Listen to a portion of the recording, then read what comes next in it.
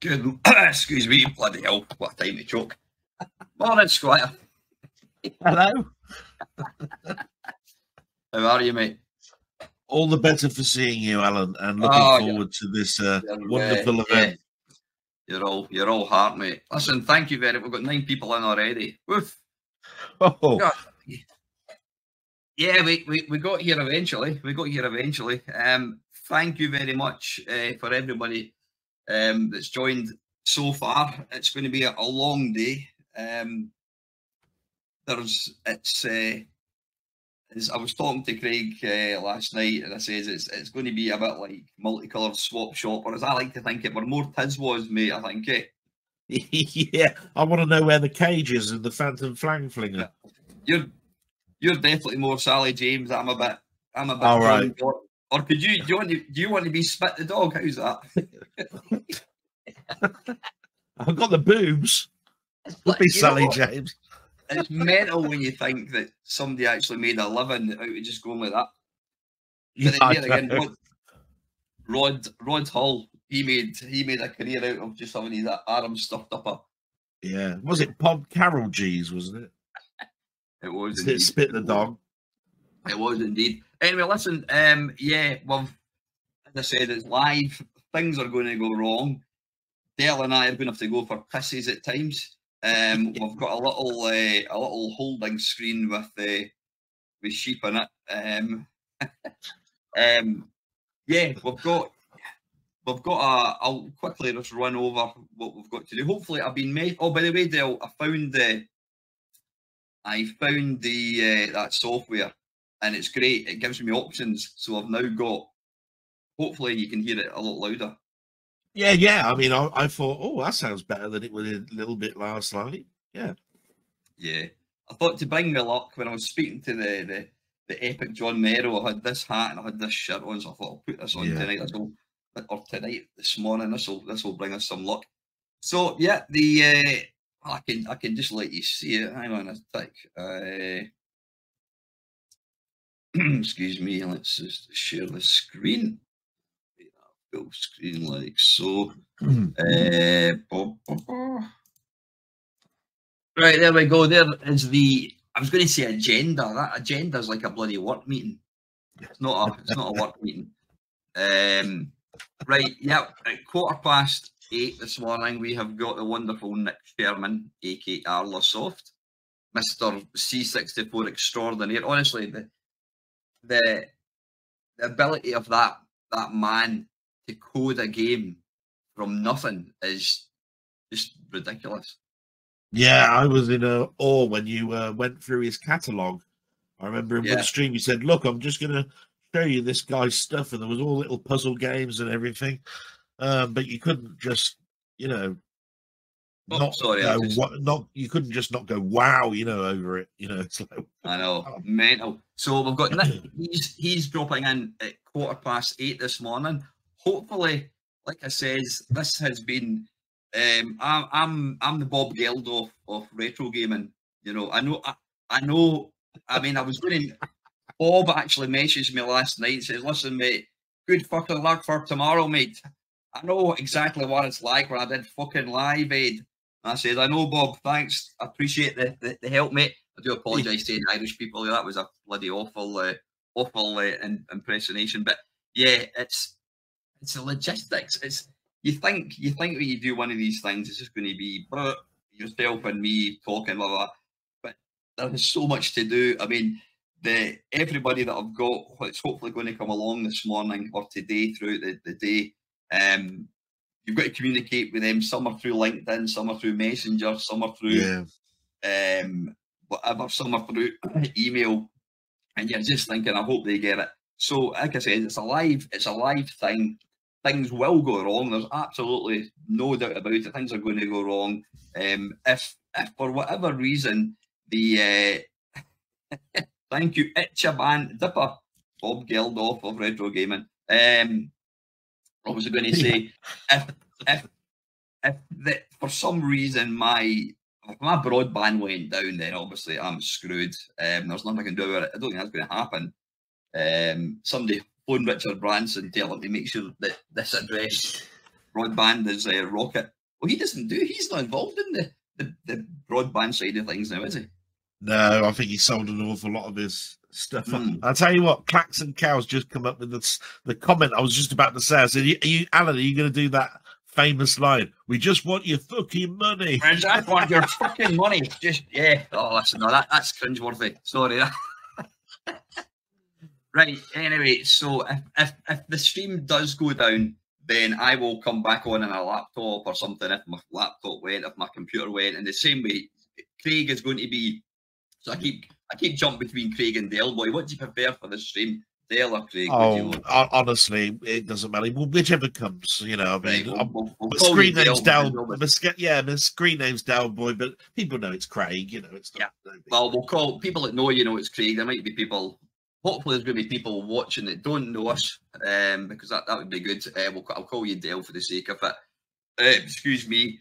You're going to be dipping in and out as and when, which is absolutely fine. So where are we? Right, so we've got Nick coming on at 8:15. We've got Andy Walker from Taskset 9:15.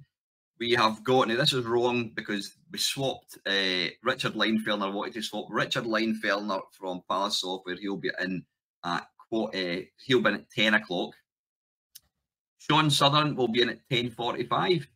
Ted Dabney lads will be in at 11:30. Mike Tucker 12:15. SID Show special featuring Ponder and Del Boy. They'll be in at 1 o'clock. Gary Penn is 2:30. Kevin Toms 4 o'clock. Hopefully Kevin doesn't sleep in because I think he's in New Zealand actually, somewhere like that. I think he is. So hopefully he did confirm. Everybody confirmed in the last couple of days that they'll be joining it. So, you know, fingers crossed. But like I says, people have got real lives. This is just a bit of fun. If people can't make it, I'll play a game. I'll play China Minor or something. Who's that? No. Yeah. So Kevin will be along at 4 o'clock. 5 o'clock, we've got Mr. Martyn Brown of Team 17 Sofware. Then at 17:30, I should keep jumping between the 12 and 24 o'clock.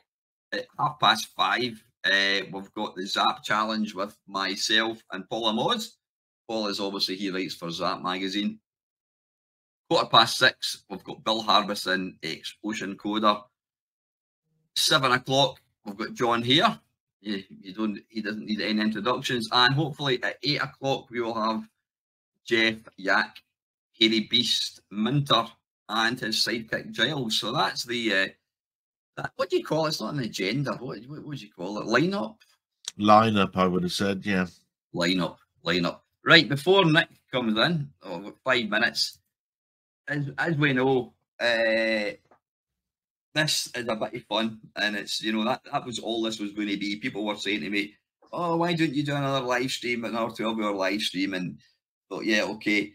But when you do something like this, you think it's nice to be able to do something else and do something nice with it. And, you know, we've picked a couple of charities that we're going to raise money for. The 2 charities, I didn't bring it up. In fact, let me see. It doesn't matter. It doesn't matter. I'll not bother bringing it up. I don't know how to, because I'm a bit stupid. The first charity is called Spark. It's in my my hometown of Livingston. It's a group. It's a charity that was set up quite a number of years ago, and it is a drop-in centre for people. Anybody can drop in, but it primarily focuses on combating isolation. As we know, in today's world, with especially since COVID, pre-COVID, people have become a lot more isolated, and it's affected everybody. It's affected you and I. People don't want to go out the same, and I think because people were stopped from going out, now that they can go out, they're too frightened to go out. So this place is just it's a place where somebody can go along. They can be safe. They can you know, they can socialise. They can have a cup of tea. They've got like a pool table. They play games, etc. So anyway, it's a fantastic charity. Half the money that we raised today is going to go to that, and the second half is going to a charity which my girlfriend actually helped set up a number of years ago, and they help women, and I think it's not just women. I think it's primarily women, but I think like kids in that as well.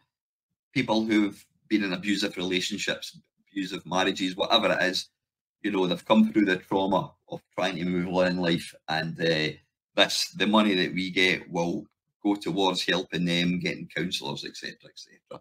So it's two fantastic charities. So this would be the point where I show a video of starving children, but we don't have that. Well, me, I'm not exactly starving. You know, please do not feel obliged to give. I say this is all about having fun with some friends. If you've got a spare 50 pence, a quid, a fiver, and you want to give it, all the money is, I deliberately didn't go down the GoFundMe route because they take a percentage of it. And, you know, it's all very well saying, you know, Dale, you want to give £10, but what I'll do is I'll give you £11.50 and pay the £1.50 fee. But that 11, if you want to give £11.50, then that £11.50 should come to the charity. It shouldn't, £1.50 shouldn't go to GoFundMe. So that's why I've done what I did the last time. We've got PayPal. If you want to make a donation, you can pay via PayPal, or you can, and it's my personal PayPal account. You know where I live, so you know. Once the money, you can either pay via PayPal, or if you want, you can pay directly. I've created a bank account, which is, I've called it Al's Charity Bank Account. It's been set up purely for the money for this purpose. And so what we've done very cleverly, we've got, drum roll, there we go. You can donate via PayPal to https://paypal.me, I can't even read that, /Mamemeister, or alternatively, please send an email to mamemeister12hour@gmail.com, and I will provide other ways to donate. Well, I'll give you my bank account details. So anyway, without much further ado, I can see a certain Mr. Sherman. I don't even know if Nick can hear us. Nick, are you there? He can. I can see him, but he can't see me. Well, he can see me, but he can't. So we're going to bring in Nick right now, as if through the wonders of technology. Hello. How are you, mate? Morning. Well, you got the jacket on this morning. It's a bit cold, isn't it? Yeah, it's a bit cold. I'm in the conservatory. Yeah. How are you, mate? Anyway, you good? Yeah, good. Thanks. Yeah, you too. Right, we have got. Right, we're not in any mad rush for this. We've got Andy Walker from Taskset. He's coming on at 9:15. So we've got an hour. We've got an hour before he comes in. But we've got, Dale and I have got a couple of things we need to do after we've had after we let you get away. So you can explain what you're going to do, Nick, or do you want me just to talk through what the plan of action is? Yeah, you can talk through if you want. Yeah, no problem. Yeah, Nick, as you know, is Arlasoft. Nick and Nick's been part of the team for, I don't know, four years, something like that, 4 or 5 years. 3 or 4 years, yeah. He stumbled on my channel, God knows why. He was obviously typing shit Scotsman playing games, fat old bloke playing games, and he found me. But Nick's been a part of the community for a long time, and he's also got a hidden talent. He can code Commodore 64 games like no one else can, and I mean that. We're going to be getting joined by some really clever coders. But I mean, I'm right in thinking, Nick, that you were kind of late to the party. When did you start? When did you decide to start coding in the Commodore 64? Yeah, it was probably about 4 years ago. I was watching a stream by a guy called Shaun 50k. He was making a Commodore 64 game on Twitch, sort of bi-weekly episodes. And after a couple of episodes of that, I thought, this doesn't look as hard as I thought it would be. There's a sort of mysticism around machine code and assembly programming, and I'm a programmer anyway, but I never thought I'd be able to program Commodore 64 games. So his stream sort of gave me that push to try it myself, and started off with sort of an easy game, comparatively, sort of Donkey Kong Jr. Game & Watch was my first game, and sort of progressed from there and ended up with sort of Galaga, Galaxian, that sort of thing. Was Galaga actually pronounced Galaga? But anyway, I'll let you off. That's for another video. Galaga. What? Yeah. Well, you you've done a nice and nasty podcast with me. I think you were obviously going to code the games that you liked. That was the case, wasn't it? Yeah, I mean, essentially, I looked at the sort of list of, on Wikipedia, there's a list of golden age of arcade video games. And I looked down the list and thought, right, which of these are either not on the Commodore 64 or they are, but the port was badly received. And I've been working my way through that really, and I've just obviously finished another one that you're going to play in a minute. But yeah, I think I'm almost to the point where either I've done it or someone else has done it to as good as the Commodore can do it. So there's not many more to go. Of all the famous ones anyway, there's a few sort of more obscure ones that I could do. But yeah, and I mean the thing is, where I was like, holy shit! I mean, I think some of the guys had made me aware of. You've seen this new Galaga clone for the Commodore 64. Arlasoft, Nick Sherman, didn't really know who you were, and then obviously through time, it's you did that. That's great. We were having a conversation. I think it was probably one of the Sunday streams about a certain game by Exidy. Is it Exidy? Berserk? I think it is Exidy. Sure it is Exidy. Yeah. Stern. Is it Stern? Stern. Yeah, sorry, you're right, Stern. I'm quite partial to a bit of what you call it, Berserk, and we were talking about, we were talking about conversions, and somebody said, oh, the Berserk Redux and the Commodore 64 is brilliant. And I says, no, I beg to differ. I said, I don't know many games, but I do know my Berserk. I'm fairly handy at it. I can get 20,000, which is no mean feat. I've not done that for a while. But Berserk Redux, it's been inspired by Berserk, but it's not Berserk. The mazes are different. The enemies, the way they run and that, it's all completely different. I say, so no, it's not. The thing is, I had that conversation 2 years earlier with a friend, Steve Stake, who'd done a lot of coding for games, and then about, I don't know, a month later, Steve goes, oh, I've sent you an email, and it was a tap file, and it was called Horace and the Robots, and he'd only gone and written Berserk for the Spectrum, and the only difference was, instead of the little man, it was the Horace character. Now that I've said Horace, somebody's going to get upset that I've used their IP, and it's going to turn into shit storm. But anyway, I'll get Funky Spectrum in the case. So anyway, yeah, Steve wrote this game, and I was like, wow, and it's a fantastic conversion. So we were having a chat, including Nick, and we said, I didn't ask you to write. I didn't ask you to write Berserk. Did you say, or did I think I just said, if you could write a better version of Berserk, then I'll eat my hat.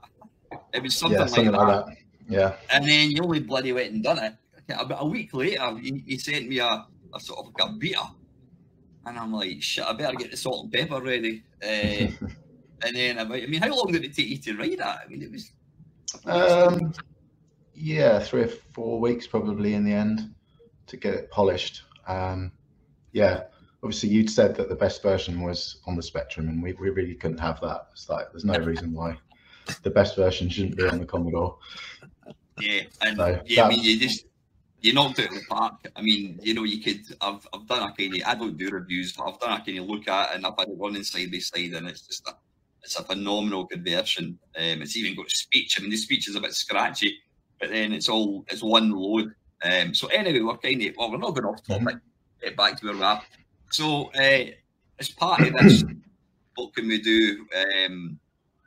Good evening, good morning, Neil. That's a blast from the past. I hope you're doing well, mate.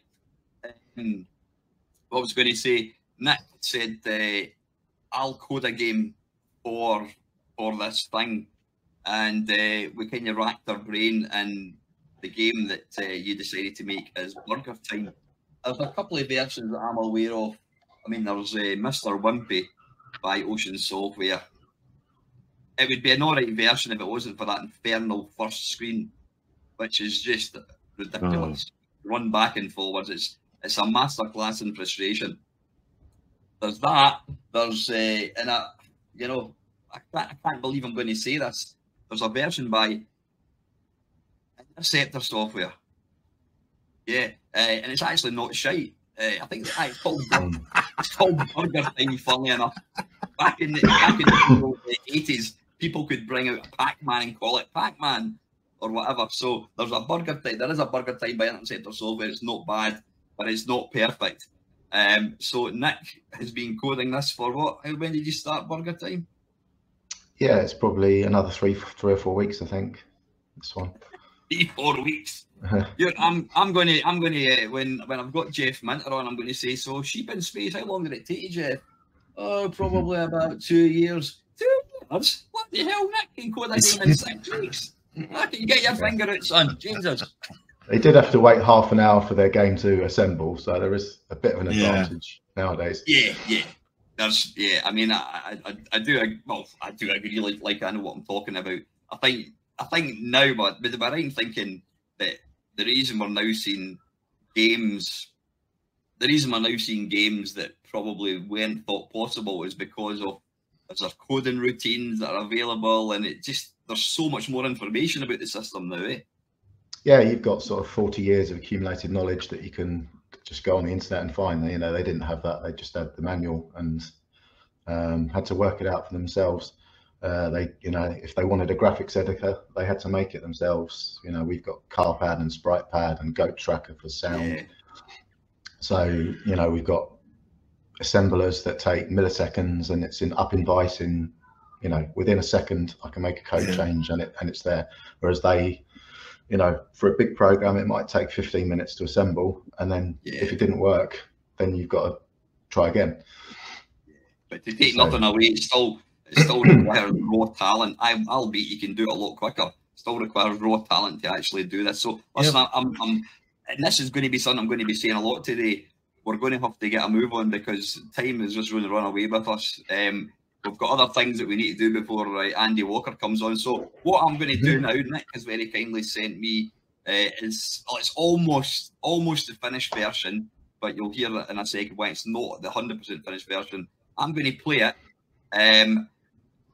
Nick, Nick, there's a high score table in this in Burger Time, and what you've suggested, Nick, is there's 5 scores, names, each is 3 initials. If 5 people want to get their name in the game, it's a £10 donation to charity. Does that? Yep, sounds good to me. Yep. So listen, what I'm going to do, I'm going to start playing. Just another thing we've completely forgot about. Apart from me playing Burger Time, Nick is going to, and it was all down to him, nothing to do with me. He offered to try and code a game starting kind of now and finishing hopefully about 8 o'clock or 7 o'clock tonight, whatever time it is. What game is it you're going to attempt to code? I've been back and forth on this. At the moment, I've changed my mind at the last minute. I'm going to try and do an original game based around your predilection for power washing, sort of mixed with sort of a hover bother type game. Brilliant.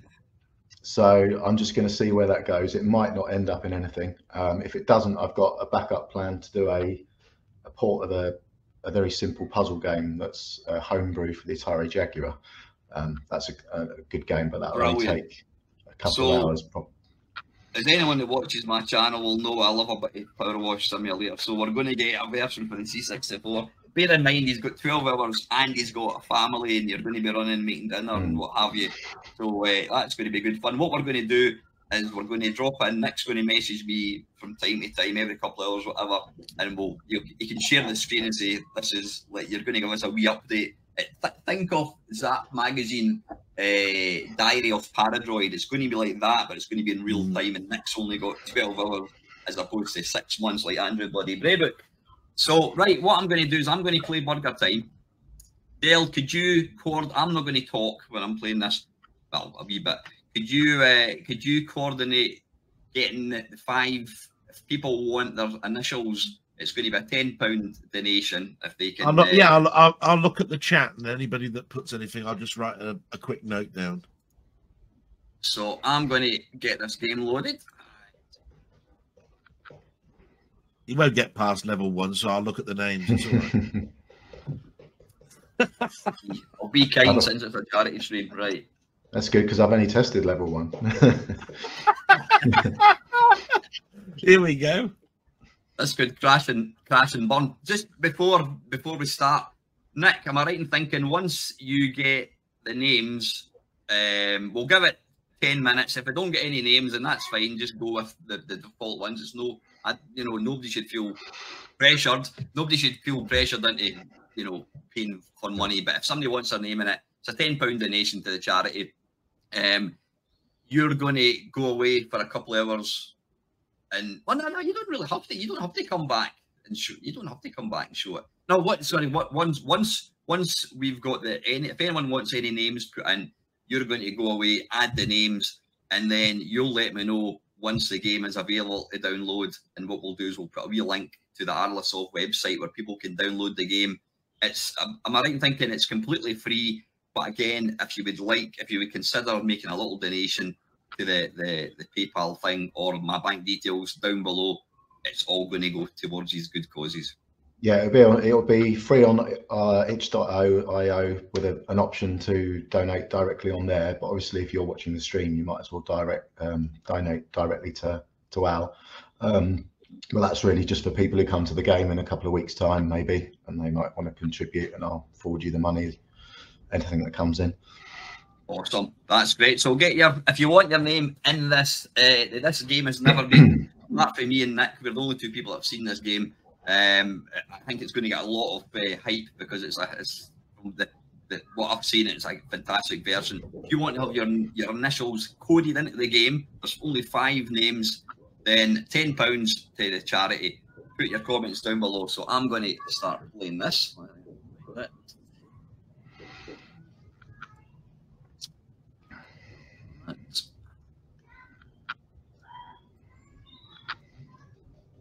Right.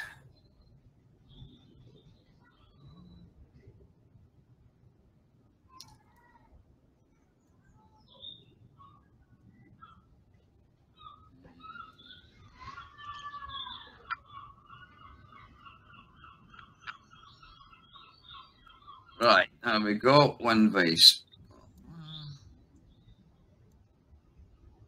You see that all right? Yeah, hopefully you can. Oh, wait a minute. I'm just thinking this might not. There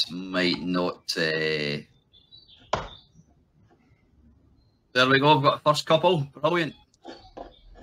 Guys, can you let Nick know what 3 initials you want, please? Like I said, I'm going to move this.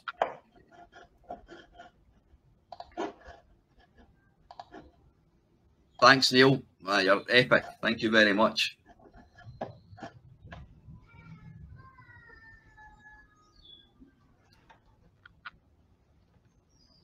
All right, I've got that down. I've got the initials. I've got that he's paid, and Neil M. Brian C says he'd like to. And I've got his initials as well.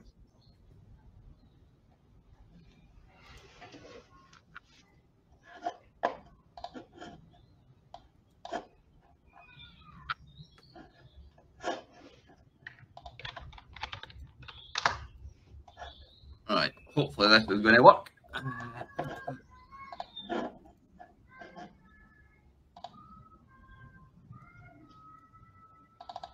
I love this bit. I love what you've done here.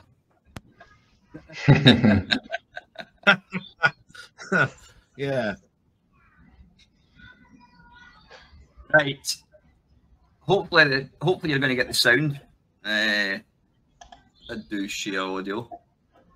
Bear in mind, I've only played this once, so you can just keep your bloody comments to yourself. But I mean, I've not compared this to the arcade one, but I'm right in thinking that this looks, apart from the bit at the bottom that says port by Arlasoft, you're extremely you're true to the arcade sort of title screen. Is that right? The layout, yeah. Yeah, as far as possible, yeah. Even the little bit that says Pepper, the font you've used. So see the high score. Is that the initials that are built in? Yeah, that's the ones from the arcade. So we'll just swap those out. Now, see, we could have done this properly and said 50 quid gets you in first place, and second, we'll not do that. But I think we should do it in order. So I think Neil was first in, Brian was second. So yeah, you can put these things in there. So so we've got 2 guys have taken up the offer. So if you want to get your initials on the high score, let Dale know. Right, let's get this going. You hear that? Okay. Oh yeah. You hear that? Yeah. Yep. I love the googly eyes on the sausages. That's brilliant.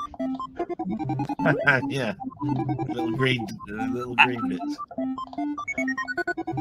Honestly, mate, if you'd been around in the Ocean days, you'd have been the obnoxious teen coder. I mean, the fact that you can put out a game like this, I'll just write my own burger time. I mean, that is mental.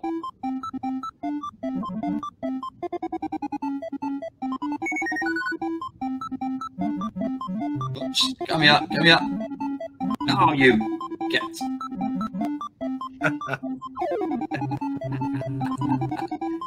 Oh shit, he comes alive, doesn't he? He does. Look at that. Take that. Look at the skills! Look at the skills of this man!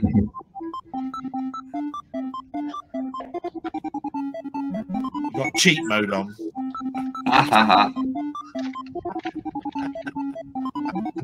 I mean, this is the first, you know, if this is the first time it's been sort of bug tested, I can't see, I've not noticed anything yet that's not right. See in the original, Nick, see when the wee guys fall to the bottom, did they then get back up again and just start running? Yeah. They do, right.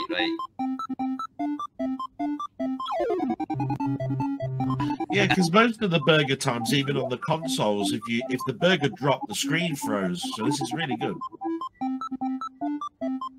That's the early conversions, Al. They just froze when the burger dropped.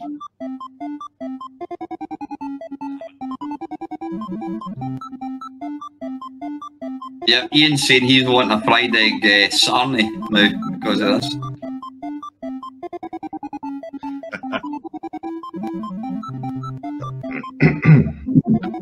I'm smashing, that's a lot.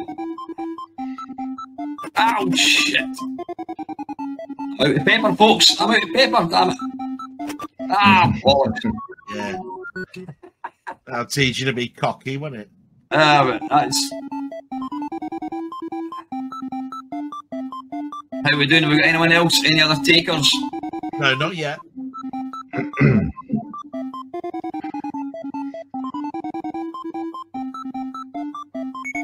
Ooh.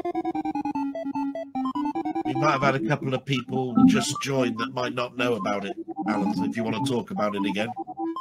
Yeah, if, excuse me, this is, again, Nick has just literally finished coding. It's going to be available for download shortly. There are 5 high score places on the table, which I'm going to get one off in a minute, because I'm just mad. Right, here we go. Is it going to crash?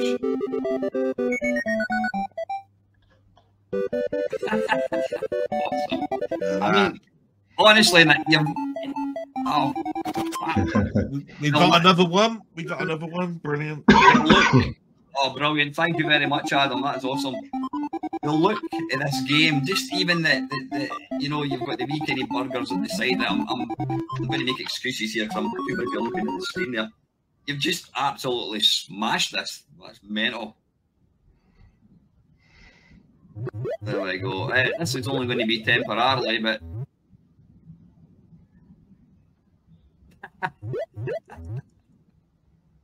But it's like Bounty Bob. Does it do that in the arcade one? Mm. I wouldn't know. I've never seen it do that before. That's brilliant.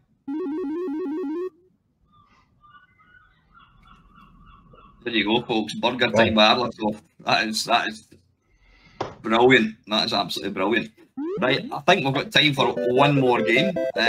So yeah, we've got 3 takers so far, I think, is it? Yeah, 3. Great.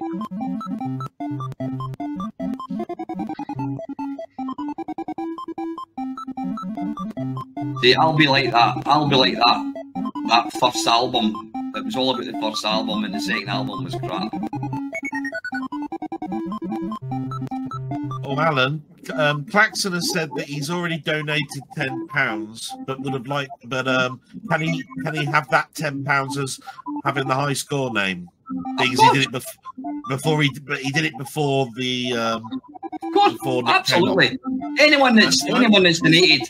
In fact, hang on a second, Brian. I'm not going to embarrass him, but Brian gave me a ridiculous donation. So you know that's who his name's in anyway. He was very, very generous. So no, that's not a problem. So we have a fourth then. Claxon is the fourth one. Yeah. So we've got Brian, we've got Adam, we've got I can't even remember but we've got Neil as well, and we've just got one more. Yeah, one more, folks. That's it. There's a comment above Claxon, Cows. Is that did they give £10? Yeah, he didn't say whether he paid 10 though. It says chipped in a while ago, but Okay. ADT would be nice. Eric, can you just confirm you paid more than a tenner or dead on a tenner, and I'll put your name down and you will be the fifth.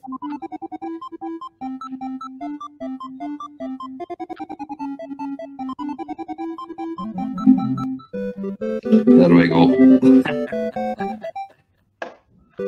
Yeah, Adam's saying there the sound is authentic. We've got our fifth, Alan.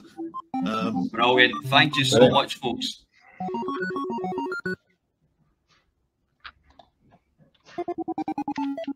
So, Nick is going to thank you very much, Paul. Did you get a note to Paul as well, Dale? Yeah. Yeah. Right, smashing. So no more. They're all gone. The 5 spaces are gone. Well, actually, because of Paul, you've got 6. Well, we need to go with the first. Unfortunately, we need to go with it. I take it, Nick. It's you can't insert a 5th one, a 6th one, no. Is that? I could do, but it would take about an hour or so. Right. Listen, don't. No, sorry, folks. It's got to be obviously it's very limited. The first 5. If we could just go with the first 5. Apologies to whoever came in just a tiny wee bit late, but the first 5 were the ones, obviously. You know. Yeah. That's where I'm saying, Alan. Alan Erigen put 20 a while ago, but Paul only just paid the tenner. So which one is Nick, the first one? Would it really be a complete bollock to add a 6? I'll have a look. I'll see how long it will take. If it's really quick. Okay, but I'll write both down. All right. So who was the last one then? Who was the last person to kind of get in? Technically, Paul Cook came and said, "I've paid my tenner," but Eric Jones said, "I'd already paid. Can I have my name down?" Right. So he paid it. Aero paid way back. You see what I mean? Right. Listen, folks. What we'll do is Nick will attempt to put the 6th name in. If we can get it in, then fantastic. If not, please appreciate. Obviously, we are limited, but I thank you every single person for doing that. So listen, Nick, I'm going to let you go, and that's just an incredible conversion. What do you think, Dale? Brilliant. Obviously, I was looking at the chat as well. But how smooth and lovely that was. I mean, my God. So, Nick, I'm going to let you get away, mate. You've got a game to code. What to do is just come into the stream, put a wee comment at the bottom saying, right, we've got a wee update, and you can share your screen. Okay. Go. So thanks, and Nick, we'll let you go, mate. Oh, I'll just let you know, Nick, absolutely fantastic. And Aero has been very kindly turned around and said, look, if there is a problem with it, he will be okay to bow out. So if you do only get 5, we have still got the 5, and Aero will back out of it. But just so no pressure, really. Okay. Brilliant. Thanks, everybody. Figure it out. All right. Cheers, then. You're all great. Catch you later, Nick. Cheers, buddy. Bye.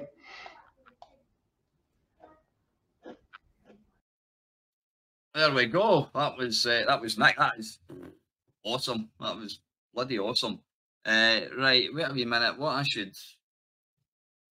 No, well, we're going to do... I was going to try and figure out, Dale, how to do live updates of what we've raised. I don't know how easy or difficult that's going to be. I've got a... Excuse me. If anyone wants my bank details...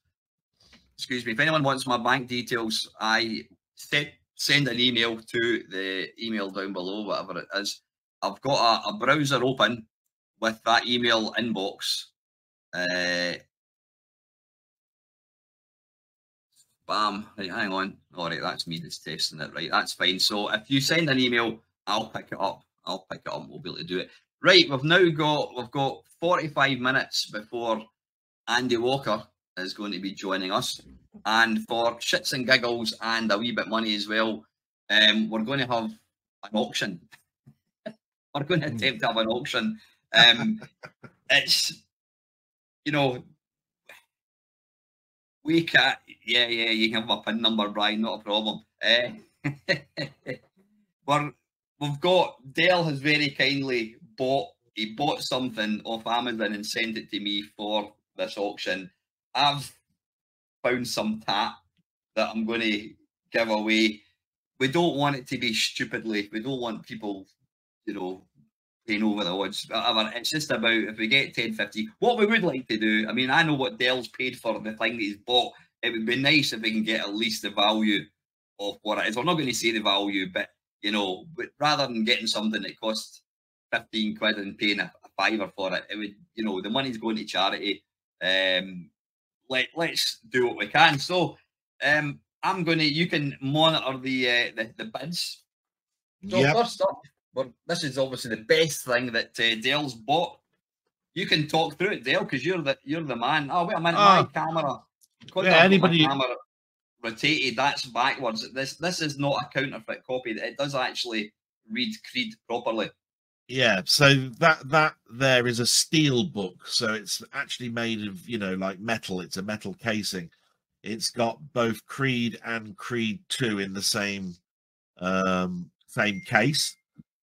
So basically, you've got a good start if you want to have the whole Creed collection, because there's only another one, Creed 3, that's just come out just recently.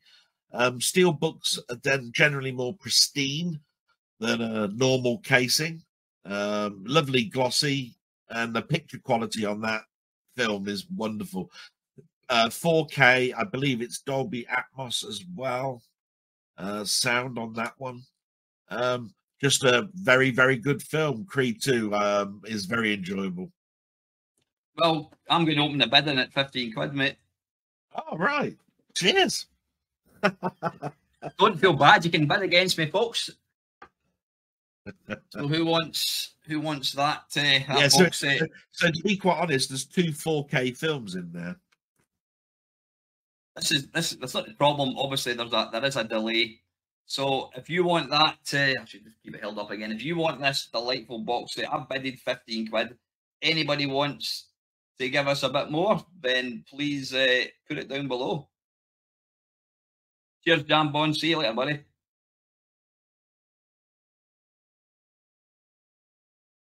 Right, well, I suppose I could just talk through the rest of them, Dale, you think, eh? Why not?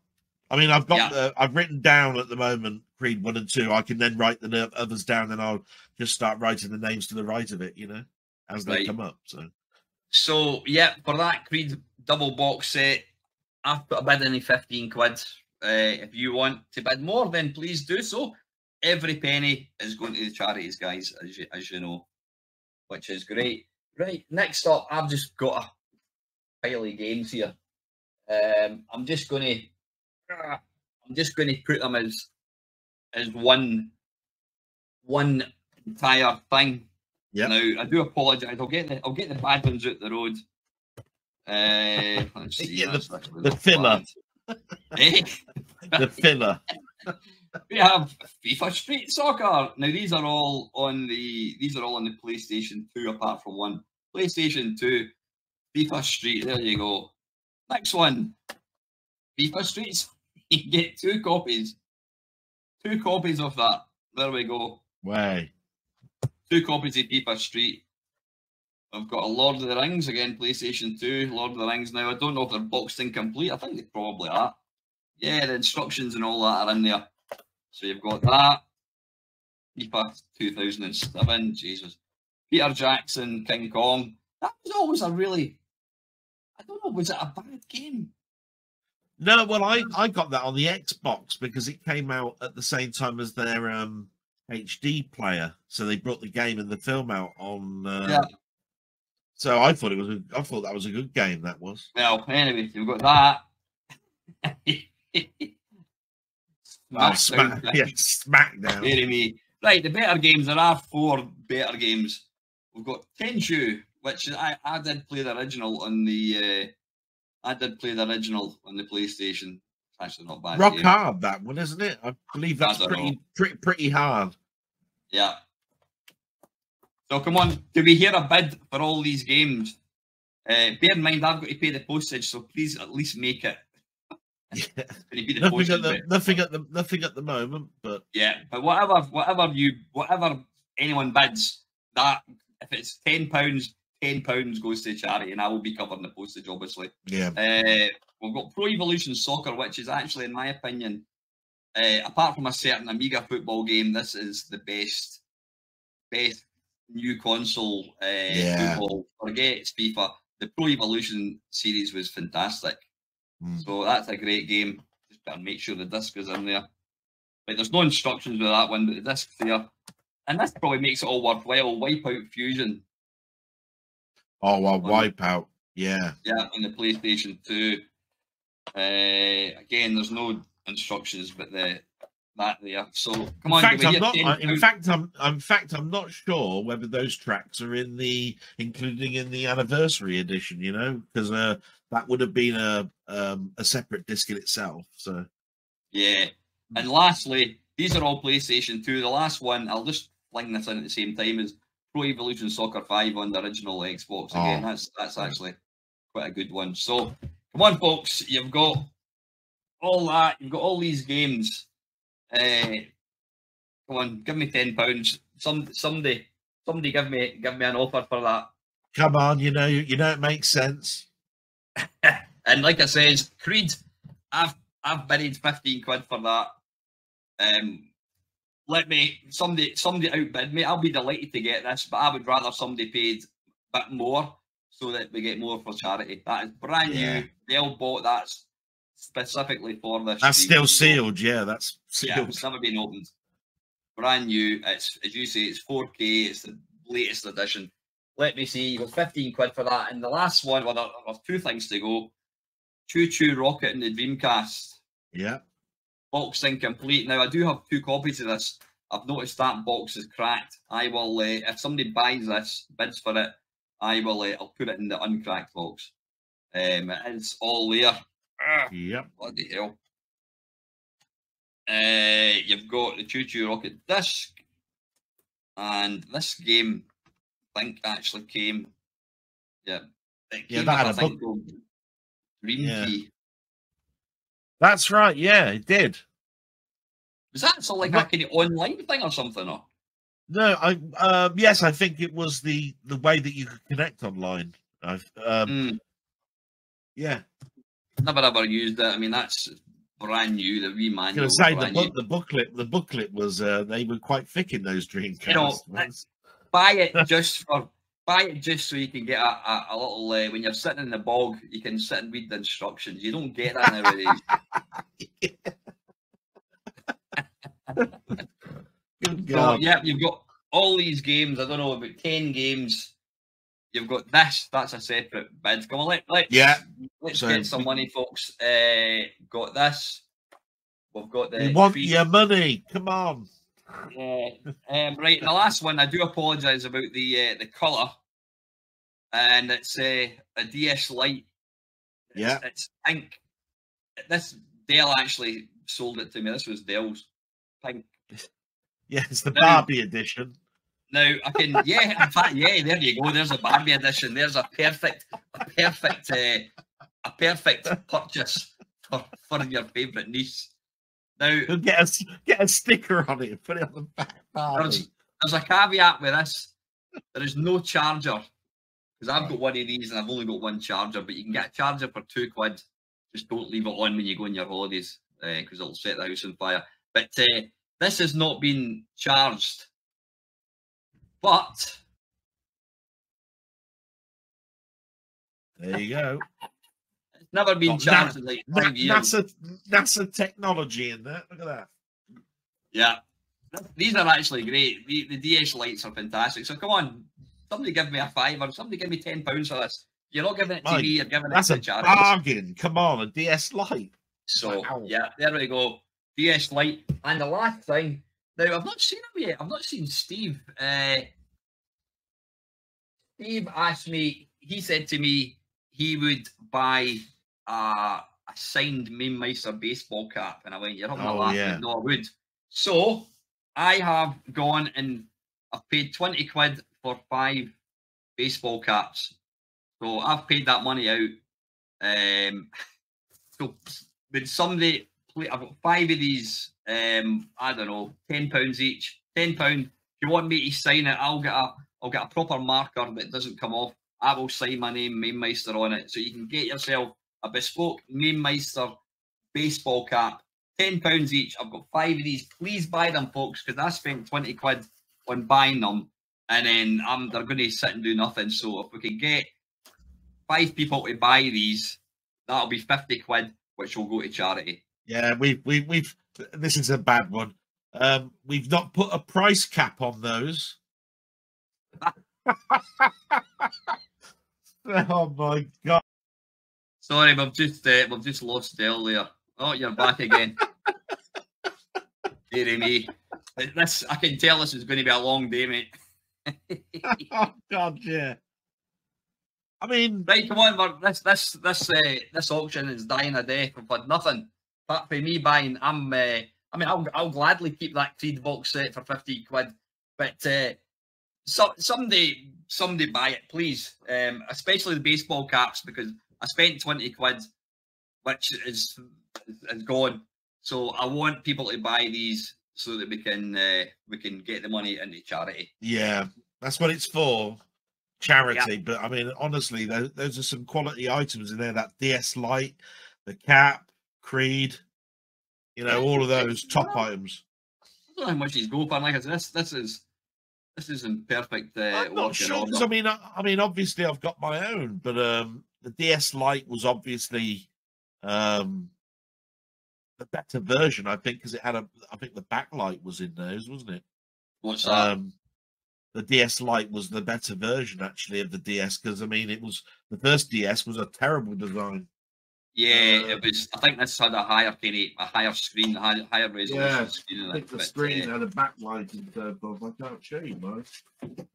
Somewhere in this drawer. I might get it out later on. But it was a silver thing. It was like a chunky thing, like anything. Yeah, they were quite thick, quite heavy as well, I think. Yeah, yeah. So let me just I'm just going to. Are we gonna extend the auction to a little bit later on? Because I mean, I must admit we've only got 17 at the moment watching. Yeah, I think what we'll do is, could you open up a Word document or something and just type the things in, and then later on, in between people coming on, we can show it on the screen. So we've got Dreamcast Choo Choo Rocket. I've written them all down, Alan. So you've got that already. Yeah, I'm just going to put it into Notepad now. So on and Mark. So I'll get all that in. Yeah, and there's, I don't know. I wouldn't bother writing down the names of the games. Oh, I just put various console games. They're all PlayStation 2. One apart from 1, 2, 3, 4, 5, 6, 7, 8, 9 PlayStation 2 games. And 1 Xbox game. Come on, somebody give me. It's probably going to cost me 10 quid to post these things. So somebody give me £10 for charity. I still use. It's interesting. I still use Notepad. And I still use Paint for stuff. Yeah, they're removing WordPad from Windows in about 2 months' time. Why would you do that? Microsoft are doing that because they said that they're trying to push the 365 package to everybody, and it's been given away free for as many years as they can remember, and they've decided that it's outlived its time now. So they're basically removing WordPad from Windows when you install it. You know, basically there'll be no WordPad there. Yeah, it's a bit pants. Right, just give me one little second. I'm logging into my. Very interesting what he was saying about coding, Nick. Did you know that Wizard of War, the good version on the Commodore 64, was actually compiled on a Commodore PET? The 64 had only just been made. They only knew about the chipset. They coded it on a totally different machine. Is that right? Yeah, a machine. Right. A machine 5 years its junior. Right, there we go. Nick has, there you go. You can see that there. Burger Time is now available to download. So I'm going to, yeah, he's adding a sixth name, he'd be right faff. So apologies, guys, for anyone that's kind of lost out on that. Hopefully you understand. We were limited to 5, and it was the first kind of 5 to come up. So thanks for all the money that you guys have donated. I'm not checking. Obviously, we're taking people. If somebody said they're going to donate, they're going to donate. You know what I mean? So that's absolutely fine. So thanks for everyone that supported that. And also massive thanks to Nick. And now what I'm going to do is I'm going to open up. I'm going to put a link as to where you can download the game.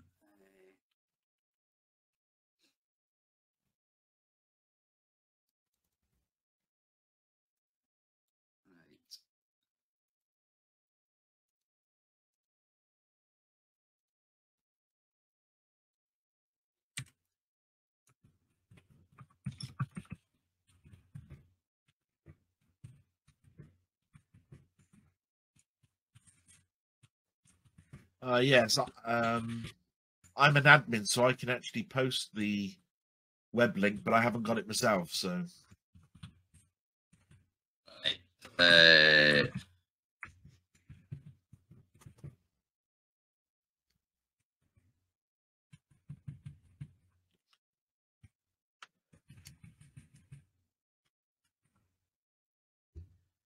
hopefully that's all work.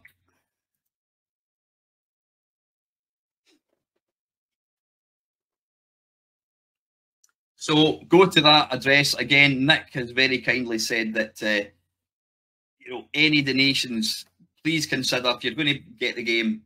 Nick coded the game for this event. If you're going to download the game, please consider donating a quid, 50 pence, whatever, to the charity. All the money raised is going to go to the charity. You know, if you can't afford anything, absolutely not a problem. The game is there to download for free.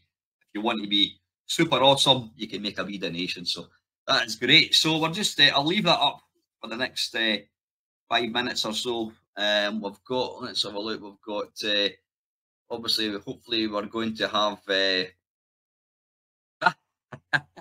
Right, okay. The lovely Claxon Cow and Paul Cook are saying we should toss a coin to decide. Is there some screen? I'll tell you what. Let's have a look. Let's just for a laugh. Let's see if there's like an online coin toss. Online coin. yeah, let me go back a page. Yeah, so it was Claxon that said he was happy to bow, but he was the 4th one. Yeah.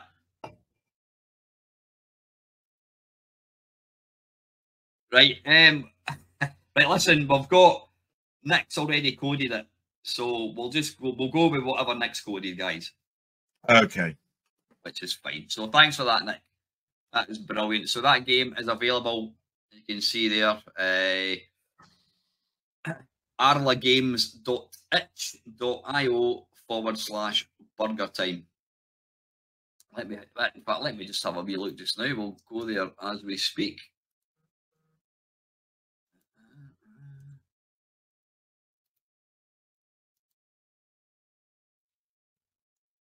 Right, and let's just present the screen.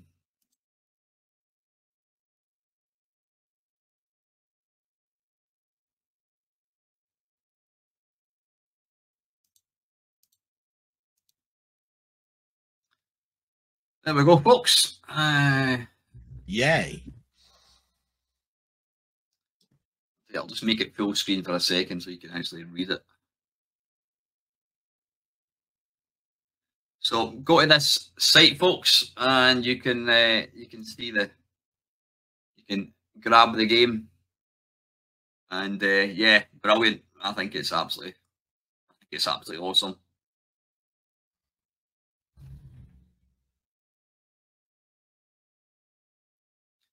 There we are. Right, lovely. Right, let's. We should have Mr. Walker. Right, hang on. Stream agenda. Right, so we've got Andy Walker from Taskset. He is due to join us in about 15 minutes' time. So there is no. These guys are going to be on for what half an hour, and it is going to be. We're going to really have to be quite strict with a half an hour because other people are going to come in. So if you've got any questions that you want us to ask the guys on your behalf, please put them down below. Yeah, I'll just share that again. There we go. So yeah, we've got Andy Walker, 9:15. Then it's Richard Leinfellner, Shaun Southern, Ted Dabney, Mike Tucker, SID Show, Gary Penn, Kevin Toms, Martyn Brown, Zzap Challenge, Bill, John Hare, Jeff Miller, and Giles. So yeah, there we go. So yeah, we have. Let me just pop that up there just now for anyone that's just joined. We've got a number of items that we're auctioning. These are items that belong to myself and Dale. Dale specifically bought a box set, a charity. It's a Creed 1 and 2. The brand new box set. It's a steel box set. I'm currently winning at £15. If you want to outbid me, then please bid more than 15. There's what did I say? 9 PlayStation 2 games plus an Xbox game. Somebody give me a £5, a £10, whatever. There's 2 Rocket for the Dreamcast. There's a DS Lite Pink, and there are 5 baseball caps, which I bought with my own money. I'm desperate. I'm desperate to get rid of these because if I don't, I would have been better just donating the 20 quid to charity. So hopefully people will buy these things. So if you want any of these, just put your bid in, folks. And yeah, I'll keep popping that up every now and again. Unfortunately, the chat doesn't allow me to space it very well, but I'll try and get it in a little bit of a better format than that. But it doesn't. It's What could you the link that's a link to the game, Claxon. The link to the game. Well, oh, wait a minute. I'm sure it said. Arlasoft couldn't actually put the link in because he's not an admin, but you can, Alan. You can put it in the chat. Could I actually link directly then? You can actually just go to the website and just copy that whole link that's there at the top into the chat, but nobody else other than you and I can. So, well, the link to the website is the one there at arlagames.itch.io. Yeah. And if you go to the very bottom, if you go to the very bottom, in fact, I'll just share the screen again. Well, you can see that, there it's there. Download. Yeah, but people wanted it in the chat. That was all. So they can just in the chat. Right. Wait a minute. Hang on. Once it's off of your screen, you can't remember it. So right, hang on. Let me just copy. Once you put it in the chat, I'll copy it into my notepad as well, so I can bring it up every couple of, every 15, 20 minutes or so. Right, there you go, folks. That's the link down there. Arlasoft, arlagames.itch.io/burger time. And I've copied that as well into my notepad for later on. I'll put burger time. And you can go down to the bottom here, download there, and it says, now what Nick has said, you can obviously name your own price. If you don't want to pay anything, which is absolutely fine, you can just go straight to download. If you want to make a donation, you can do so through this, and Nick will then, he is then going to give me all the money that's raised in the back of this game, Nick will give me. So if you make a donation for the game, it's the charity that's getting. It's not me, it's not Nick, it's the charities that are getting it, guys. But like it says, don't feel obliged, because I know only too well, like us all, we know how hard things are at the moment with money. It's just ridiculous. But you can afford 50 pence, superb. So without putting you on the spot there, is there any... Nah, we shouldn't say that. I was going to say, is there any one particular guest that you're looking forward to? Nah, probably not. I mean, I've got an awesome bunch of people. We really have. If anyone, by the way, I can see in my screen when somebody clicks to join the stream, I can see. So as soon as a guest is in and we're finished, we'll get them on. You know, if we can get them on for 35, 40 minutes, brilliant. But we will have to be quite kind of strict with the time, because obviously time is of the essence. So just, yeah, that's what we've got coming up. Brilliant. So we will from time to time have to have toilet breaks. Dale, you can just put your hand up, and right, okay, off you go. You know, there's also the odd occasion where we might have a special guest called my mum. She probably will be coming through. Not a problem. We should have factored Adele's mum into the stream. Yeah. Every time you see the door open, you see my mum come through and play the Wonder Woman theme, wasn't it? I'm gonna just while we're waiting on Martyn, waiting on Andy to turn up. Hang on a second. Where the hell was it? When I was making a little intro last night. There was a tune. I don't know why I wanted to have it. I thought, I want to have it. And by the way, I wanted to say one thing, guys. I do monetize my channel. I make probably not even £8 a month. It's nothing. These videos are not being monetized 100%. I'm not making anything out of this. I just want to get that out there. These streams are not being monetized at all. So I was going to use a tune, and what I did was I uploaded it to YouTube last night just to see if it would come up like copyright or whatever. And it did say there was a copyright, but it wouldn't affect it. Anyway, listen, we have got some YouTube royalty. We have Mr. Andy Walker. Hey. Hey, morning, folks. How you doing? I'm not bad, mate. Were you up early this morning, Andy? Oh, gosh. Yeah. Just been out with the dogs on the beach. Got wet through. Thank you very much. Back. Nice. What part of the world are you in, Andy? I'm down on the east coast of Yorkshire at Bridlington. Back. I know Bridlington very well. So we've got a link to Seaside Special already, haven't we? Look at that. You definitely have. Yeah. Listen, how are you doing? I'm absolutely fine, Andy. Yeah, just like us all, struggling in the financial crisis that exists at the moment. Oh. God, yeah, is broken, isn't it? Yeah. Oh, it's awful. It really is. But you know, I've got a job. I can afford to put a roof over my head. I can afford to pay bills just about when my daughter's not having 1 hour showers and whatever. No, I'm fine. I'm absolutely fine, mate. Thanks for asking. I like you've gone for the apparel that I've got as well. That's what all the cool kids wear, Andy.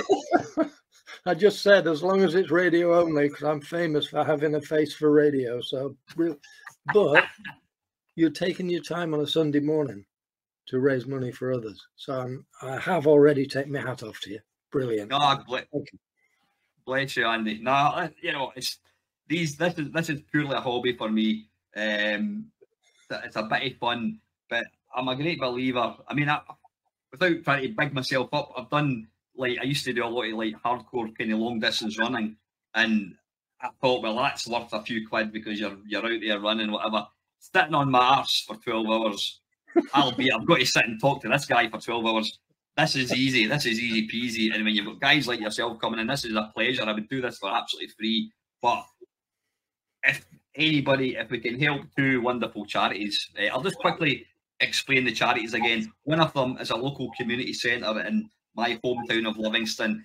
It's an open place. It's for people, adults, children who are vulnerable, who are maybe feeling alone, whatever. They can go along, they can get a cup of coffee, they can have a chat, they can watch TV, they can play pool, they can play video games. It's just a lovely drop-in centre. They do a fantastic job. They really, really do. And the second one is a charity through Stirling. It's for women who have been subject to mental and physical abusive relationships, and it helps get them counselling and help. They have craft centre, they have craft sort of lessons and what have you. So two absolutely brilliant causes. So thanks for saying that, Andy. But anyway, listen, we're not here to talk about that. We want to talk about you. Andy's been on my channel before, probably a couple of years ago with a great chat. Now, and I'm not just saying this, and Dale will back this up, and as will everybody in the chat. One of my favourite games, if I was to list my top 5 favourite video games, and I'm talking about arcade, current generation, Super Pipeline. I'm split between Super Pipeline and Super Pipeline 2. I would probably go for the second one, just because this is a really, really, I can't think of any other game that does this. When I do play, I don't play many old games because, let's be honest, a lot of the old games, it's nostalgia. You go, oh, I loved playing that game. And you look at it now, you went, really? You play it for 2 minutes and that's it. But I do play Super Pipeline. They're my go-to games. I love them. He plays it a lot. Yeah. The second one, in fact, I actually have a question. I got a question that was asked to ask you. The little comic interludes. Oh, yeah. Just every time you see the 3 guys walking, and then the girl, the blonde girl with the big, walks off, and they turn and look, and then they run the other way. It's comic genius. It's because you don't have to do it, do you? It's just, there you go, have that. And that wasn't me. That was the boys. That was mainly Mark with some Paul Hodgson built in as well. All the graphics, Andy, of course, but they didn't tell me they were doing it. It was one of those snigger behind your hand. Look at this, what we've got coming. Because we'd talked about an interlude or a different way of presenting, and that was the limit of my involvement in that. They presented that when it was done. It wasn't, does this look okay or anything else? I just fell off my chair. It's brilliant. And I hadn't seen it before. I mean, anywhere else. It wasn't an idea liberated from anywhere. It was just the sort of atmosphere there was at that time in the wee development room on the first floor above a bookshop. It was a giggle. It was only about 100 yards from where I lived, and I sometimes had to drive because I was late. And it was just, well, I know I've got a vested interest in it, but I just had a brilliant time. It was fantastic. Rock up there, there's a load of people generating and creating stuff. How can that be bad? It was just fun. Lovely comments, though. Thank you very much. It is mine too. Nobody else can see it, but I'm pointing there at the original artwork. I can see it, yeah. For Pipeline 2. So I'm in what's laughingly known as an office, and it's Pride of Place on the wall. That's the artwork that's Pride of Place. So yeah, that was mine too. Yeah, whose idea was it for? I mean, when we met the first time, Andy, one of the comments that I made was the games that Taskset made. They could have been in an arcade cabinet. They were very much put your credit in, go. You didn't have to learn it. They were fast paced. The music, and this is a thing. I'm not a fan of music in games, especially arcade games, because a big part of the arcade game experience is you've got the visual alerts. Oh, this thing's going to come and kill me, I need to move. Or you'll have like some noise of like the spaceship coming on the screen, whatever. So music to me spoils that. But I mean, I'm not gonna do it. I mean, that Claxon is saying they're just mentioning the game has got the music playing in my head right now. The music, I mean, it's a lot of it's like the famous. Dale will probably know what the tunes are. They're famous, the bits of famous music. But I think the second one had more original. Was it original stuff? I think. Pipeline is mainly reimagined and rearranged. Paul, of course, was our music and also theory of music. He understood what was funny, and we spent a long time on the this is the not so interesting bit, underneath the surface, getting the interrupt driven system that ran the music. We first experimented with it back on Cosmic Convoy, I think it was the first thing that we did for the 64, and just to get some to have the confidence to hand over control really effectively to the vertical blank interrupt. That's what drove it all, and that also gave us a great metronome. And from there, that was like somebody had given Paul a magic lollipop. He was just on it straight away. Like, oh, look what we can do with this, and look what I can do with that, and get some extra going, and get a bass line going on here as well. And what about drums? What we're going to do? It just worked, and it opened up the 64 for us, and that's it was just a joy. What a lovely machine, and it still is. And I think it just the game really found its place in the Commodore 64. I did do a sort of a comparison video with the Spectrum and Amstrad, and I'm sorry, but you want to play Pipeline or Pipeline 2, you need to play the C64. And the music, as I say, the music literally lasts maybe 10 seconds, and it constantly loops, and it doesn't get on your nerves. It helps gel that whole experience. And as I said, I promise you, Andy, I'm not saying this because you're talking to me just now.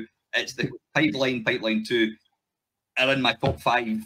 If you ask me tomorrow, my top 5 would change, but they're the best video games ever. They're awesome. I think, did you say that did you look into the possibility of bringing these games to like the arcade? Was that something that you ever considered? Sorry, did I think about buying what? Sorry, did you ever consider like looking to bring Pipeline or Super Pipeline 2 onto the arcade, actually get into an arcade cabinet? And yeah, Pipeline began in the arcade. I used to write for the arcade as well when it was AW Electronics. Tony Gibson and I began Pipeline work on the end of some other arcade stuff, notably the Pit, which did well for us, did well in America as well. But that was, it was the grounding, I think, that we brought from there to the home market. We did release into arcades, and it did make it back across the Atlantic, but it taught us how there mustn't be any bugs in it. It taught us how we need high score tables, and most of all, I think, it taught us that when we're writing in assembler only, universally, things happen crisply. And you know what Windows does to you now. If you move something, and if you move your control and it doesn't happen, if you press the fire button and it doesn't fire until a quarter of a second later, you've just trashed that whole game. You'll never touch it again. And it's that human interface to computing that I think the arcade years taught us. And when we brought that to, again, Commodore 64, based on 6502 instruction set, we were off and running, because that was our first ever was custom hardware based on Tangerine, believe it or not. And we built a lot of other custom boards around it and launched it into the arcade world. It was just ridiculous. We had no right to do such a thing, start to take on these people. It was just so arrogant. I can't believe it. Or naive, maybe. But again, it was so much fun. Yeah. Have you got time for a little diversion off that? I have it. We've got you. As you probably know, Andy, we've got quite a chock-a-block kind of lineup. We've got a certain Mr. Richard Leinfellner. You know Richard? All right. Yeah. Richard can talk. He's joining us at 10 o'clock. I mean, you're welcome to stay in for that bit when Richard's in, but he'll be coming in. So it is going to literally be right. We've ran out of time, folks. But yeah, no, you're on till quarter to 10. So we've got another 20 minutes. Just before you go on, Andy, you alluded to a game, The Pit, which I've heard of. I've never played it. So that's an arcade game that you guys actually wrote? What, The Pit? Yeah. Yeah. Definitely. Again, it came about as an error. We were writing a game with a single pass assembler on a Tangerine piece of custom hardware, and it was a bit like Defender, because I still think Defender is my all-time favorite arcade game. It just awesome. I'm too old to play it now because I can get it wipes the floor with me. Am I right? Doesn't it stop me playing it, Andy? Yeah, somebody ought to tell Alan. Yeah. I tell you, when you can't do it, it's so frustrating, but it remains my #1 game. We were writing a game similar to that on a horizontal, on a landscape aspect screen, but it was all bitmapped, and we had this spaceship with a bit of a tail fin on the back of it, really classic shape. But when it went from left to right, it was fine, and when it went from right to left, it failed to rub out the last pixels in the tail, so it left this trail going across the screen, and when you went back the other way, it rubbed them out, so you were sort of digging tunnels through the screen.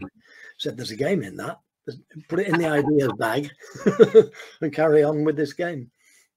So when it came to trying to make money out of this and actually selling the game, we went to a little show down at the Cunard Hotel. It's Novotel now, West London, and set up. We'd built everything. We'd got all of the games to run, and with our memory boards, which we'd designed, and a soundboard that we'd designed, and a backplane and all bits.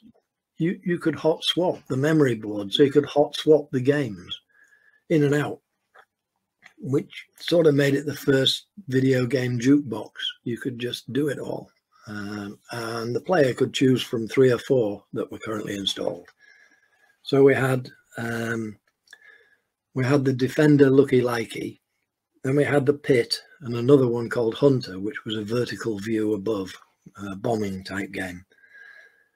But the Pit was the one that everybody was interested in when we showed it, and it just was. It got your heart going, and it was fun, and I hadn't seen anything like it ever.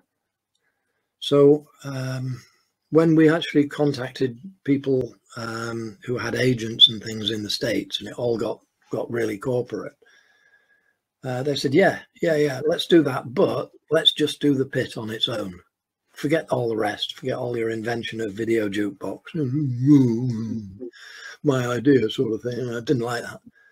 But obviously, that's the way they wanted to present it. They trialed it in Miami, and it went down a storm. And yeah, we lived on export royalties for quite a while. It was just very good for us.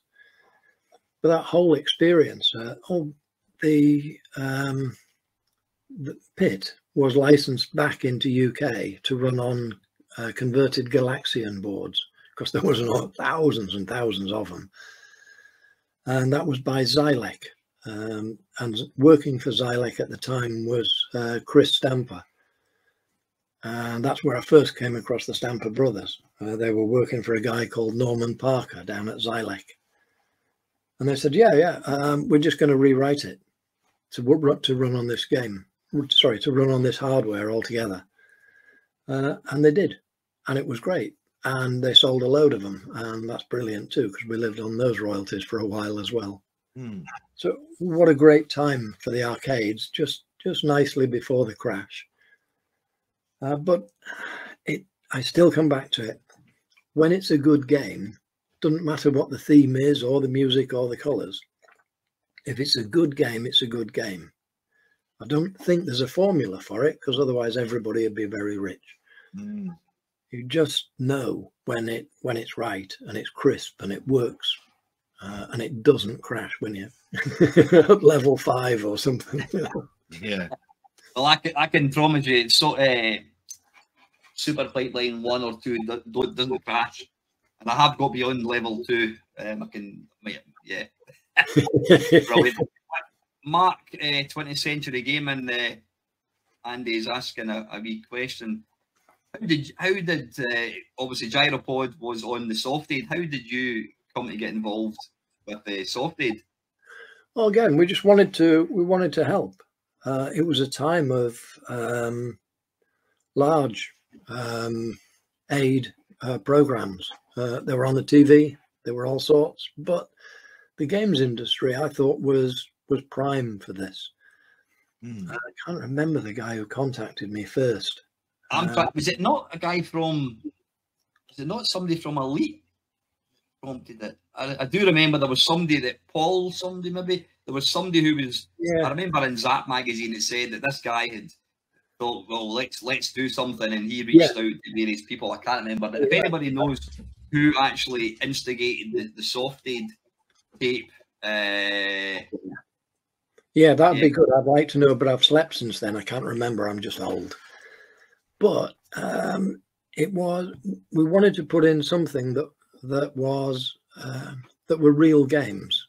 I didn't write it for it, especially, but we said that's a game that I would like more people to have a look at, and so we put those on. We could have sold some more, maybe, but not worth worrying about. The project was good, and the project needed to succeed. I can't remember how many they sold, but it was a really good number. And I seem to think one of the movers and shakers was part of a director of a duplicate house. So they were able to distribute because they understood business and distribution and things. And I never did, I'm afraid. I wish I was better at business.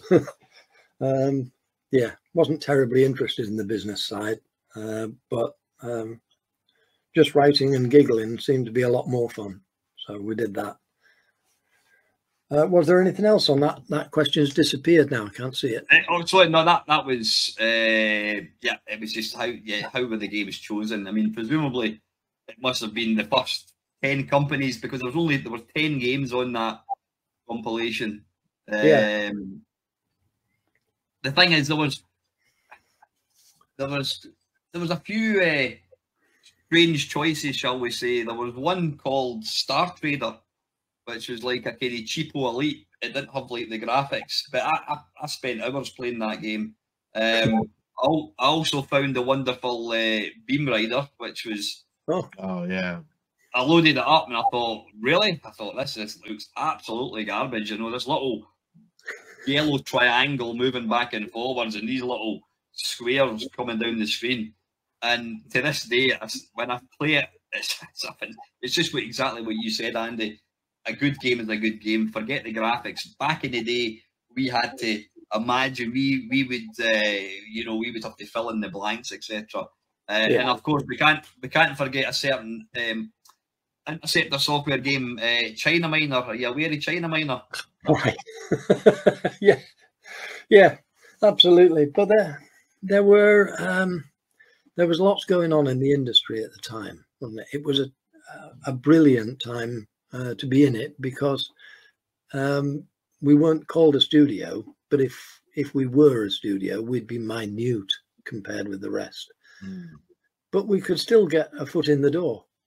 So we could just have ideas and make them into reality and duplicate it and sell it, and think, wow, you can do that as a little industry in a little corner of the UK. And there aren't many creative industries that you can do that in. Yeah. So I really think we had the best of the time. Best of times, no question. I mean, I think it's fair to say, Andy, you know, Taskset didn't put out, they didn't have a massive catalogue of games, and very sadly, you seem to disappear as quickly as you appeared. I mean, you're one of the early games, and then was your last game? I mean, I remember, it's funny how people will say to me, "Oh, would you have your tea yesterday?" I can't remember. I can still remember going into Glasgow with my dad, and I went into John Menzies and I bought CAD-CAM Warrior. Oh, right. It was CAD-CAM Warrior not in a bigger box? Was it not in a cardboard? Was it not like similar to like the Ultimate Play the Game boxes? And it was, I mean, it boasted something like, I don't know, 3,000 screens. And it was interesting because if you hadn't written the game, Jeff Minter would have. You walked across the top, and then you could go through you were walking across a circuit board, killing all the resistors and all that, and then you could go through a hole, and then you'd be underneath. And great game. Again, it was very much, I suppose you could almost say, kind of inspired by like Robotron type thing, but it used thank you very much, Adam. That's appreciated, mate. That will go to charity. You used bas relief graphics before Andrew Braybrook. What inspired that? What inspired that look then, Andy? Who came up with that? Yeah, that look again. We spent quite a bit of time on the really backroom stuff, the utilities and the graphics and the generators that Andy Rickson could then create the most amazing little characters out of. But as well as that, we wanted to try and automate the background generation. We wondered if it could do it, if we could make the whole of the background be a formula or an algorithm, just to see if it could be done. And CAD-CAM Warrior was the result of that. Wanted it to be as fast and frenetic as Robotron. You're absolutely right. That was the theory behind it. I don't think we ever made it fast enough. We didn't make it difficult enough. But the theory that we could have many thousands of screens without storing them was a first for us. We wanted it to be algorithm generated, and it did. It did it quite quickly. There was a theory that we could let it loose and see if it could learn what tripped people up and generate more of those. So the game, so you never played it. So each game is different then, is that correct? Well, that was, we couldn't do that in the end. I see, right. Because it meant that you could never progress. It was wildly too good at it, and we couldn't find a reasonable way of turning it down.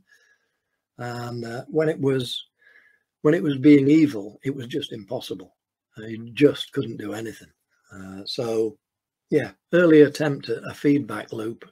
Nowadays they'd call it AI, but it wasn't really. And if I remember rightly, it was one of the first games that I can, as we all know, the Commodore 64 had blocky graphics, and it was like it was too high and one wide, whatever it was. So it did look, some of the Ultimate games looked really ugly. They were, but CAD-CAM Warrior was the first game that I can recall that had like, and this might be my memory playing tricks, but if I remember it now, if we had time I would be showing you it, but we don't have time sadly.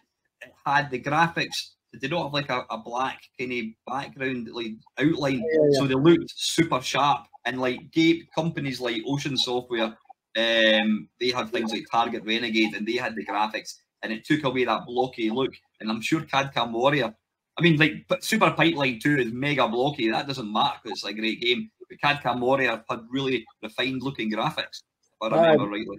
Some of that is your memory, but we'll certainly take it, because I'll say the graphics generation and the graphics development kit, it looked like it was just a hell of loads and weeks we're talking about to generate the graphics tablet that Andy Rickson used to generate our graphics. We didn't buy anything in. Everything, including the utilities and the sound utilities as well, were all in-house, because we thought it would make our life easier. And this won't take beyond Tuesday, but in fact took 3 weeks.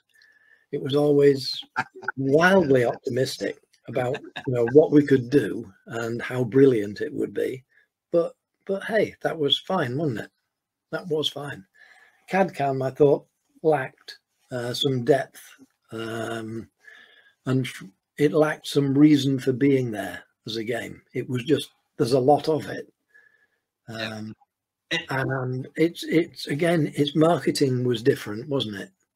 The way it was marketed, the business side of it, which again I just didn't enjoy, and it just, well, you know what happened with Taskset. We just ran out of market. The large organisation, the Smiths and Boots, really mass marketed games, and if you weren't in those, you weren't anywhere. So yeah, the margins were squeezed. They would only give you a small percentage, almost as an upfront royalty is what it turned into. So all we wanted to do was to write, and we found we had to try and do marketing and promotion and stuff, and that wasn't us. And the result of that was a poor business plan. So when the royalties ran out, we just went to the wall, which was incredibly sad. Oh, definitely. Yeah. I mean, I was going to say. So no, sorry, go, Craig. I was just going to say, did you have a game in development just, you know, that was midway through the coding process when Taskset finally went under, that you then carried on to another company and wrote, you know, like on the Virgin or something? Or yeah. Gosh, I wish I could remember what it was, but I think it was Melbourne House. Gave us a chance to write some more beyond Taskset.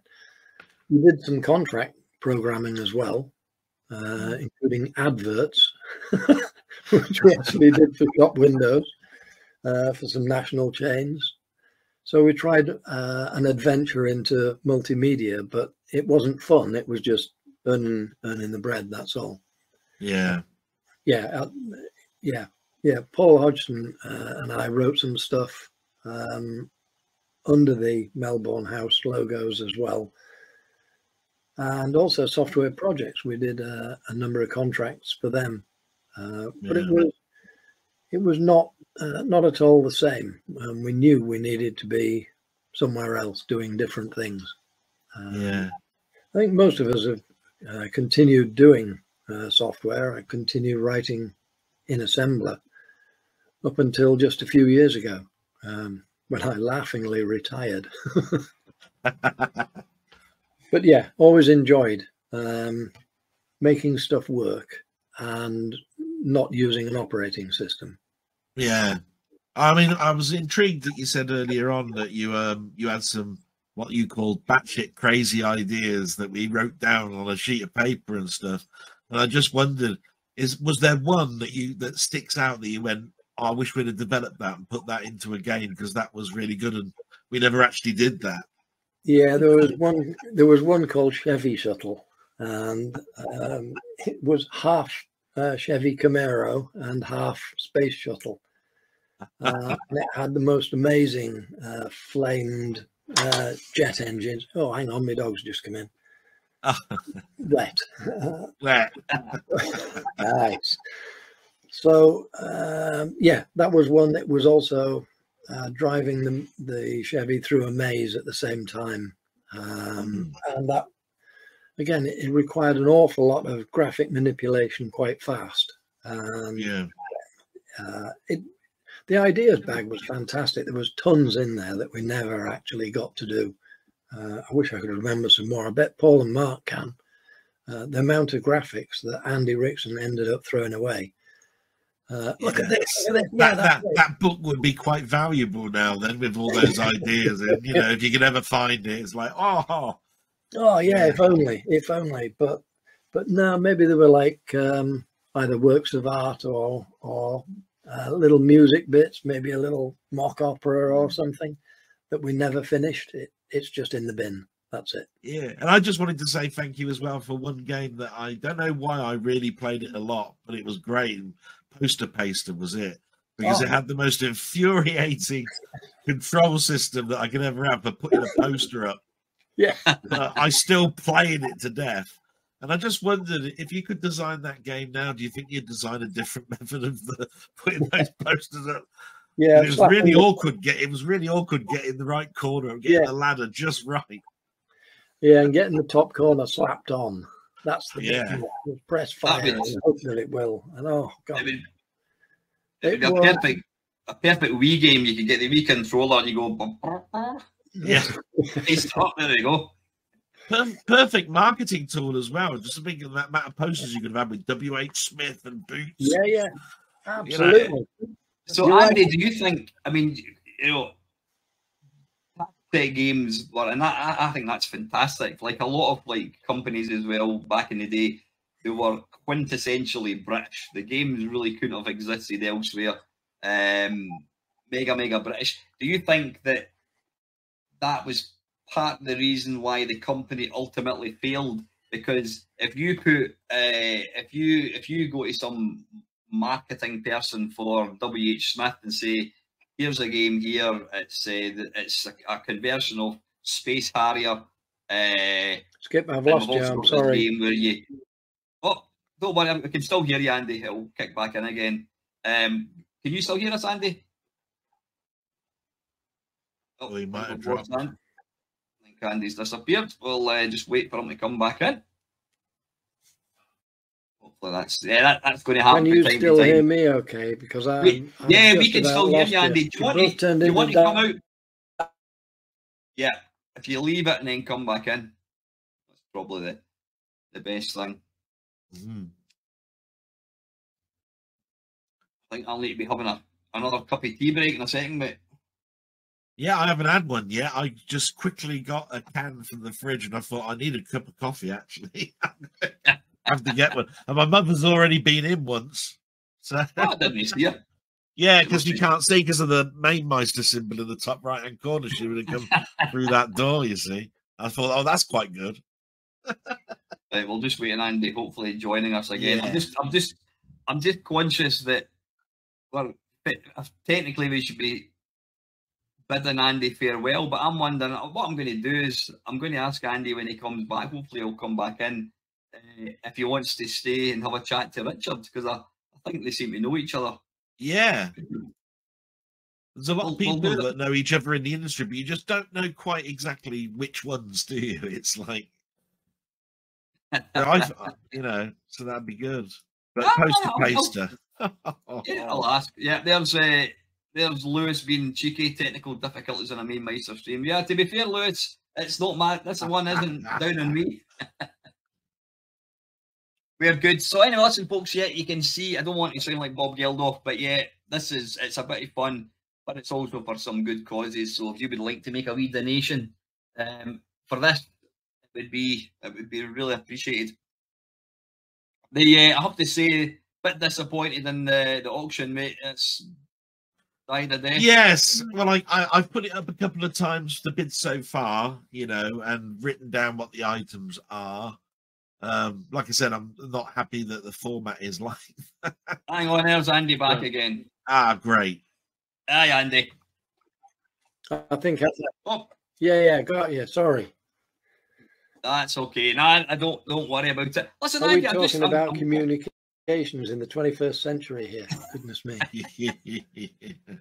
I'm getting a bit of kicking, Andy, because any live stream that I do, I mean, I've had some real calamities. Like, I've been talking for half an hour and then people look at the chat and it's like, we can't hear you. I'm like, oh, bollocks, I need to switch the microphone on. So people are saying technical difficulties on a Mamemeister stream. Never. But it's firmly Andy's fault this time, not mine. Can you still hear us, Andy? Yeah? Oh. Just, yeah, I don't know. Oh, you're kind of moving about again. That's... Yeah. Buffering, isn't it? Not a great. Andy, can you still hear us okay? I'm only getting every other word. Sorry, Alan. Right. Yeah, I think it must be at your end, Andy, because well, I'm getting every other word, but it's okay. I'm just thinking, Andy. Technically, your time is up as of 10:15. But do you want to stay in the stream for when Richard comes in?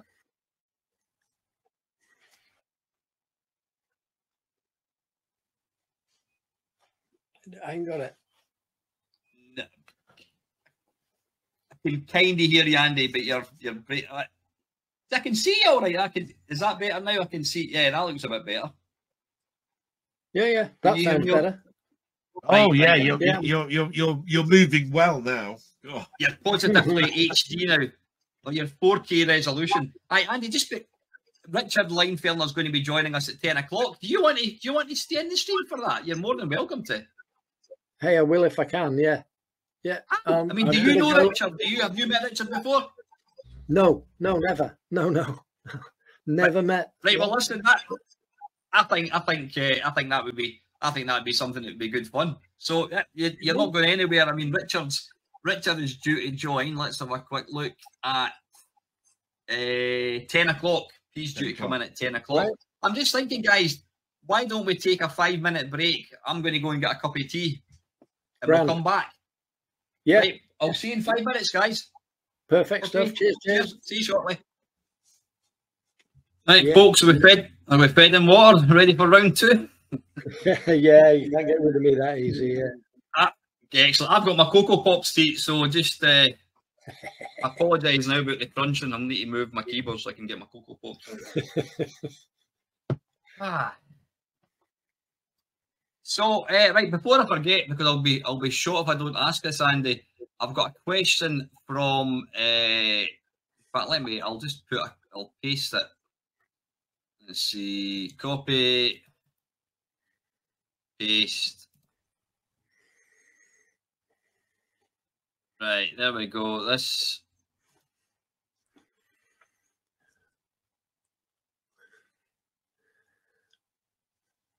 brilliant, Steve. Yeah, and there's a part 2, sort of. Good question. Yeah, I ran out of good business sense. That's what it was. I think we should have developed Foreman Fred character much more. Some of the other people developed Mario, for instance. Yeah. And look where that took him. And we had a lot of fun with Foreman Fred and his workmen. I think we should have done a lot more with it, looking back.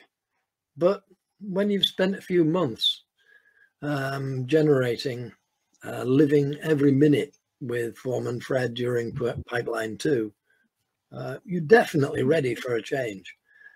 You probably fed some stuff into the ideas bag in the way, and you're just itching to get on with it. So why can't we just do this instead? Why can't we do that?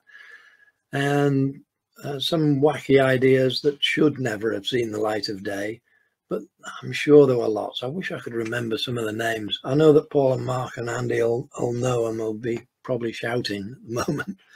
But that's why we would have got round to it if we'd have survived longer as a working business. And unfortunately, you need money and marketing and contracts and all sorts of things. The whole of the industry changed massively, didn't it? It went from small to very, very big. And if you weren't a studio with 20 people and a $2 million budget, and then you had a lot of difficulty breaking in. So there was a program, I don't know if you were part of it, Andy, or a film, we'd call it Bedrooms to Billions. Oh yeah, remember it. Which was really good. It kind of charts how the industry grew from a cottage industry to what it was. And I think it was Mel Croucher of Automata Software. He said that, it was a group of people, it was like the guys like yourself who got involved in the industry. You were gamers, you were video gamers, you were geeks, you liked to program, you probably built your own computers, and then you were writing all these but I'm going to bring in good evening, good morning, Richard. Hi there, how you doing? I'm good. Listen, Richard, do you know Andy? Have you met Andy, Taskset Software? God, it's quite possible. Yesterday. Yeah, no, because it could well be. I've met quite a few people. I just can't remember everything. I know your stuff from Palace. It was Palace Software, wasn't it? I did Palace Software. Yeah. Splendid stuff too. Right, Andy, you probably broke a few joysticks playing Richard's Eddie Cauldron. Yes, that was work. Probably throwing it to the screen. Probably. It's like, God damn it! It's like so hard. But what was I going to say? We're just talking, Richard, about how well, Taskset software, obviously they had a good number of hits, but then ultimately the industry grew. It grew from bedroom coders to groups of mates coding games, and suddenly it became corporate. And what Mel Croucher of Automata said was the accountants and salesmen moved in, and things changed. And unfortunately, there was going to be casualties of war, and Taskset software was obviously one of these companies. Andy, you just couldn't compete. You couldn't compete with these big companies like Ocean Software and what have you. Yeah, they had a better business model than we had. And that's what it boiled down to in the end. We all just wanted to write, and we weren't really very interested in, double book entry or whatever it's called, doesn't it? Or write a word processor. I don't think I could do that. So, yeah, talking about the way the industry changed, a lot happened in that crossover from arcade to home as well. Have you ever come across a guy called Dr. Alan Meads? He's a senior lecturer down at Canterbury Uni, and he's done a lot of work on the transition of the industry around that time. But his angle is look at what happened in little UK versus the rest of the world's multimedia developments. I think he won't mind me paraphrasing it in saying it seemed to be the same way as British humour. It doesn't work in every other part of the world, and some people will never get it. But when you do get it, it's a really good comedy show. It's a really good game. It's a really good creative sport. And a lot of UK individuals went on to be very creative movers and shakers within the US industries, and the Canadians especially. So I think you make a really good point there. You know, and I think there are I mean, a lot of the senior talent in most of the large developers, wherever they are British. You know, or at least they start in British companies. I think one of the challenges for, and you mentioned human stuff like that. I mean, human doesn't translate at all. You know, I mean, I can say this because I'm actually Austrian. You know, in Austria, the height of comedy is somebody sleeping on a banana skin. You know, there's no irony, there's no satire. You know, it just doesn't work. The satire doesn't work in America. I get all of that, but I think on top of all of this, there's the biggest problem we have in the UK is, and just in Europe in general, is when you're competing with the US and now China, is that you essentially have, in the US, you have one homogeneous market of 360 million people that all speak English. Yeah. Right, and they all have followed the same life. They all know American football. They all know basic basketball. They know there's just, the market is so much bigger, and you can address it all by just putting out stuff that's almost written in English. You know, and it's just one of the realities of life. When we want to address that sort of market, we have to localize, and then of course you end up with all of these. It's no longer homogenized. You know, stuff that works here does work in France, or stuff that works here does work in Germany, and vice versa. So I think largely comes down to it. You know, it's the human, everything else, but it's just the fact that it's quite a small pond worldwide in terms of addressable audience. And I think that's what you find. That's why British programs in the US are on public service networks. They're not mainstream. Yeah, you know, that's right. And I think that's so. I think some of this stuff, yeah, it's cultural, but I think the other stuff is just we just don't have.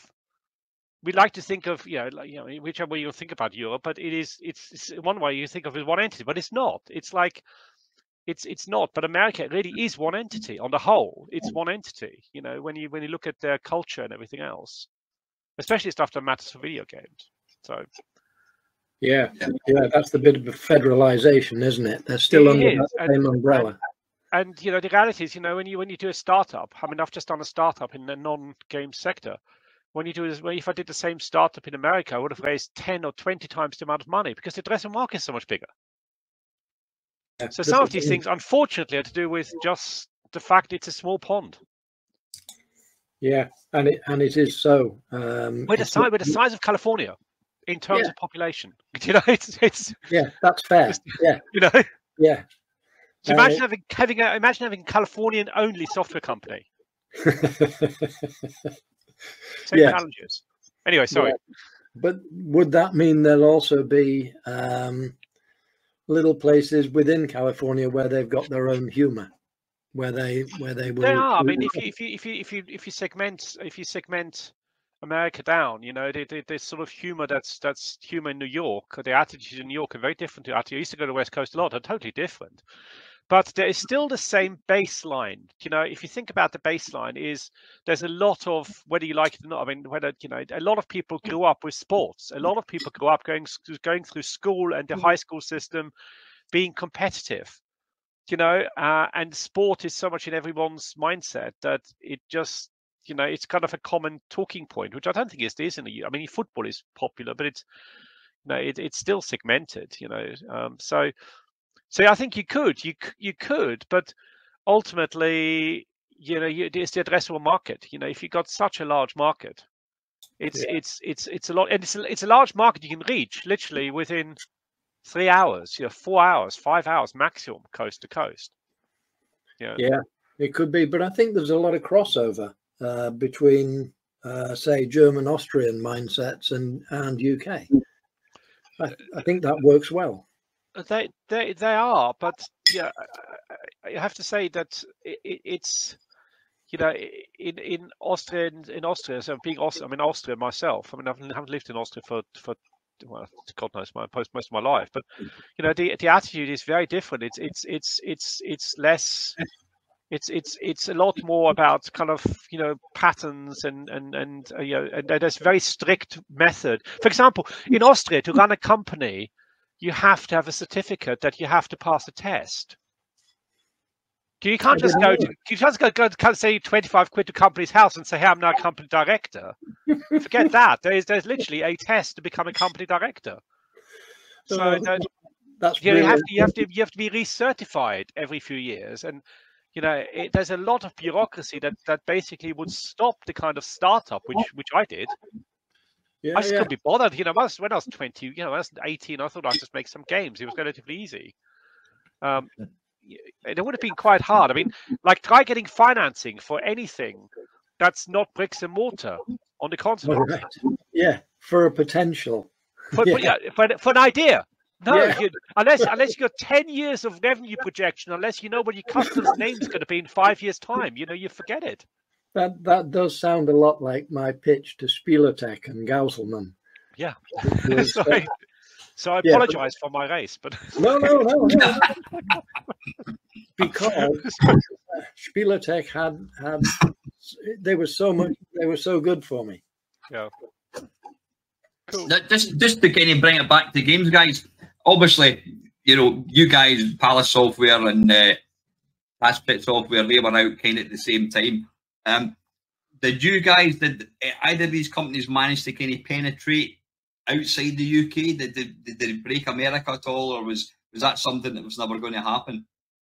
We licensed most of our stuff. I mean, first of all, one of our biggest successes was literally localizing. We localized Cauldron into German, which my sister did, because her German is better than my German, and it literally was about 20 or 30 words.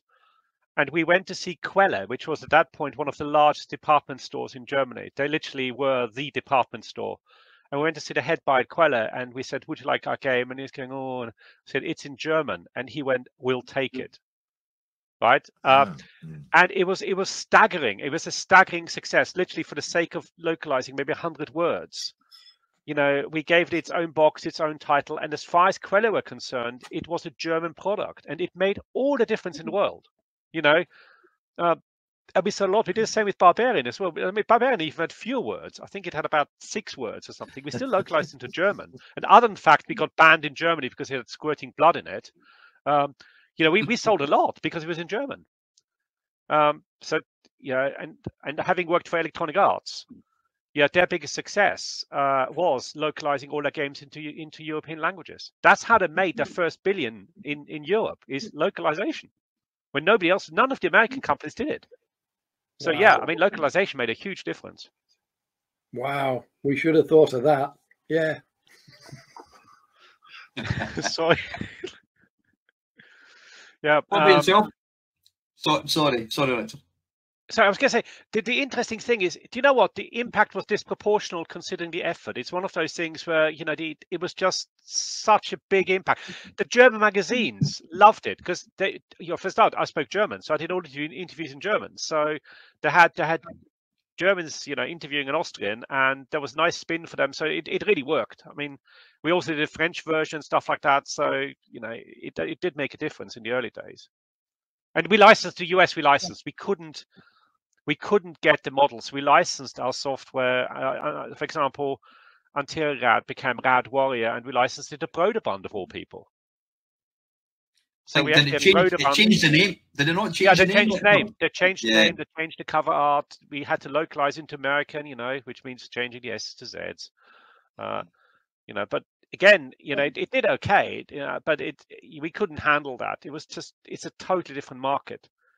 It's all about those days. It's all about distribution. It's all about getting cassettes on shelves or discs on shelves. And unless you had that, and to your point earlier, that's what Ocean did really well. Ocean he got to the point where the individual buyers, like for example Boots and everybody else, they couldn't handle the number of games, so they wanted to go to one company that would just tell them what to buy. They would tell them what to stock. You know, and that's what kind of made those companies work, you know, to the point where we could no longer talk to the person at Quelle eventually, or the person at Boots who used to sell our games, or the person at W. Smith and Woolworths. We no longer talk to them. They only want to talk to Ocean. So then it became about us selling to Ocean, or us getting Ocean to list us. And of course, that became difficult because they had their own deals. Yeah. Yeah. The market was definitely changing fast at that time, wasn't it? Yeah. I mean, one thing that before you came in, Richard, Andy was mentioning that. I'm sorry, pardon me, too many Cocoa Pops here. But Tasksets games were very quintessentially British, like putting posters up on billboards, picking up rubbish and radiation off the beach, and obviously working on a pipeline. Whereas Palace Software, it was, you know, Cauldron could have been anywhere, Barbarian, that's kind of the Street Fighter type thing. Do you think, Andy, that the type of game that Taskset put out, that wouldn't have worked in the American market? Do you think they wouldn't have got it? I'm not sure they would, although a lot of the same thinking went into the arcade times, like the Pit, and that sold extremely well in the US. It was just a lot of fun dealing with that, because they understood. I guess there's maybe not so much humor in the Pit as there is in Pipeline and Poster Paster. That's Seaside Special. I think they were quintessentially British, but the Pit was more translatable. I mean, literally as well, because they did rewrite it from our very strange custom hardware. So they literally did translate the Pit. But your later game, Ghetto Blaster, would have done well over there. Ghetto Blasters were all over the States, weren't they? I mean, that one. Yeah, and again, Gibbo's first game with Taskset was Jammin', which was Bull Wolves, and that was very, very transferable, I would have thought. Again, I think if we'd been smarter, and if I'd understood business better, we could have reached out with the product we already had, rather than trying to reinvent all the time, because that's what we just wrote.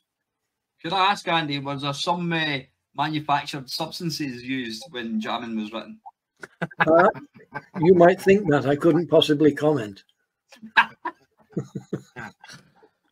The thing is, Jammin', I don't know, Richard, are you aware of Jammin'? It was kind of like the name rings a bell, but I can't place it, to be honest. I said my memory isn't what it used to be. Yeah, what was interesting? It was kind of like a Ludo board. You know, you all I think remember of it Ludo. You've got to move your counters around. It was like that, but there were different colours and they moved round, and you could only move from like one colour onto the same colour, and you were trying to collect instruments, and then you would take it to this central location. And what was quite unique was the music. When it started off, you would hear like a drum, and you would get a drum beat. And then you picked up the saxophone and you take it back, you would get the saxophone, so it kind of built the tune up. So it was quite kind of ahead of its time. It was almost that sounds very ahead of its time. It was kind of like a kind of Guitar Hero. Yeah. Back in whenever it is. I don't know if Andy's still here. He's going a bit pixelated. He's Bridlington, obviously. Listen, if anyone's tuning in from Virgin, can you have a look at the Wi-Fi in Bridlington, because it's pants. Get your act together. I don't know. Well, Andy will rejoin. Oh, we've lost him. Yeah. So, I obviously, Richard, I was hoping to get Dan Malone on today, but Dan, I think he's across in France at the moment. But we will get you guys back on. So, just to kind of start from scratch again, Richard, when did you decide to actually start a software company? You didn't start Palace, did you? Yeah, I did. Well, actually, I did. I was working in London. My school friend wanted me to look after his Saturday job for him while he went away on holiday, and he knew I was going to university, so I was quite safe giving it to me because he knew I'd have to leave again in September and give him his whole job back. So I started working at the Video Palace in Kensington, opposite Barker's, what used to be. I don't know if Barker's is still there. And we sold video games, we sold computers, we sold video recorder satellite dishes. And it was a spin-off. It was a company that was formed by ex-Virgin people after they left Virgin. So the one thing they couldn't do is basically sell music. They could do everything else. So they did everything other than make music. And I was working in the shop, and we sold lots of computers and games. And in fact, Jeff Minter's mum used to pop in and with boxes of games for us to sell. Jeff Minter? Yeah, Jeff Minter's mum. She was his business manager, right? She used to just pop in. And I suddenly realised that we were selling lots of games. So one day I said to my damn boss, Pete Stone, I said, "You will sell lots of games. You should make some games. We've got access to movie licenses. Why don't we do some games?" And he asked me if I could program, and I said, no, well, I kind of could, but I said, I can teach myself, and so I bought a book, cost 50 quid from Foils, and it took about 6 weeks to deliver, about 6 hours to programming, and started programming at 64. And we started Palace Software. Unbeknownst to me at the time, actually, Pete was quite glad I asked him, because he was at Virgin as the retail manager, and he went to Palace, and he wants to be in... He desperately wanted to be in publishing, but he's still managing retail for them, and this was his way out of retail. So he was quite pleased when I said, let's start a publishing business and developer. So we started Palace Software together. It was just basically me and him. And then we were joined by Matthew Timms and Luis Landis, all from Palace. And we basically started Palace Software. And the first game we did is we did a deal with Sam Raimi to the Evil Dead. So we do. Yeah. So quite funny, because actually my cousin went to a Comic-Con, and Sam Raimi was signing autographs, and he got his photograph signed, and he said, "Oh, my cousin did the Evil Dead game on the Commodore 64." He says, "Yeah, I've got it on my shelf." So I thought that's nice. So, there you go. So let me get this right. We literally started it from scratch. We took the office above the Scala Cinema, which was also where Palace stored all of its archive videotapes. So we're basically the old videotape store for Palace.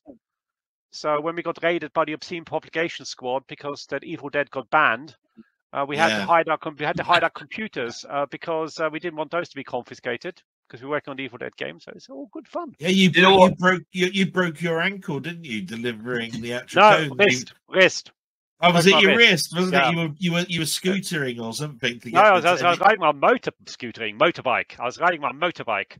I know it was something like this. Yeah, I was riding my motorbike on the way from delivering the master tapes to the replicators. Yeah. And I got knocked off by a white van. So we basically used that for marketing as well. The Curse of the Evil Dead, and that was really successful marketing campaign. Because that was central around the time where they were raiding your shop, weren't they? Thinking that you had copies of the film and. Yeah, they were raiding. Sort of Eventually, there was all it didn't pass the test for being obscene publications. They had to give it all back. But of course, let's just say that the police wouldn't know game from a whatever, So they would just why they're going to confiscate and break our computers. So we just pretend that we're doing something else. We pretend we're doing office work. So yeah, but that was But yeah, I mean, and on the Evil Dead, we the thing about this stuff is you really got to, in a small company, you've got to milk all the publicity you can. So when we got banned for stuff, we used to milk getting banned. We used to go, get it before it gets banned. We did that for Barbarian in Germany. We knew we were going to get banned, so we did a big spread saying buy it before it's banned. And then it got banned, and then we had the version ready with green blood, so we got unbanned again. So we did publicity around that, and it was just, you have to kind of milk the publicity machine, really. A small company have more to it. I get the feeling you quite enjoyed the whole being the bad boys of Sofware. Yeah, do you know what? Bad boys. It's slightly naughty boys nowadays. It's like it is kind of fun, and it was. I mean, at that point, there's no internet, of course. So basically being viral meant that you got mentioned in the newspaper, the tabloids. And I think at one point we actually made the front page on one of. Oh, Richard's gone. Internet blackout round England, I think. I think so. I don't know if Andy's still with us or not. Yeah. So yeah. Sorry, Richard, you kind of blacked out for the last 30 seconds there. Yeah. So yeah, as a small company, you have to really use everything you can. And before the internet, there was no way of contacting consumers. No. To try and get on TV, etc. I just think it's mental. I mean, when people talk about the cottage industry, the fact that you were working in a video shop, and you said to your boss, "Why don't we make games?" And he goes, "Can you program?" You went, "No." And you went and bought a book, and then you started programming. That's just ridiculous. And a star is born. Yeah. Yeah. Well. Yeah. Kind of. Yeah. So it was. I sort of. It was an interesting time, and it was nice to get a backing. It was nice to get a backing from the bosses, and and I mean, it was. And also the camaraderie in the office was great. It was just a very innocent time, to be honest. It was. We literally used to go in, then go to the pub at lunchtime. We'd plan what we're going to do in the afternoon, and then we'd go to the pub at night. We all socialised together as work together. So it was a really close knit community. Mm. Excuse me. So how did you actually? I mean, so you worked for what was it called? The video shop Palace something. The Video Palace. It's called the Video Palace. Was that tied into? Obviously, like the Evil Dead was that was made by Palace, was it again? I think it was. There was Palace Group, and Palace Group was basically the Video Palace, Palace Video, and then Palace Movies, Palace Films. So the company that you worked for was part of the group. Palace Group, yeah. It was Palace Group. Released the film. There was a guy. There was Nick Powell, Pete Stone, Chris Crabe left Virgin when they thought Virgin was going out of business.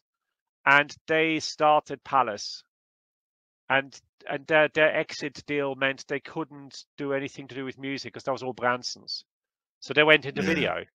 So that kind of they tried to do what Branson did for music for video.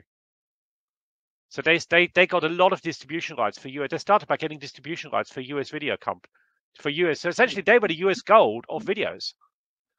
They used to bring US content over to the UK and get a UK publishing rights for videos. What films did they bring across? Evil Dead. There was a classic called Taxi zum Klo, which is apparently a gay classic. That was one of our highest renting videos, and which literally means taxi to the toilet, for obvious reasons. There was a bunch of other stuff. Absolute Beginners was a movie they made. They did Mona Lisa as a movie, but unfortunately, those came too late to save Palace. I mean, they also did Company of Wolves.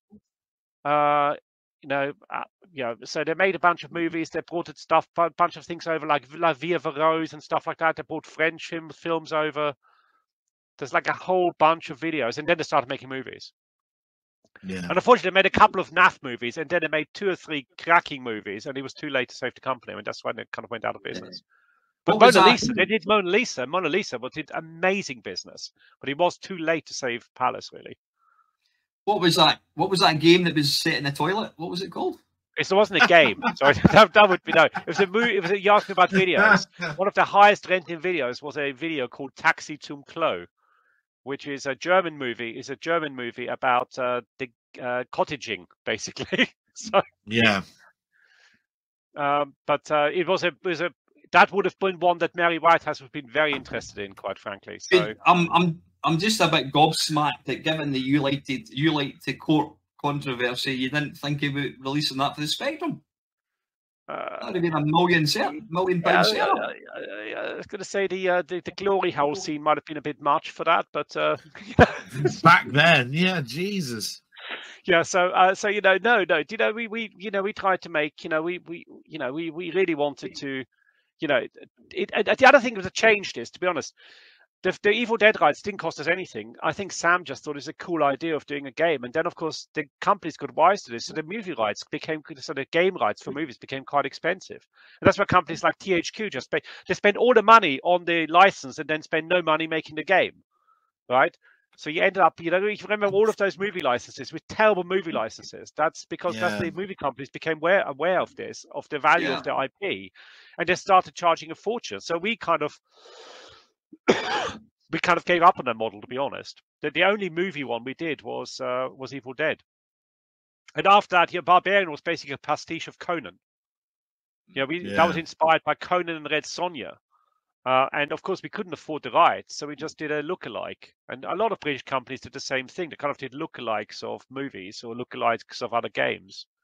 So what do we call clones these days? Yeah. Yeah. It's interesting to think about Evil Dead, though, because Sam Raimi was totally cash-strapped with that. I mean, he was paying his backers back for quite some time. So, yeah. They made a lot of money in the end because he did, but it was just... money it's all private raised. It was just one of those things where it took off, but there was so much controversy. It's just, I just know that I've watched several documentaries and heard him talk about Evil Dead so much, and he said that was a time where the backers he had to try and get as much money from them. He mortgaged his house. All sorts of stuff. He literally, I think he borrowed money off the guy who ran his local convenience store. Yeah. It's absolutely interesting story. Totally nuts, yeah. Sorry, guys, can I just interject for 2 seconds? I just want to share this. This is my friend Dean. He's you can see there. He's currently in hospital getting an open heart triple bypass surgery. Dean, get better. I like your profile picture, by the way. Yeah, listen, we're sending all the love your way, mate. Listen, Dean, I hope things go well for you. I'm sure they will. We're sending all the love we can across, mate. You take care. Thanks for dropping in, buddy. I hope because you're joining this stream, it doesn't interfere with that bloody thing that goes beep, beep, whatever. It's that monitor thing. Yeah. The machine that goes ping. Pong. Anyway, take care, Dean. Thanks, buddy. I mean, so. Obviously, with Sam Raimi, Dale is he's the video buff. I'm not. So was Sam Raimi quite a big name in movie terms before? No, he was pretty much unknown. I mean, he was nothing. What was quite interesting is when the film came out, they made a big deal of Sam Raimi's Evil Dead, and nobody had really heard of him before. But the film itself did spectacular business. I mean, it literally flew off the shelves. It was incredibly successful. so they did make a lot of money out of this. So I'm sure their backers all got paid back because they filmed it really well. It was one of our best rentals and best sales at Palace. The thing is, and Dale's the same. As a kid, teenager growing up in the sort of like the early 1980s in the UK, we were around when the first videotape thing came. I can always remember my mum and dad rented a video recorder and we were watching the Grand National race, and my dad thought, let's record it, and we recorded it, and then we played it backwards, and we were watching it, and we just thought this was the best thing ever. So of course, on the back of video machines becoming, most people rented them because they couldn't afford them. There was a local video shop opened up, and there was it was brilliant. They were always dark, and you were always walking about, and you're looking up, and obviously you looked at the top shelf. Yeah, you had the top shelf stuff, but then you had things like Quadrophenia and Dawn of the Dead, Evil Dead, and this because something like the Evil Dead we'd never seen before. You would never get a film like that on TV. And you probably wouldn't have had it in the cinema if it wasn't for it wouldn't have been in the cinema necessarily if it wasn't for the video success. You know, I mean, if you think about it, you're going back to a time when you had 2 TV channels that were only on for 12 hours a day. You know, that's the realities. There was no internet. There was literally, you had TV, you know, for 12 hours. Maybe, in fact, BBC Two wasn't even 12 hours. It's probably like 8 hours. You know, so this it was the time of the test card signal, wasn't it? Yeah. Basically, you know. So you know, so there was a ton of spare time you could fill, quite frankly. You know, and there's only so many repeats you can watch.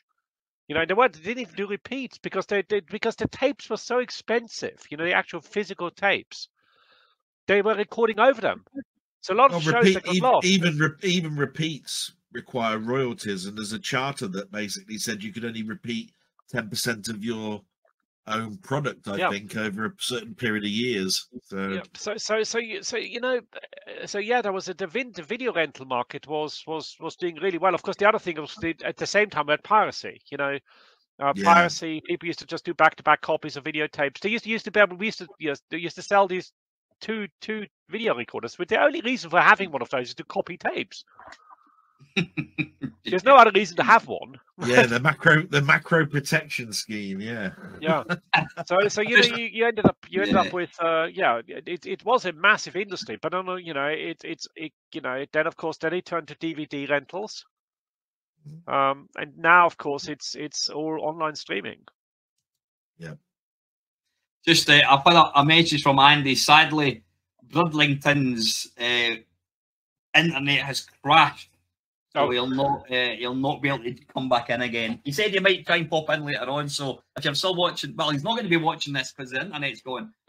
But when it does come back and he watches this on replay, you're more than welcome to jump in, Andy. Do you have any questions from anyone watching? Are there any sort of, you know, mysteries of the 80s I can solve for you or something if I can remember? I've got a request at the end, but I'm keeping anything with Alan at the moment. I'm going to. There's an elephant in the room, Richard, just behind me. This cauldron, making it more difficult because the tape knew when it cut off debacle. I've been looking in. There's various forums. And people have talked about the interview that you and I have had over. We've had a lovely meeting, and people were talking about it, and some people were saying that couldn't happen. And that we proved that this wasn't the case. Can you hand in heart say, was that a thing, or were you just bullshit? Yeah, I mean, we put it. It was certainly the first release of the game. Of course, we had to take it out when we went to compilation. Because on compilation doesn't work. Because in compilation you are part of a tape, you know. Middle of the tape. But for the first release of the game, it was definitely there. You know what it had. The piece of code was basically at first it would do is he would make things harder, and then he would start poking random values into RAM. So basically, ultimately, it would crash. So it was there. I mean, certainly in the first release. I don't know if at some point it was taken out, but we did have it there for the first release. So the very, very first version did have that built in, and we had to go. We got the proofs. We got whatever. We got the sample tapes from the replicator, and then we knew how long the tape was. So and then I put this in, and of course when there was any doubt about how long the tape's going to be, we had to take it out because it only worked if the tape stopped. Yeah. So if compilations, if it's a compilation, it wouldn't have worked because compilations you had any part of the tape. Did your code have headers to show you which versions they were? Because it's interesting because I do know. What is it before Git? No. I do know that there's a guy in America and he was talking about Bruce Lee and the infamous crash that occurs when a sprite is appearing at a certain section of the screen. It causes it to just totally crash out. And he says, I can tell you that this happens more on version 2.0 than it does on 1.9. And he said, and you can tell this because when you open a compiler, it will tell you what version it is. It's also on some labels. But I didn't know whether your version numbers our stuff. No, we basically, you know, it was all assembly language, and it was, you know, there's no sort of. I mean, version control basically meant having a, you know, no, we didn't have any identifiers. Yeah. So apologize if not everyone has this this feature on their version, but we did actually definitely put it in the first version. No, it was just interesting because it was just interesting because Bruce Lee's that old. It's I mean, it's older than than Cauldron, I think, by a little bit. So. Yeah, we had to be absolutely certain. The only time this worked is if we knew exactly how long the tape's going to be. Yeah. So, for example, we probably wouldn't even have done this if we weren't using we probably would have only done this on versions we were selling, rather than where we're licensing, because we couldn't guarantee how long the tape's going to be. Yeah.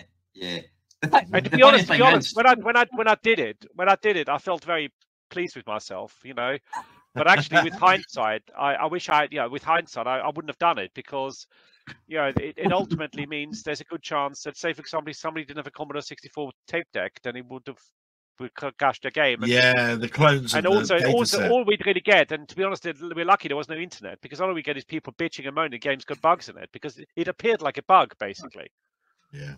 So, you know, it wasn't like the old copy protections, which would put, you know, you're a thief across the screen or something like that. So, I know there was. I know there were. I think there was a game by Codemasters. I think it was on like the PlayStation or something, or I don't know what it was on. But it detected whether it was a copy, and it just increased the difficulty, and it got harder and harder and harder and harder to the point that it just became impossible. So, So I think with hindsight, it's you know, the problem is if you add it, because everyone hacked games, right?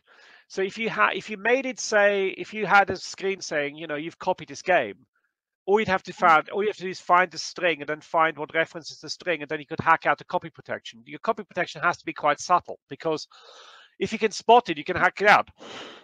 Yeah. So basically, putting up a message saying you're a thief, it's very easy to remove, because you can just find the bit that prints out you're the thief, and then you figure out which bits of codes basically where it loads. All you do is put a return in it. You put a C9 in assembly language. I think it's C9 or C3, C9 probably, right? In assembly language, wherever that call is, and it'll come back and not do the code. Yeah. So we've got a question. Sorry, Richard, we're kind of running out of time here. Got a question for Paul Cook. Barbarian 2 doesn't get a lot of love. No, I didn't really work on Barbarian. I'd left by then. Had you? Yeah, I'd left by Barbarian 2. That's my Steve Brown was still working on that, but that game, it just went on and on and on, and it unfortunately they didn't. I don't think they didn't really know what they wanted out of it. They're supposed to have a story mode and all of this sort of stuff. Yeah. But I was at that point I'd left, and I was actually doing the Amiga version of Shoot 'em Up Construction Kit. So I was doing that for Palace, because we licensed that from the Bitmap brothers. So I was working on that. Sensible. Yeah, sensible. Yeah, so we did a shoot. We did that. I did that as a contracting job for them. But Barbarian 2. That was a weird time in Palace's past, where basically Palace was trying to be a big company, but it just couldn't be a big company. It just didn't have the resources to compete. You know, they should have probably just sold the company to Electronic Arts, like they wanted us, like Trip Hawkins wanted to.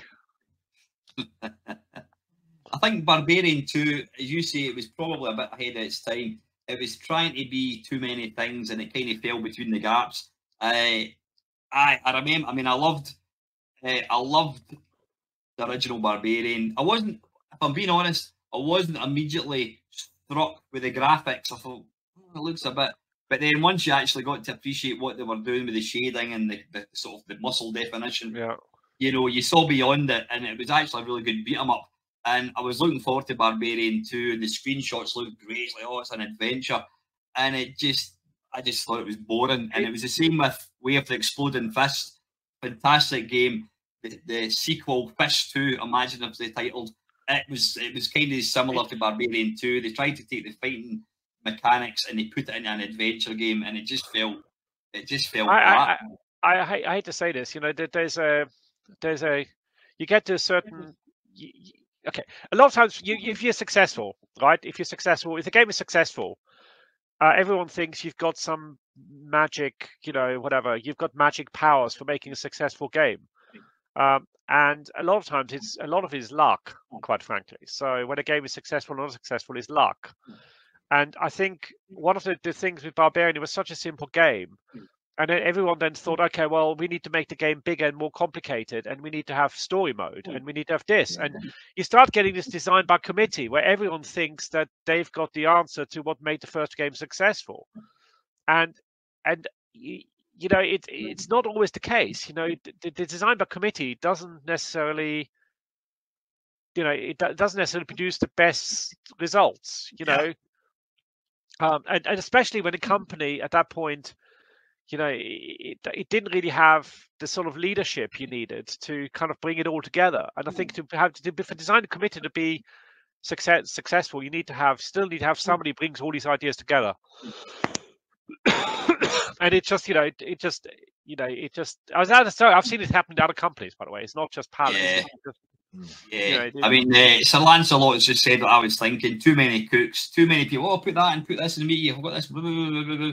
And whereas it should have been a brainstorming session, and then a couple of people says, right, you know, an energy bar, and that will do away with that. Blah blah blah. And then you decide what's what, and you're flinging everything into the pot isn't going to result in a lovely meal. And then suddenly it's like, then you've got to, at that point, when you start off, you just had to do a 64 version and then do a Spectrum version. But then it was like Amstrad. It was like Amstrad, Spectrum, 64, Amiga. all of this stuff is a distraction. You know, it's all a distraction. It all takes time and effort. And I think at that point, actually, the companies that did really well doubled down on one format. And again, I go back to what I said about the US. At that point, the PC was emerging as the best non-console platforms in the US. Not best. I don't mean best in terms of platform, just in terms of sales. And we totally neglected the PC because there's no PC market in the UK. There was a huge PC market in the US, right? So again, we missed the boat. We missed the boat on going to C, to using C as a programming language. We stuck with assembly language far too long, right? And assembly language, you can never write anything big in assembly language. It's too complicated. So the Americans were on C. So they could start writing these big, complex systems, right? Which we could only dream of doing. You know, they were working with 640K on the, 580K in usable memory on the PC. And we were still in 64K on the 64. You know, so there was a bunch of things where we just got outclassed. You know, I hate to say this, but we just picked the wrong horse. You know, the UK hobby machines. I'm just going to stop you for a second, Richard. Listen, we're just about to bring Shaun Southern in. You're more than welcome to stay in this for the next half an hour. Up to you if you want. If you want I'm going to bring him in. I got a request as well, by the way, before you go. Okay. And Mamemeister's happy for me to ask you about it, so I'll do it just now before Shaun starts. I've got a friend who's a big Evil Dead fan, and he's willing to make a donation to charity. But all he's looking for is just a signature from you, because he's an Evil Dead fan. His name is Michael Witchy, or Mr. Evil Dead. He's got everything Just even. evil He's even got the glass from the cabin. He's actually been to the cabin. What does he want me to sign? Well, that's the thing, you see. He doesn't know what you've got or whether you can just put a signature on a piece of paper. But I said, well, I'll ask if he's got a letterhead or something that he's kicking about. But if not, would you be happy with just a signature on an envelope? As long as it's not a banker's draft, I'm up for it.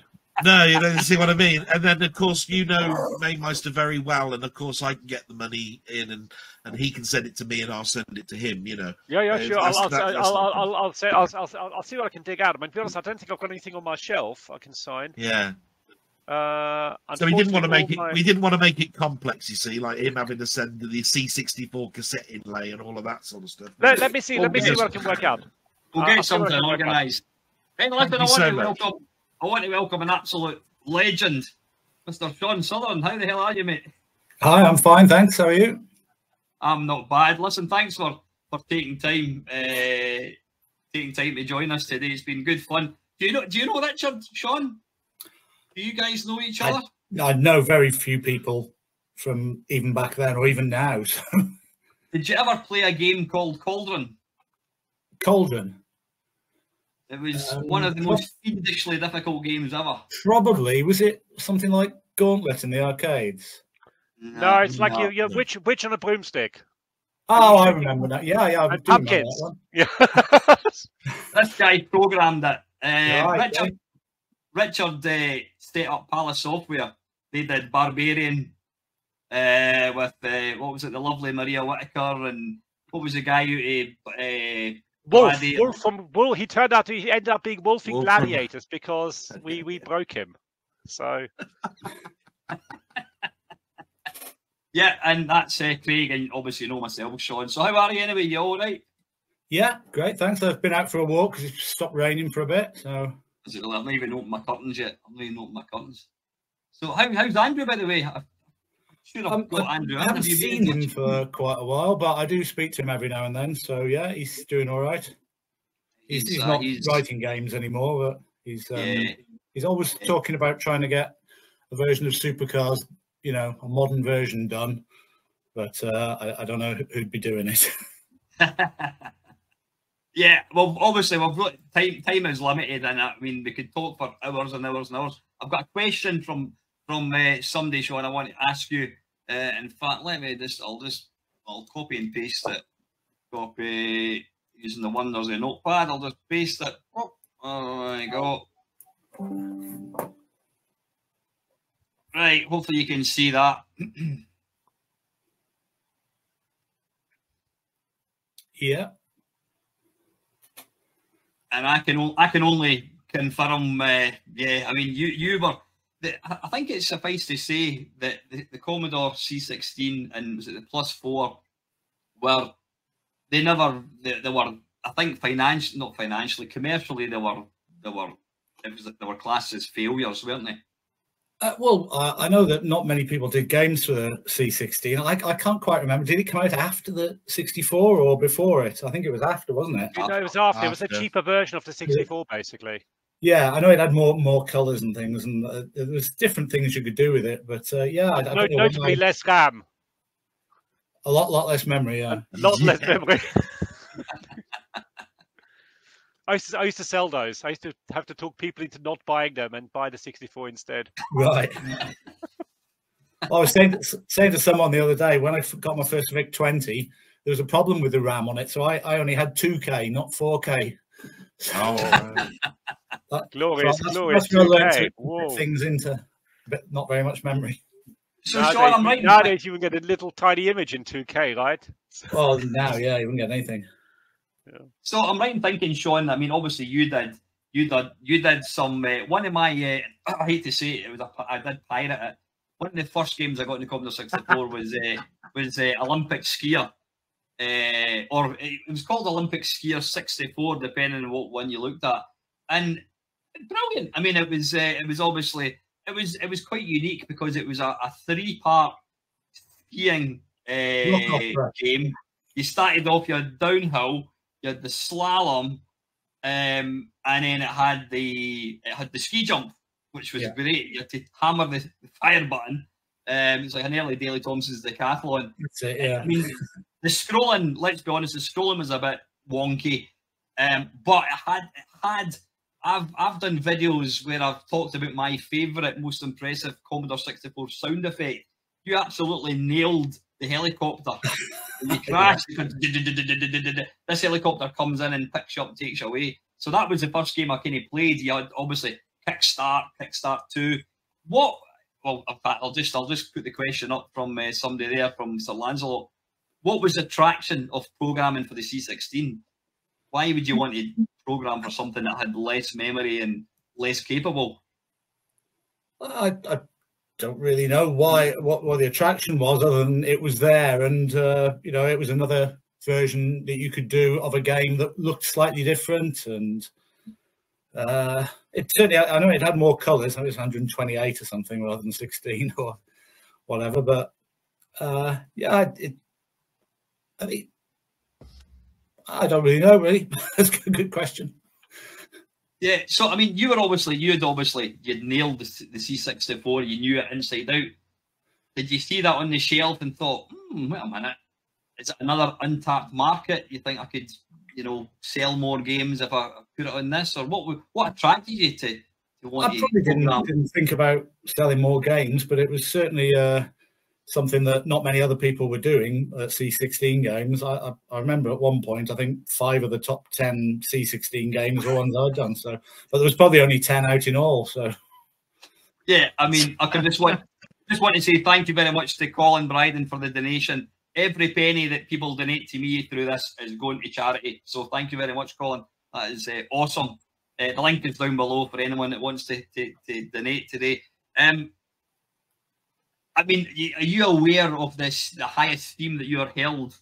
I think you don't look at forums very often. If you go into like Lemon64 and you type in Shaun Southern, you're a god. You're a god, mate. Well, someone said, "Oh, you've got to see this ChatGPT thing." So I said, "What do you know about Shaun Southern, the ChatGPT?" And it said I was one of the Bitmap brothers. So I think that's there's a lot of stuff out there that's not quite true. Excuse me. But it would have said so in a very authoritative voice, so it sounds plausible, right? I was starting to believe it. I was starting to wonder where the royalties were. That's it. you get your lawyers on that and just go give Mike a bell and get you connected up. I'll have to get them out of prison first. Yeah.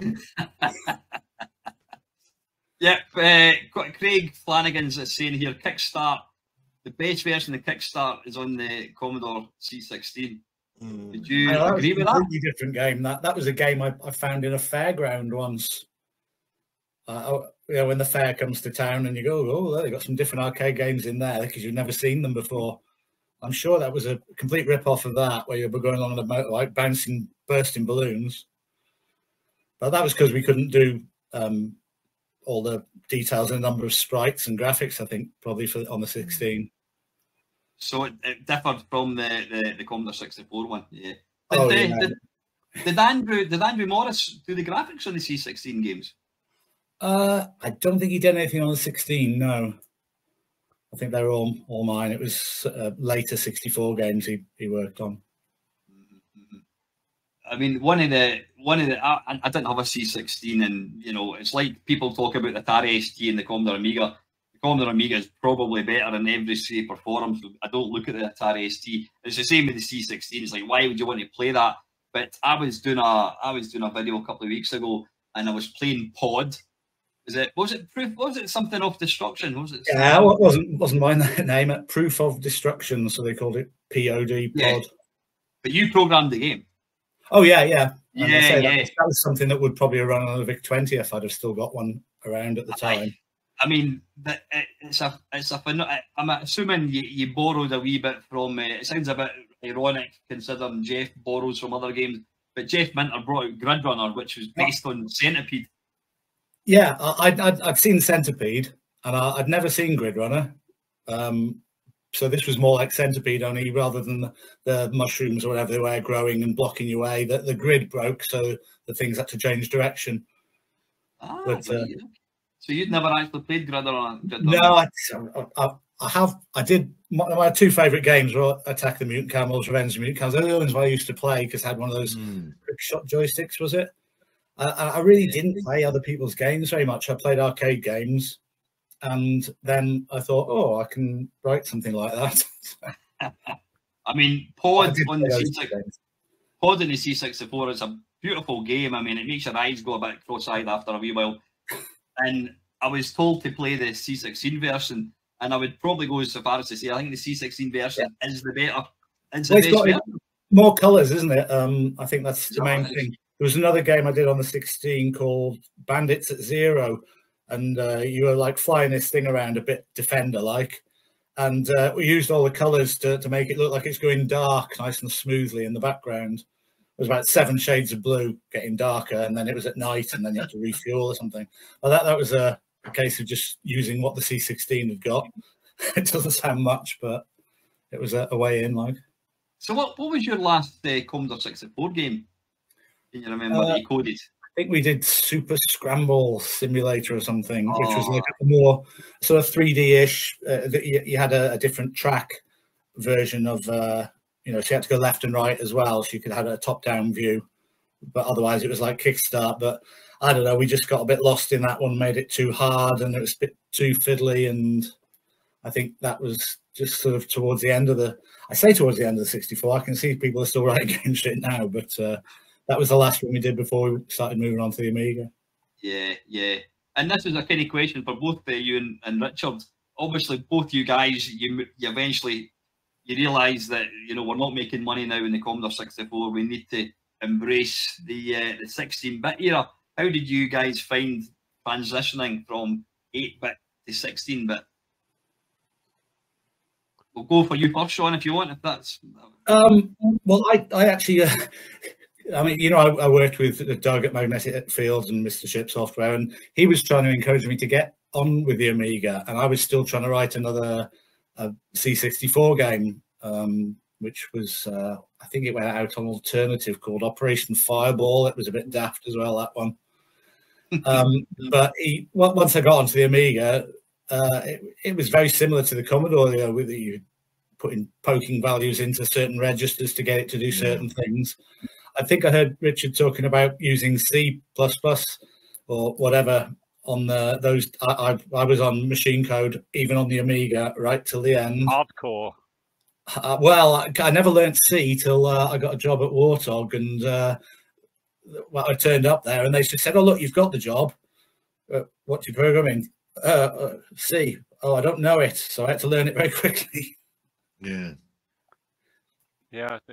It was you know, I mean, I learned C to do the Amiga basically. So you know, so that's really my foray into C was burned by the Amiga effectively. Yeah, so that's probably about the right timing. Yeah, it was about because it became like a lot of the libraries, a lot of the documentation was all assuming you're going to use C. So that's kind of when I switched over to C. And yeah, it was interesting. What was really interesting is that actually the same team that made the 64 made the Amiga.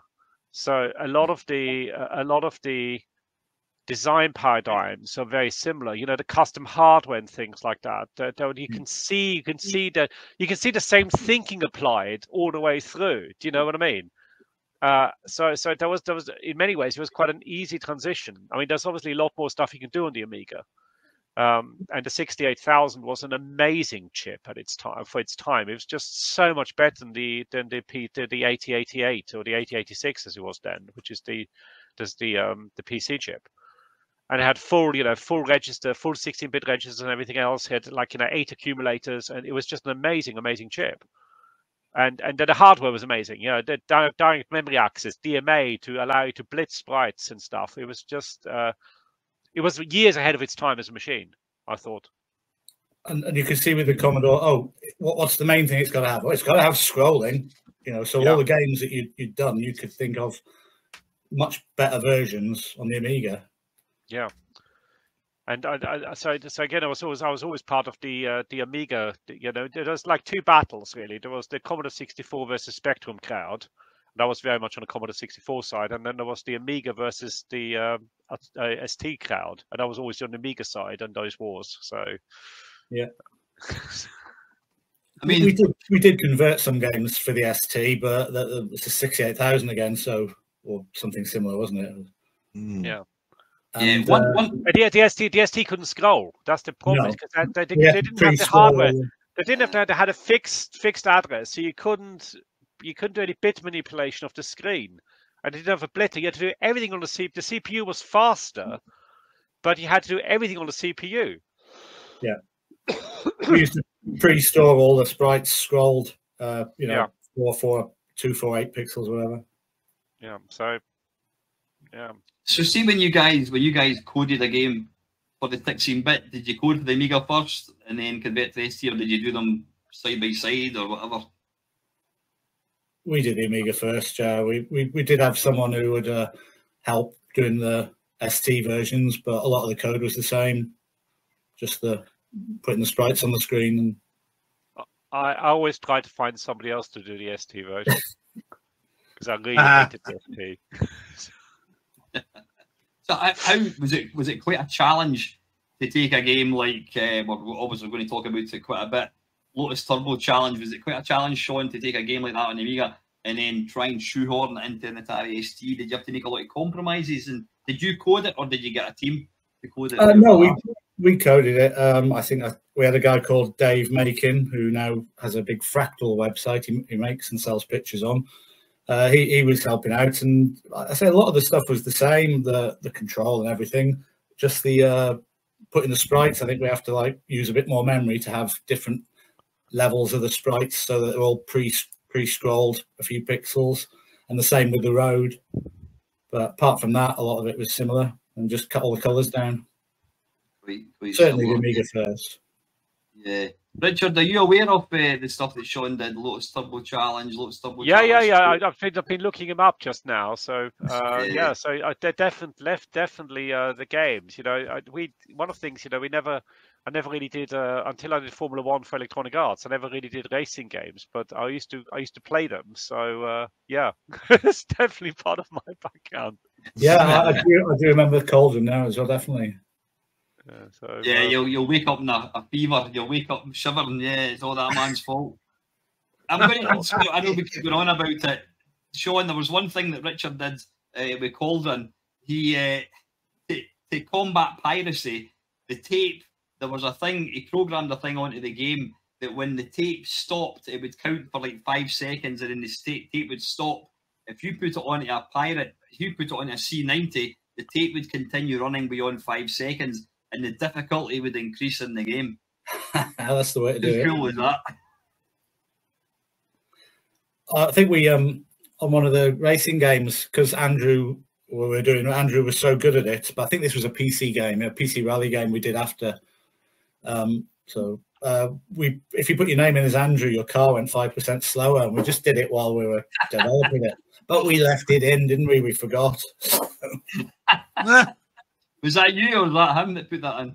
Oh, I would have put that in because Andrew was too good at it, so we wanted to get him to not be as good. But of course, with Barry Leach. How many percentage of Andrews are out there swearing now, saying, "Well, I was no bloody good at that game." Probably a bunch of them have changed their name by deed poll based on this. So, about it's funny Barry Leach's. Barry Leach's sort of sample in the Lotus music. A very quiet difficulty. With the difficulty, we kind of flip-flopped all the time because we made Cauldron was far too hard.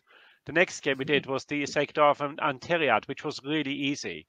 And I could actually play the whole game. I could literally finish the game in 90 seconds. I had the office record for finishing the entire game in 90 seconds. Right? So we kind of flip-flop between too easy and too hard, basically. Yeah. 90 seconds they can play a game? Yeah, 90 seconds. Well, of course, you have to know all the things. You have to know all the things you don't have to do to finish. Yeah. So if you know the exact path and if you know the exact order in which you have to do things, you don't have to do all of the essentially what would be now optional tasks. You cannot just do the whole game in 90 seconds. We used to have like speed Onteriad sessions in the office, and I think I had the record for finishing in 90 seconds. So I bet you, definitely too easy. I bet you never had bloody speed runs at Cauldron. No, I don't. Do you know what? I think to this day, I don't think I've ever finished it in one session. And that's actually one of our biggest problems testing it. Was we never actually did the whole game. Because we were testing it, we only tested the level. You tested level by level. We never actually played the whole game. And that was one of the biggest things I learned about testing, is that you really have to test the whole thing. Because say you play a level, you lost a life, you think, oh, I've just lost one life. But then there's like 90 levels or whatever. There's like a ridiculous amount of levels. So you're going to lose all your lives, especially if there's no way of picking them up. So it taught me a lot about game balancing. And again, I apologise for that. Yeah. Shaun, obviously, most of your games, I think I'm right in thinking, well, we're kind of arcadey games, a lot of like motorbike driving games. But you did a budget game. Who was it for? Was it Mad's Games called Hero of the Golden Talisman, I think, was it? Oh, yeah. Yeah, well, I'm not quite sure where that idea came from, other than it might have been Impossible Mission or Mission Impossible, or whichever way round the game was compared with the film. Yeah. Because the character looked very like it. I was very good at trying to copy other people's stuff. Yeah. I mean, that was actually quite a good game. Obviously, it was a budget game, but a lot of your games, like Kickstart and Kickstart 2, they were budget games, as was Pod as well. Eh? Yeah, I mean, Doug sort of was in charge of trying to sell them. And he did some with Gremlin, obviously Trailblazer, and then we came back to Gremlin for the Amiga games. But I think he just got to know the people at Mastertronic, and they were like, "Oh, I'll take all the games you can." So, quite at one point, I think I was writing 1 or 2 games a week, and some games were quick and some games weren't. But that's why it's like, "Oh, do a C16 version." That's probably where that came from. Sort of Mastertronics were probably pushing for them. What was the long? Oh, sorry. No, sorry, Craig. I was just going to say, what was the longest development of a game that you can remember? We did Kid Chaos for Ocean, which was a bit like, a sort of an Amiga Sonic, a bit like Zool, but he was just so when you were talking about 2 or 3 weeks, was that 2 or 3 months or 6 months? Well, most of the Amiga games would take about 6 months, but I think the C16 and C64 games, I mean, if I was writing that one you were saying about the Kickstart on the 16, that probably took a week. And then some of the Amiga games were, the Commodore 64 games were a couple of months and things like that. Yeah. Did you write your own sort of like software stuff, like sprite editors and things? I mean, you wouldn't for a C16, it hasn't got sprites. But, like a graphical kit or a... I'd probably just type them in from, by hand. Yeah. I remember I used to go through quite a bit of graph paper. Yeah, didn't we all? Yeah. That's wonderful. Thanks for answering those, because I've just been intrigued. That was all. Yeah. I mean, before Lotus Turbo Challenge came along, racing games in the Amiga and the Atari ST were quite simply shite. They really were. I mean, you had things like Crazy Cars and Crazy Cars 2, and they were just awful. And then this game came out of nowhere, and people's collective jaws hit the floor when they saw how fast, how fluid the update. I mean, it was all kind of like sprite. I know it's not sprites, but we'll call it sprite based. Just absolutely phenomenal. And then, of course, you brought out the second one, which just took it to another level. I mean, how did you manage that? How did you look at games that were there, Shaun, and think I could do better? Or again, I probably didn't know what was out on the Amiga. I think it was Andrew's idea to do a racing game like that. But I certainly looked at games in the arcade and thought, well, how can I copy that? And I've told a few people over the time how the road routine worked and everything, and it just seemed to fit perfectly with what the Amiga could do. I mean, the Blitter used to say, draw one line onto the screen, and just by the time it finished, you're ready to do the next line. You'd processed all the maths that needed doing. So it was a lot of, just fitting everything in perfectly just to run it as fast as possible. And that was the thing, getting it run at 60 frames per second, or so it looked as fast as an arcade game. That was the thing I don't think people had managed to do before. But yeah, so you weren't really aware of other people's games at that point when you were writing? Well, we'd see. I think there was Pit Stop 2 on the C64. Yeah. So Lotus was basically that with hills in. And a wee bit better. I mean, look, to be fair, Pit Stop 2 was a great game on the C64, but the gulf between what you wrote and what was there before was just woof. And perhaps it's probably good that you didn't see what was out there, because you may have compromised what you were doing, because you were obviously quite oblivious to the fact that what you had written was just like, people didn't believe that these systems could actually do games like that. Yeah, well, I was trying. I mean, Outrun was out at the time, so I was probably trying to make it look like that in the, with regards to the sprites and the road routine. So. And was that in the? If I'm being brutally honest, and I always am, if I'm going to play, I still play Lotus 2, but I kind of prefer the nothing to do with the technical aspect. It was more a racing game. The first one was more about racing opponents, whereas the second one was Outrun, really, wasn't it? Yeah, I mean, we could have just done the same thing, but we wanted to change it, and I prefer Lotus 2 because, as you say, it's like Outrun getting to the next stage, and you don't really have to.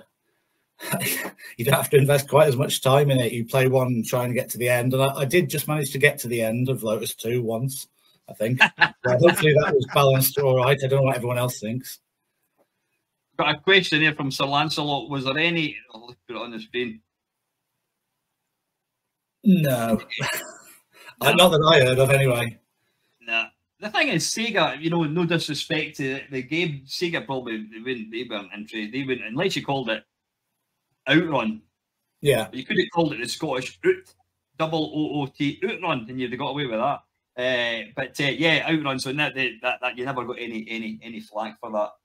Well, someone was talking about Scramble on the C64, and it was spelled with a K, and that was all you needed to do then to get away with anything you liked. Yeah. But the thing is, back in the early days, it was rife. I mean, you type in, you go into Google and type in Galaxian, there'll be 100 Galaxian clones for the C64. People used Pac-Man, they used it, nobody cared. Burger Time. Yeah, I copied the actual sprites off the duck shoot game for that. I sat there and waited at the arcade game because it would pause for about 5 seconds, and I'd be going, right, there's a dot there, a dot there. That's what the rabbit looks like. So, yeah.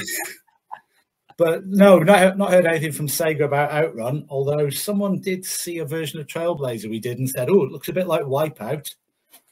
But we were about 10 years before Wipeout, I think. Exactly. Oh, yeah. It exactly. was. I had to say, in those days, it wasn't. I have to say, it wasn't. I never considered it copying. I was more like inspired by stuff, because your copying in those days were literally, if you think about the laws of copyright, they were literally, you had to copy a passage of a book. Copyright law wasn't applied. There was no digital. Nobody knew how to apply copyright to digital. So unless you copied somebody's, there was more chance of you getting done for copying somebody's font than somebody's game. Yeah. Yeah. It literally was the Wild West. Yeah. I know Jeff Minter, when he wrote Attack the Mutant Camels, he came up with this really quite cool looking font, and people nicked it. I think Interceptor Software nicked it. Quite a few people nicked the font. Yeah, so it's very distinctive. I'm probably gonna bail out in a minute. I'm gonna send you stuff. I've mocked up something. Let me know if that's good enough for your special Evil Dead thing. Thank you so much. I'm sure he'll love it. It's just he's got absolutely everything. You know. All right. Awesome. All right. Listen, guys, nice to meet you, Shaun. Listen, just before you bail out, Richard. Unfortunately, we have literally ran out of time.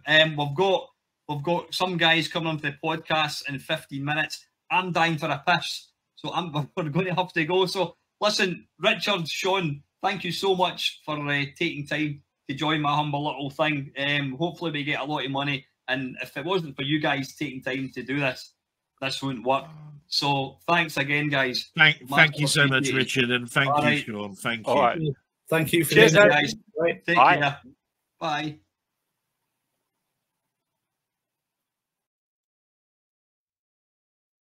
Awesome. We could talk. We could quite literally talk. Yeah.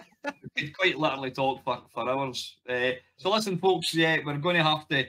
Time is of the essence. Like I said, we are restricted to half-an-hour sections, unfortunately. So we're going to put the little Mamemeister has gone to the toilet thing for 10 minutes. I'm going to go and grab another cup of tea, and we're going to be getting joined with the Ted Dabney boys at what time is it going to be?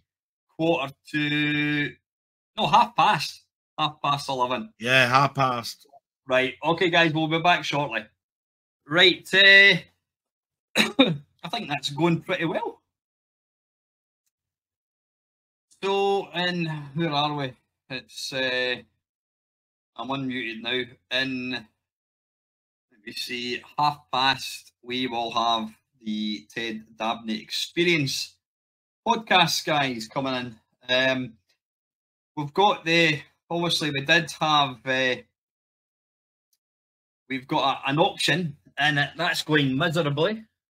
I'll just let you see what we've got. In fact, we'll take Dell out just now so we can get it full screen. The auction, we've got Choo Choo Rocket for the Dreamcast. We have got a brand new, Dell bought that specifically for this. It's Creed 1 and 2. That's currently at £15. We've got, more importantly, I think I saw Steve's joined us.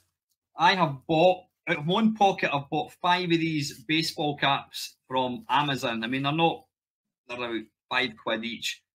There's Dell there. I'll just bring Dell in just now. We've got 5 of these, which I can, it's just a plain, in fact, shall I open one up? No, I'm not going to open it because they're brand new. I don't want to get it dirty. We've got 5 of these.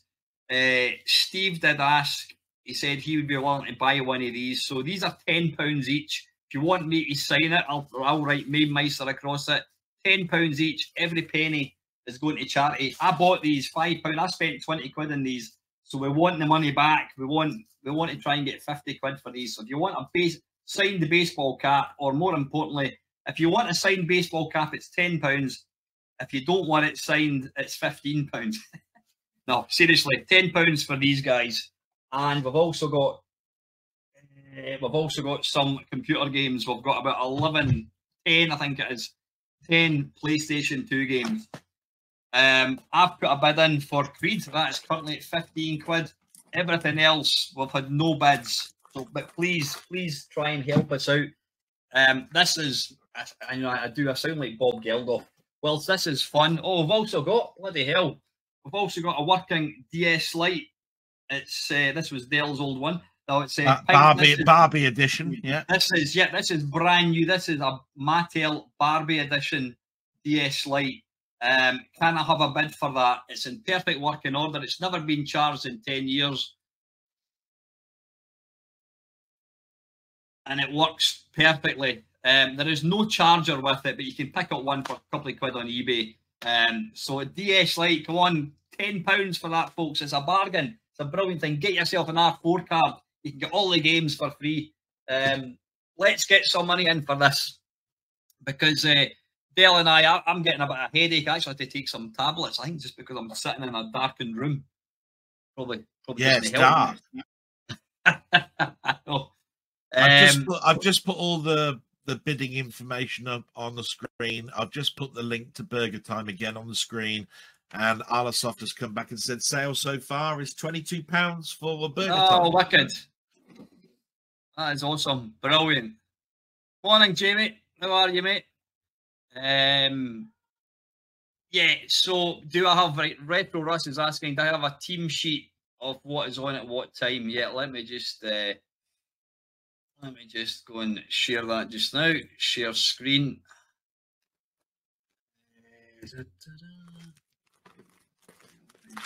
You guys, you see that? Right, there we go. That is what we've got coming up.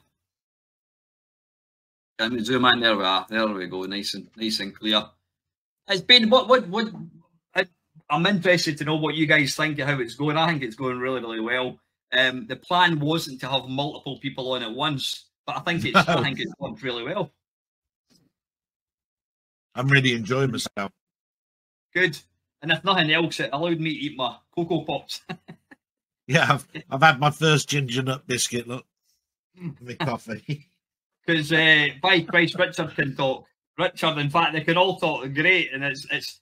I think I saw somebody. I think it was Neil made a comment saying, "This is like not comedy gold. This is brilliant having two better encoders in the same room at the same time." I mean, these guys have never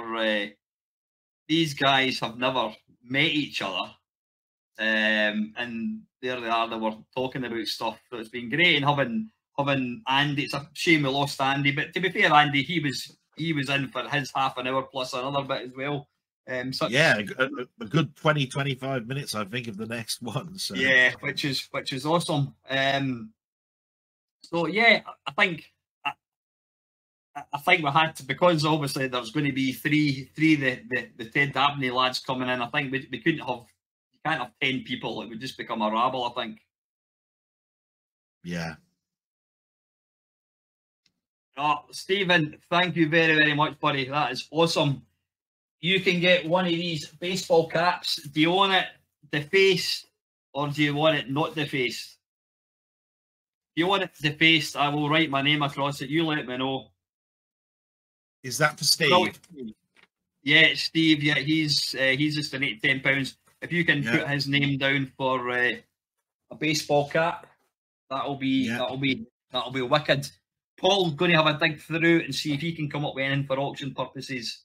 Even, you know what, folks? Even, you know, it doesn't have to be an auction because, as I'm conscious of how tight money is.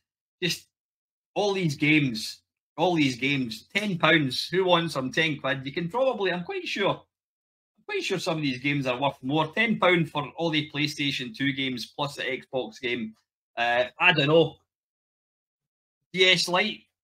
Big, I don't know, 15 quid. That.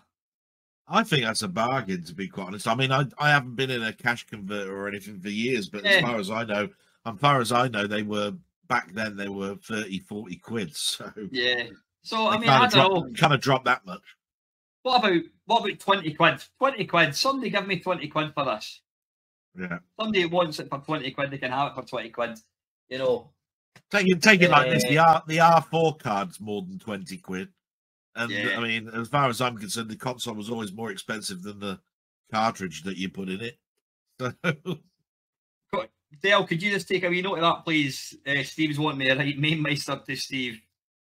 Yes, problem, yeah. Not a problem. That would be great. Oh, hang on, we've got somebody's early.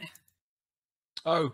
Sorry. How you doing, Richard? Hang on a wee second, mate. We're just ignore me. How you doing? Hey, Christ, that's an impressive collection of bloody models at the back there. Yeah, some nerd's office. Yeah, I've just seen them all. Bloody hell. I'm 4 minutes early. I actually thought I'd go into some kind of green room or something. This is embarrassing. Shows my level of technical expertise. Shall I go? I'm happy to go. It's fine. No.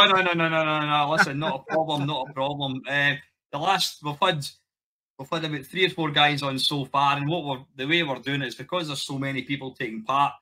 Quite literally had to say half an hour, and then we've shoehorned 15 minutes so Dale and I can go for a piss.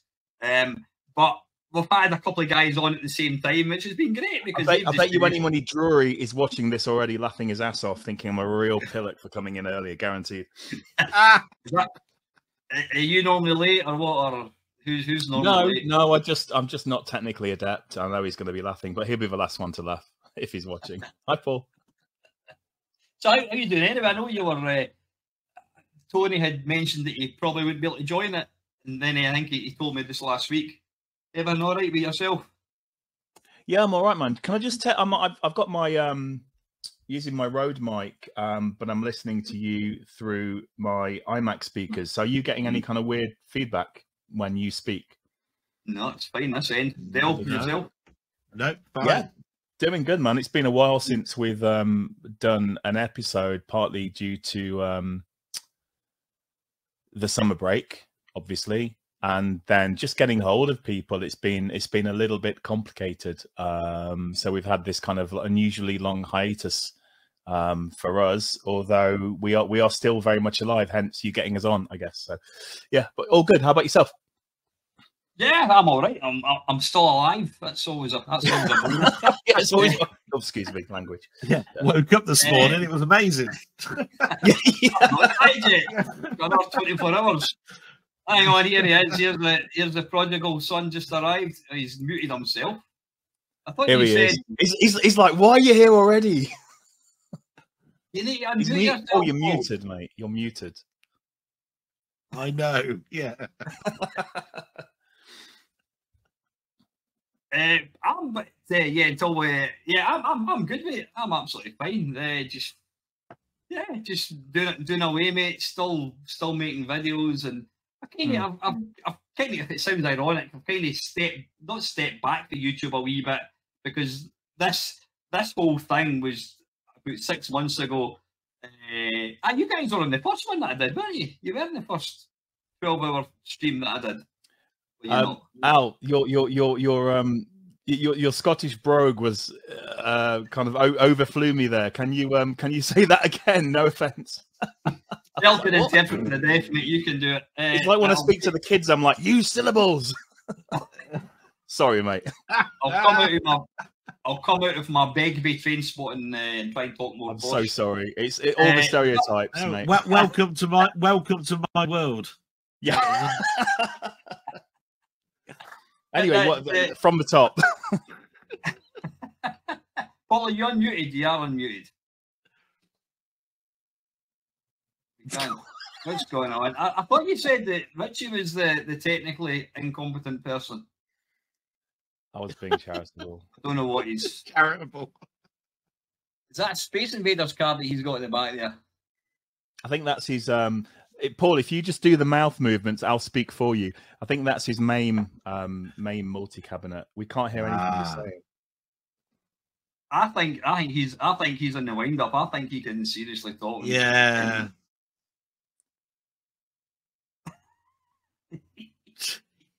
I don't. Well, the only thing I can suggest is that he leaves the studio, goes back to audio, and just do a test. That's right. Yeah, trying. Paul, can you hear us? Leave the stream, and then before you join, go to configure, setup, and just make sure that your microphone's enabled. You get this wee thing that moves up when you talk. It goes. That tells you that you're making noise. So just look at that. Hold on, I'm going to message him. Yeah. I don't know if Paul can hear me.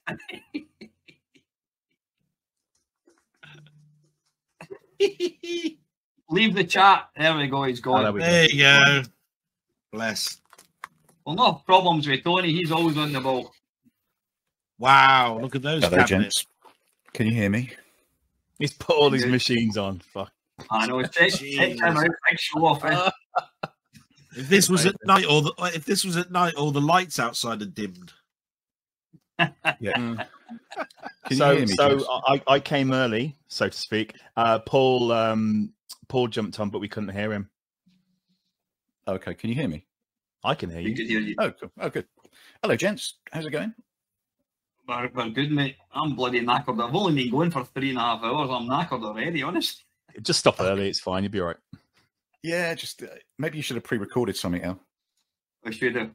I know. Anyway, I'll bear that in mind for next time. How are you anyway, Tony? You all right? Yeah, pretty good, thanks. Yeah, not too bad. Just bracing up for my son's got a rugby match this afternoon, so we're going to be taking him there. So, oh, he plays rugby. Get him out. He does, yeah. Yeah, quite enjoys it. Which is great for him. It's not so good for us because we've got to drive all over the bloody county to take him to various matches and stuff. But you know, what else would we be doing with our Sunday afternoons?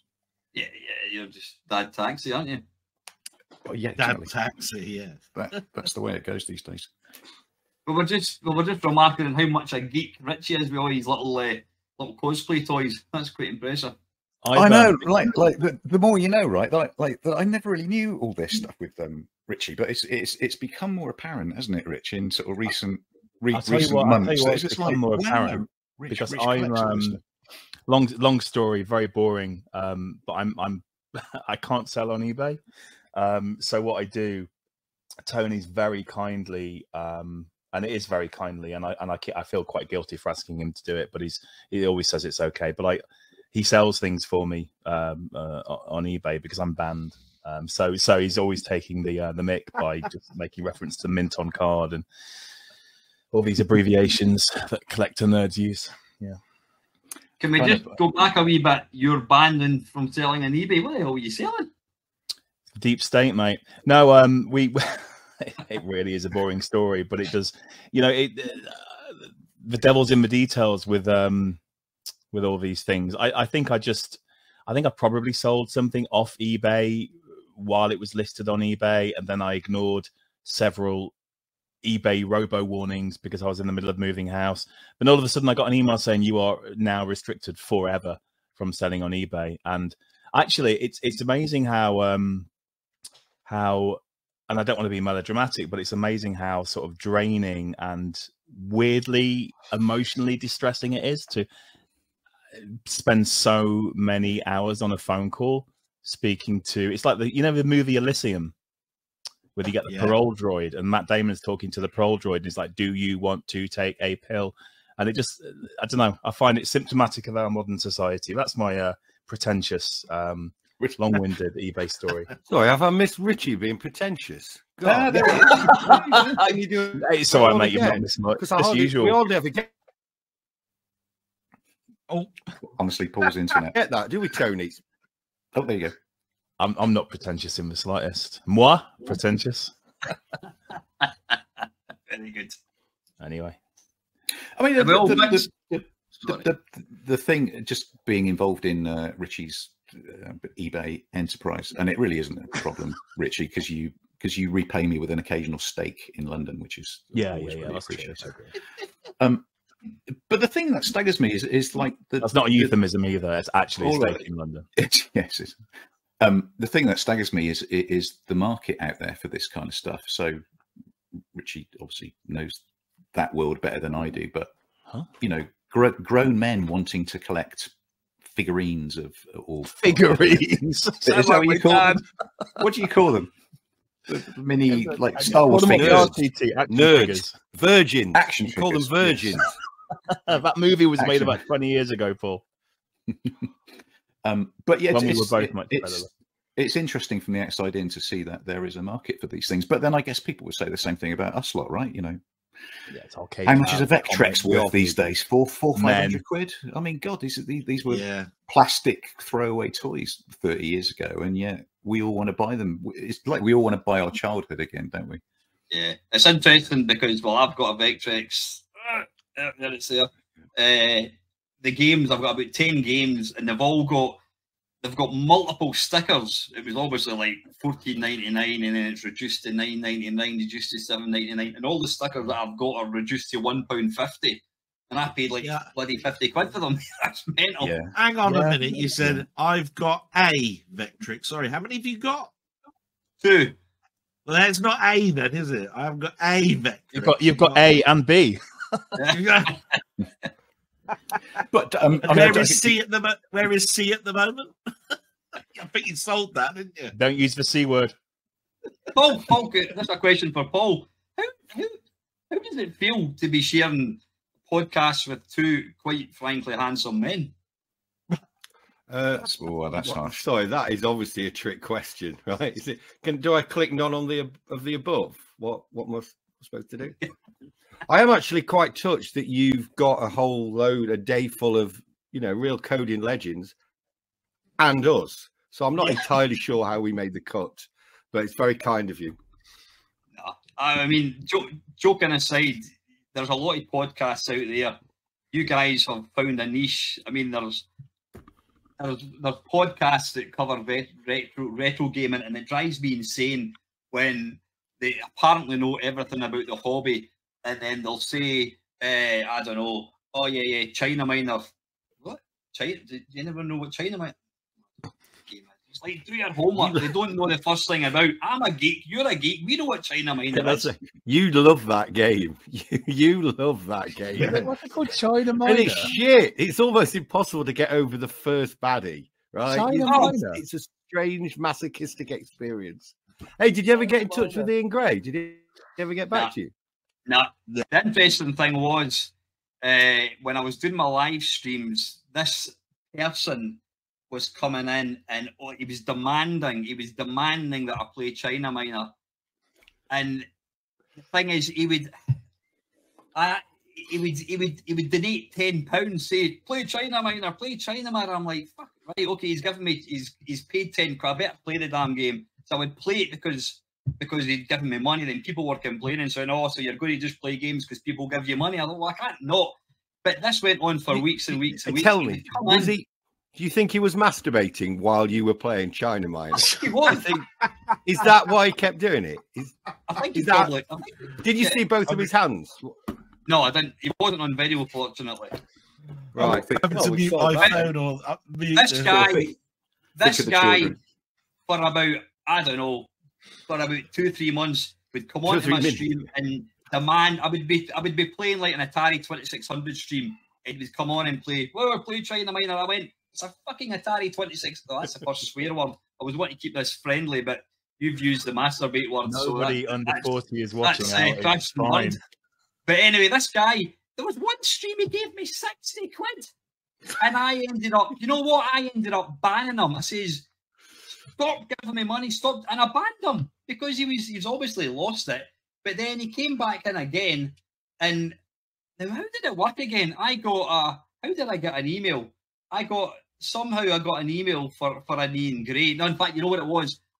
Through Google, I managed to find, it was through some like telescopic society or astrology website, that there was an Ian Gray, whatever it was. And I sent this guy an email and I said, you know, are you the person that coded China Miner? And he went, yeah. I says, would you like to come on the channel? I'd love to talk to you. And he said, well, yeah, I'll come on, but I don't want to talk about the financial side of things. And then it just went, it just died a death. And I think I gave you his email address and you tried and you failed as well. Did you get anything? Yeah, he was probably too busy masturbating to China Miner to reply to our emails, I imagine. Yeah. Anyway, should we move on? So, podcast, people that haven't seen it, they need to check it out. The Ted Dabney podcast, you're taking I was going off on a tangent here. There's these podcasts, retro gaming podcasts, who just they don't know their history. They talk about PlayStation 3 like it was an old console. You guys go right back to the very, very beginning. I mean, Nolan Bushnell, bloody Eugene Jarvis. You know the interviews that you have are absolutely fantastic. Whose idea was these guys met? Oh, sorry, Al. No, I was just going to say, how did the Ted Dabney podcast come to fruition? How did you guys know each other, and whose idea was it? Who's taking responsibility for this? We're all buddies, sort of randomly. I've been friends with Paul since way back when, sort of 2005 or so, and got friendly with Rich through the arcade hobby, and we all found ourselves in Florida one year, going to the Free Play Florida event, which is with Paul sporting the t-shirt.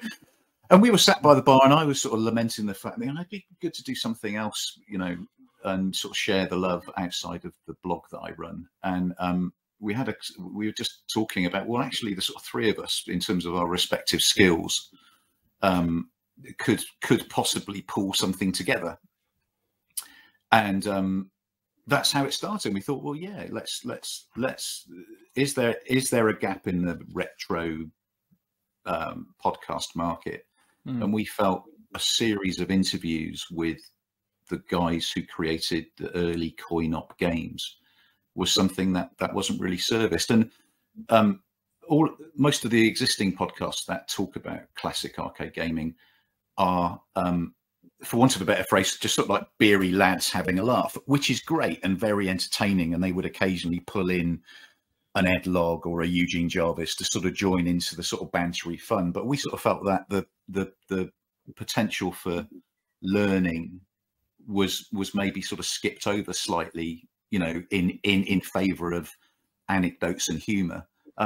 And that's certainly not us putting ourselves up on a pedestal saying we're better than anyone else. We just wanted to do something. But we are, aren't we, Tony? That's what we actually think inside, isn't it? Yes. And we just went down that road. So I think we all bring something different to the party. Paul obviously has a very extensive black book of contacts through his work as a journo for Retro Gamer magazine. I've got a certain number of people that I'm happy to reach out to and try to get on. Richie too, probably to a lesser extent, but Richie. Yeah, Richie, what the fuck do you do? No. Who's this guy? But without Richie, the podcast wouldn't sound as fantastic as it does. I remember that. So Richie sort of handles the technical side and you know, brings a different perspective to the questions we ask those guys, and probably sees things that we could potentially ask that Paul and I can't see the wood from the trees and sort of go down a certain route, whereas Richie sort of brings a bit of a left field view. And so that's kind of how it started. But I would say as well, it's also a learning experience for us. And frankly, we certainly don't know everything, and we only do a certain amount of homework, and it's really to get these guests on so we can hear it from the horse's mouths. So we all make assumptions about how Asteroids was developed, and we've read the stuff on Wikipedia, and some of that's true and some of it's frankly folklore, and it's great to it is great to get the horse's mouth on and get them to kind of talk about it. There was one I'd like to say that we've underplayed Richie often gets underplayed in life, but if it wasn't for Richie, it wouldn't really happen because he does all the technical stuff. The bit I wanted to say is that everyone obsesses about the physical cabinets, and someone really kind bit of unsolicited praise when someone pointed out we're all obsessed with collecting the hardware, but we should remember the people that made these games, because they're not going to be alive forever. Yeah. And I think we've found that already with some of the people that we've talked to, is that, you know, they're in their 80s. And I'm really Tony, glad who that did you accidentally kill when we were mid-interview? Well, who were we talking to? I think you've spoken about this before to Al, perhaps. Yeah. Maybe it wasn't our. I say our. It wasn't my kill anybody. Moment. No. So we were interviewing Ed Logg, who is the guy who wrote Asteroids and worked on Centipede and Gauntlet and other games. And very sadly, the day before or the week before, an ex-Atari employee had passed away, and that was a guy called Gene Lipkin, who was. Get it right. I think, yeah. Don't make that mistake again, mate. Don't kill somebody else. And he was the sort of CEO of programming at Atari Coin-Op, and you know, obviously very sad news. And Ed Logg came on, and sort of one of the first things I stupidly said was, Ed, I was very sorry to hear about your colleague who passed away recently. And he said, oh, who was that? He obviously hadn't heard. And I said, well, Lyle Rains had passed away. Obviously, so someone completely mate. And although we couldn't see him, you could hear the blood drain out of his face. And he was like, oh my God. I said, oh God. And I felt back, so I thought, oh shit, I'm the guy who's told him. Like, who am I to tell him that this guy? He said, oh my God, I only spoke to him and his wife 2 weeks ago. I'm going to have to phone up Nancy. But like a true stoic, he just carried on with his interview, didn't he? What a pro. And then he said, oh my God, well, when we're done here, I'm going to have to phone up Nancy. Oh, I saw awful news. Oh my God, I only spoke to him 2 weeks. And I was like, oh Christ, I'm the guy who's giving him this news, isn't it? Awful. Oh geez. Anyway, he carried on with the interview, and we got through it. And I think at the end I said, look, very sorry again about Lyle. And he said, well, yeah, I'll ring on. And then about half an hour later, when we finished the interview, half an hour later, I got an email from him saying, where did you get your information from? And he said he rang the phone. He rang Lyle's wife, and she answered the phone. He said, Nancy, it's Ed. I'm so sorry to hear the news. What news? Well, I understand Lyle passed away last week. I'm looking at him now. He's finishing his pasta. Oh, fucking hell. And I was utterly mortified. So, yeah, that was not my finest moment on the podcast. Well, we got a good anecdote out of it, didn't we? Yeah, it makes for a good story. Yeah. So anyway, Lyle Rains is alive and well, and I'm delighted to say, and I think Ed was quite happy about that as well. But obviously, Gene Litkin, rest in peace. Yes, I kind of mixed that up, which might explain why when we had a contact who reached out to Lyle Rains for us literally a couple of weeks ago, and he said, "I know Lyle. I'll see if he'll come on. I think it'd be great if you could talk to him." And Lyle replied and said, "No, I don't really want to talk about Atari." So I suspect the fact that it's like Final Destination. It's like when he actually comes on the show.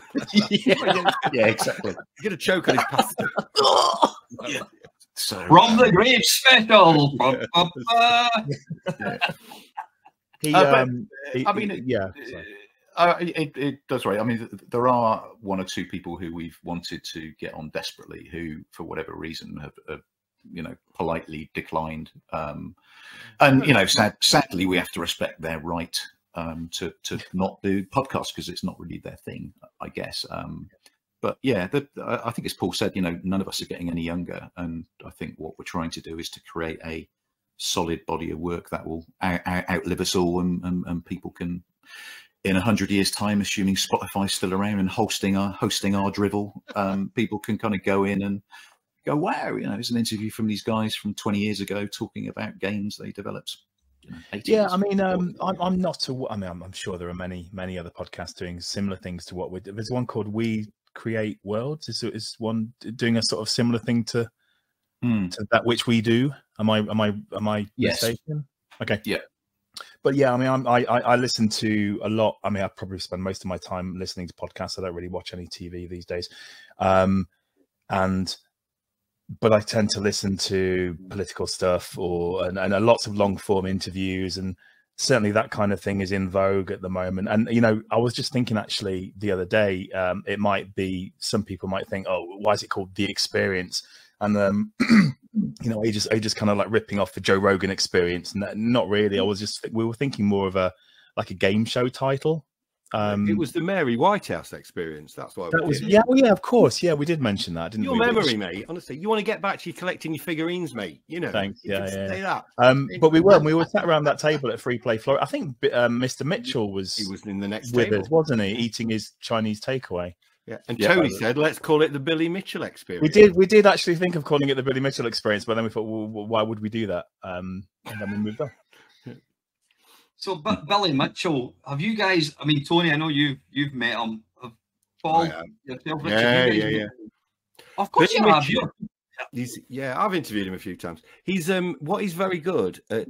He's never off stage. That's what you need to know. He's never off stage. Yeah. And so, but he gives you this impression that you're very special. It's like he should be a politician. In fact, that's scary because I wouldn't be at all surprised if that kind of is in a way. But he's sort of like, I know when I said, oh, Bill, I was wanted a little feature for the magazine. This is like 8 years ago or something.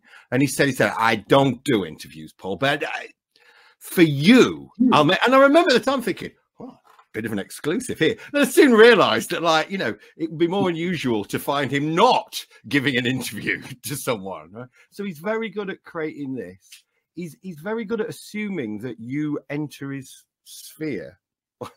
So once you're in there, it's like his world. What I would say, though, is he gets such bad press. When you actually chat to him a bit, he's actually, honestly, quite a nice bloke, and he's quite interesting. And he's just occasionally you can see the mask slip a little bit. Yeah, not the mullet. The mullet never slips, right? Yeah, it's a really interesting one with Billy. He's actually quite a nice bloke. So it's only old games, isn't it? I don't know why people get so upset. Yeah, I've certainly got no skin in the game. Just give me 2 seconds. I'll... Yeah, sorry. Sure. Is this his bladder again? What's wrong with him? Does he need to see a specialist? What's going on? Do you eat those Cocoa Pops so quickly? The milk didn't even turn brown. He's been sat there for 3 hours now. Needs a 40% bigger cluster in a feed bag or something.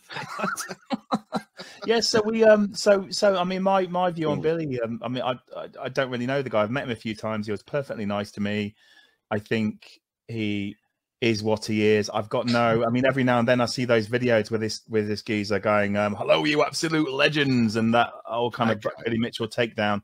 And I can neither be bothered with that nor the other side of I just kind of I watch it with amusement. It is, and I don't mean to sound aloof, but it does. I do find it amusing. The whole thing, it's just interesting to watch from an anthropological point of view.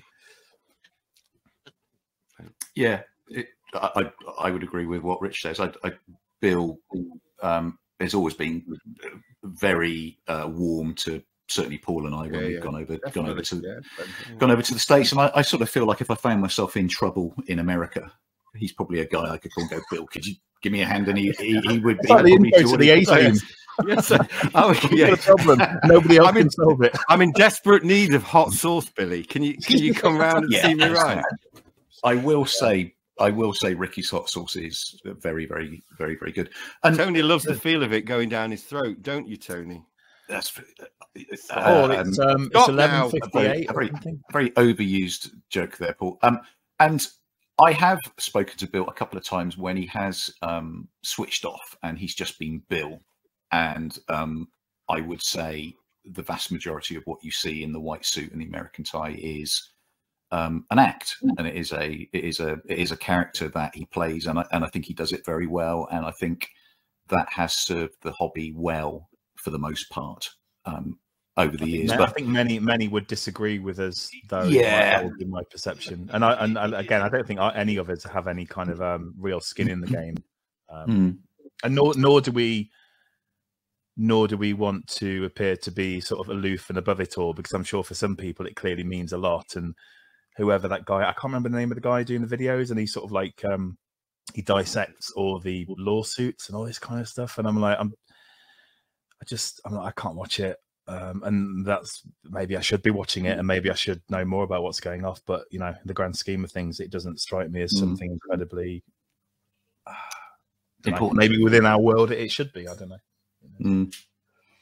Yeah, the whole lawsuit thing is fascinating from the outside in. It's just like, this is clearly that important to some people that they're prepared to go down the legal route to protect their name, their identity.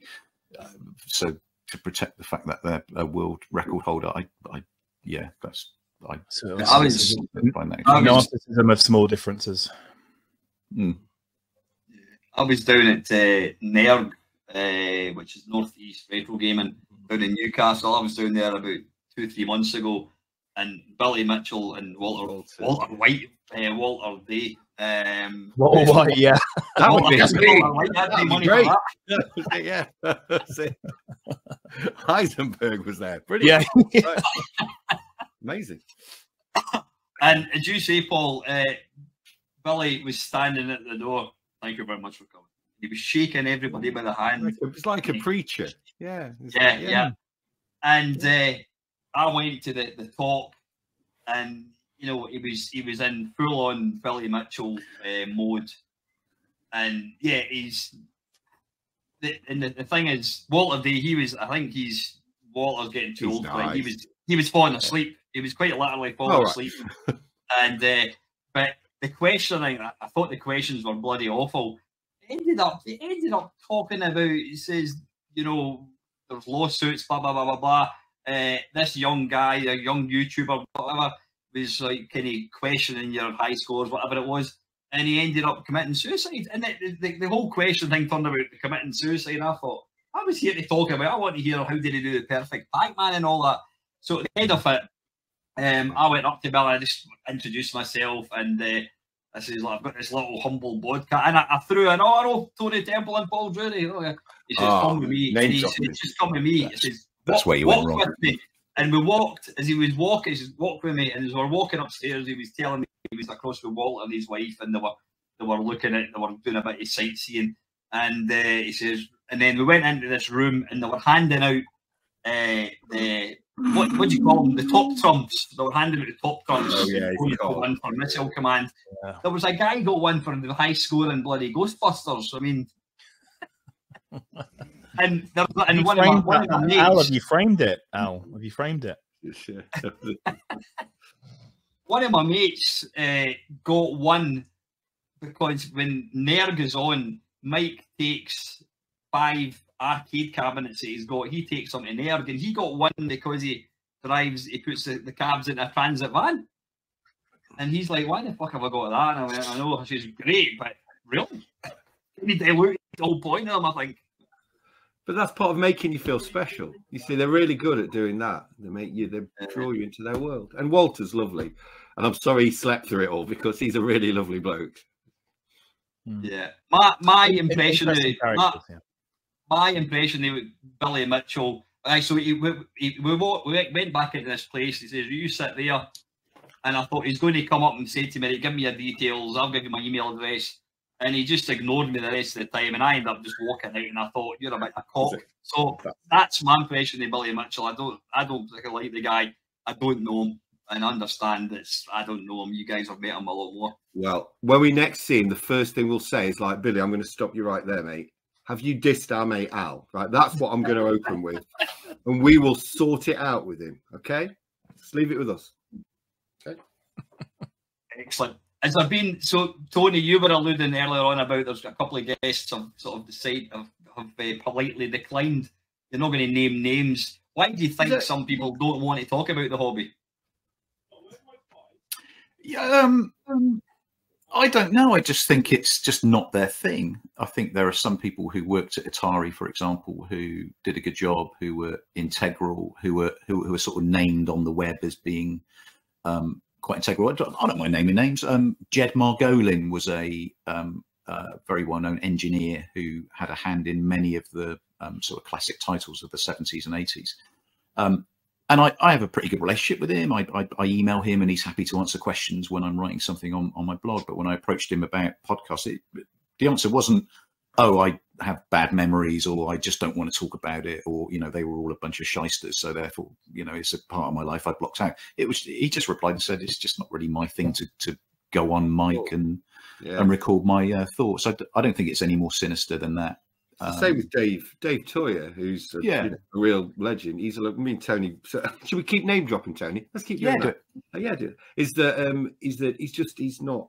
You know, when people were employed to make games in the 70s and 80s, they were not employed based on their ability to be a raconteur, right? They were employed on their basis to be able to code, right? So some of them are more. I mean, you talk to someone like Owen Rubin, who could talk for the United States, and he'll just spiel off. And he's like, well, someone like Dave Toyer, he's quite shy and introverted, and yeah.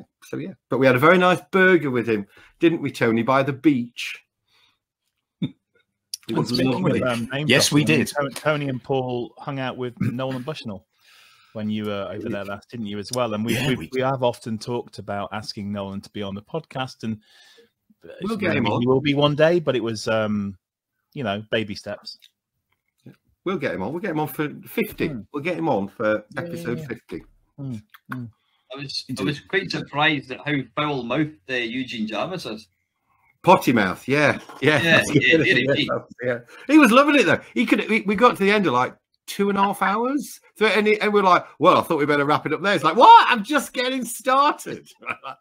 Yeah, Eugene was good, and I think what I really like about what we do, and obviously we've had a lot of Atari guys on, because they were really the centrifugal force of the industry in that era. But and I know Tony's spoken to you about this kind of stuff before, but we also get people like Doug Wismer from the monitor manufacturer Electro Home, and what you would think, in fact, a friend of mine who has no interest in video games whatsoever, and I said, dude, just check out the podcast, see what you think, give me your honest opinion. And he was like, that was one of the most interesting episodes. He said on paper it shouldn't really work, it looks really boring, but when you sort of tune into that kind of that rhythm and that conversation, and people, regardless of their name, have interesting stories to tell, and I think that's just as compelling as speaking to somebody larger than life and well known, such as Eugene and all these other guys and all these other people. I mean, I suppose there was a paucity of Paul. Sorry, just a segue jump with my ADHD completely sideways. I was going to start talking about it really is mainly guys we've spoken to, and I suppose that's representative of the industry back then. But we can't change history. We could try, but yeah, we've Christina Donofrio. The next guest will hopefully be a lovely woman called Christina Donofrio, who worked at Williams, and she's best known for a game that's actually pretty obscure. So I don't know if I phrase that very well, called a Mystic Marathon, which is a really inventive coin-op from the mid-80s. But she worked a lot on the technical stuff in the background. But it's true. I mean, like, we have had, you know, female interviewees, but back then they were often not coding, you know, they were in marketing. We've had, you know, all graphics. Like, we had Evelyn Seto, she was brilliant. It was all about, you know, so, but you have to acknowledge you can't, you know, you can't change that. And we couldn't, you know, and similarly, just because they're women, that shouldn't be, you know, we try not to make that the focus of the podcast. Although I must admit, we, you know, couldn't resist saying, hey, we've all heard all these horror stories of Atari in the 70s, you know, were you constantly sexually harassed? To which they broadly said no, right? Yeah. Said no. Okay, right, you know, I know it's more nuanced than that, but yeah. Anyway, she should be on next, Christina. It'll be good. Listen, folks, I'm sorry to be the bringing the bad news. We have quite literally ran out of time. No worries. It's been awesome. I'll get you guys back on, and if you ever want a fat old Scottish bloke talking about games, do you know what? Yeah, you look very trim, Al. Actually, and I believe you are a runner. Are you not? Yeah. I used to do long. Yeah, he runs to the toilet about every 20 minutes. Yeah, now he's going to run. Sorry, Al, Richie. thank you so much, mate. Thanks for having us on. Thanks a lot. Good luck with this whole charity thing. Take care. Yeah. You, Del Boy. Fantastic, guys. Oh, thank you so much, Paul. Get donating, everyone. Bye. Awesome, mate. Oh, get a breath for a second. I never laughed so much in my life. They said, "Where's he going again?" He says, "He got to go to the toilet." What's he got a bladder like 20 minutes? No, I had to. Somebody was at the door. I had to That's what I thought, but it's just that they assumed straight away it was the toilet. Right, listen. Before we get Mike is due on in 15:15. He's due on in 15 minutes. Yeah, obviously, just want to thank everybody so far that's watched. We're 4 hours in. I'm knackered. We've sold another cap to Colin. Brilliant. That's the only update I've got there, unfortunately, for anything at the moment. That's great. So we've still got 3 baseball caps. I'm still winning the auction for Creed. We've still got the PlayStation games. Have we not had any bids for the DS? No bids at all. No, I don't know what it is. I don't know. No love for this beautiful looking. We got 35 now. That's more than anything, you know, since this morning. So you got the maximum amount of people watching right now. Yeah.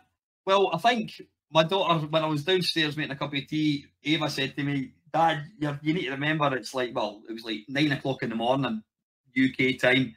So I think we can try and pimp it a wee bit more later on." Yeah, I keep putting it up at the moment what the bids are, but you know, I don't know whether people have actually seen the actual items, you see, and they just go, "What's that all about?" You know what? If you're going to make a donation, folks, that's great. Why not make a donation and get something free? Oh yeah.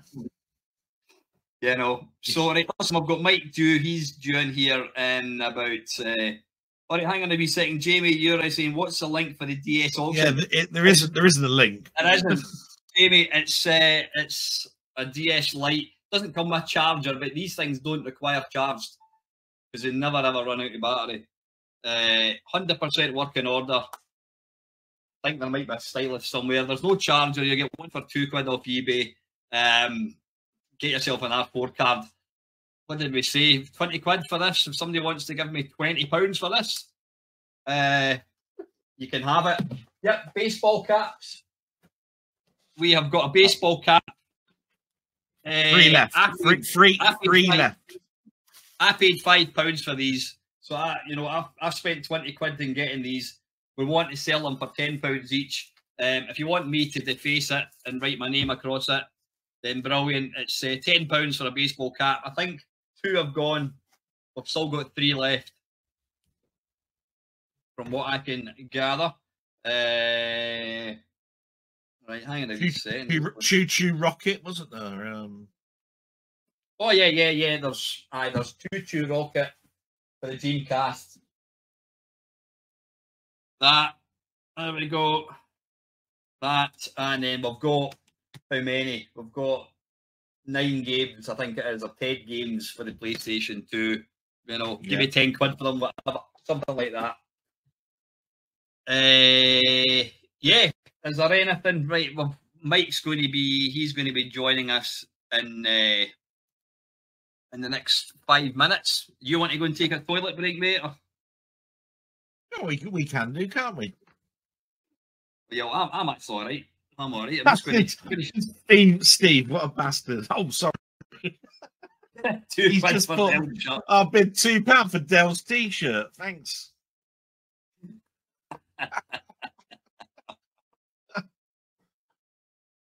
Oh. They were the good bunch. They weren't they? I couldn't stop laughing. So, none of that stuff that was in there. Let me see. I just want to do a wee bit of. We'll have to get another update from Arlasoft soon, and because he said, he said £22 so far. That was good. I keep putting up the link for the game to download. So, yeah. Right. Let me see. I'm not sure if people are aware that there is a donation for that game. If they want, they can have it for free, but there's a donation button at the bottom of the screen.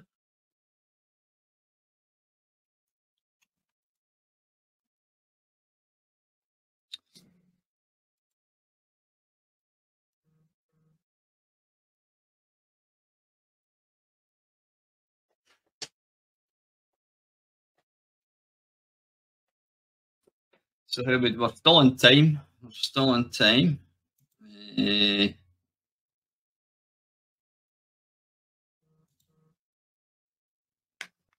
What's this phone? Ah.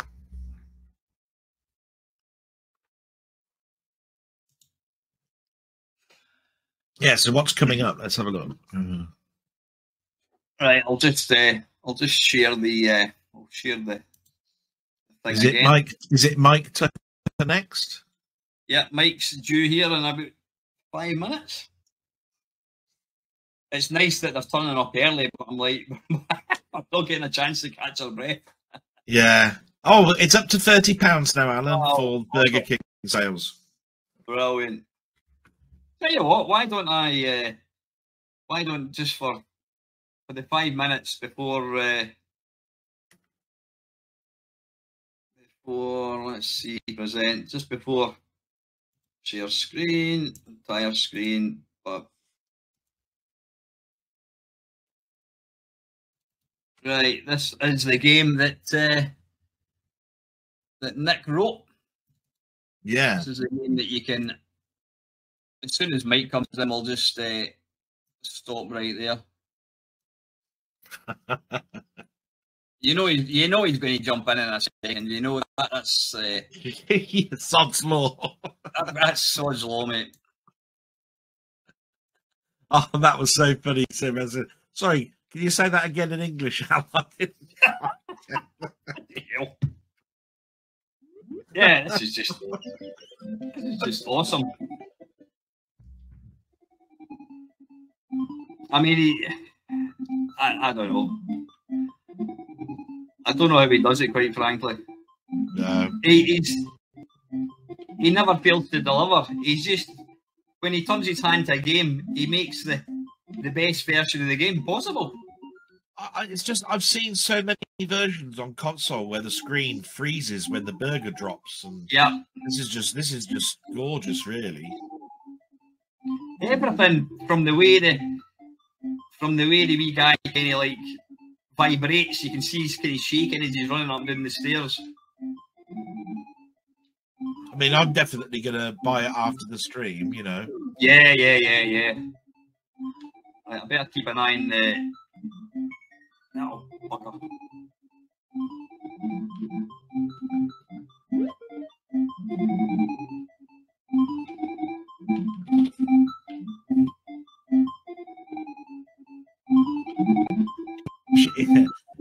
He should have done a level where the ladders make up the word Mame or Al.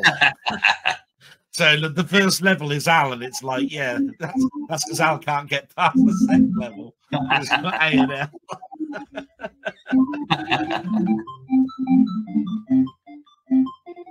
No, but I mean that's as close as arcade, isn't it? I mean, my God. Oh, it is. Superb. So that's what you're paying for, folks. So you want to go and download the game. You can download it at. Let's see if I can just find it. Remove that. Yes, unfortunately, if you weren't an early riser, you missed the chance to have your initials in the high score table. But that went extremely well. Hey. Hey, Al. Hey, how you doing, mate? Yeah, I'm good. Was that good? The woman will be delighted. I mean, we've just had the handsome Tony Temple and Richard, and then we've got bloody. You'll never see Daniel Craig and Mike in the same room at the same time. Honestly, God. I'll take that. Yeah, that's a compliment, I guess. It's better than I used to be compared to Boris Becker, so I'll take Daniel Craig over Boris Becker. I thought you were going to say Bros. Bros. Oh, they were cool. I met the Fred Dabney not at the Retro Man Cave a few months back. Yeah. Yeah, nice bunch. Yeah, good entertainment. It was great because Paul's mic was muted for the first 5 minutes, so we could get along in edgeways. I thought he was winding you guys up, but I was beginning to think that as well, Mike. I thought he's in the bloody, he's at it. He can hear us, and or we can hear him, and he's whatever it is. But yeah. So listen, Mike, thanks very much. Is that a CRT TV you've got there? Just a few, mate. I think I've got 5 in this room. I got 5 in this room alone, which is they're starting to get out of control. So do you have a bit of collection of like old systems and what have you? Yeah, for sure. I mean, it's part of what we do, but it's also the era of gaming that I'm most interested in, really. So I like to play on original hardware. So yeah, I've got like a DOS PC here.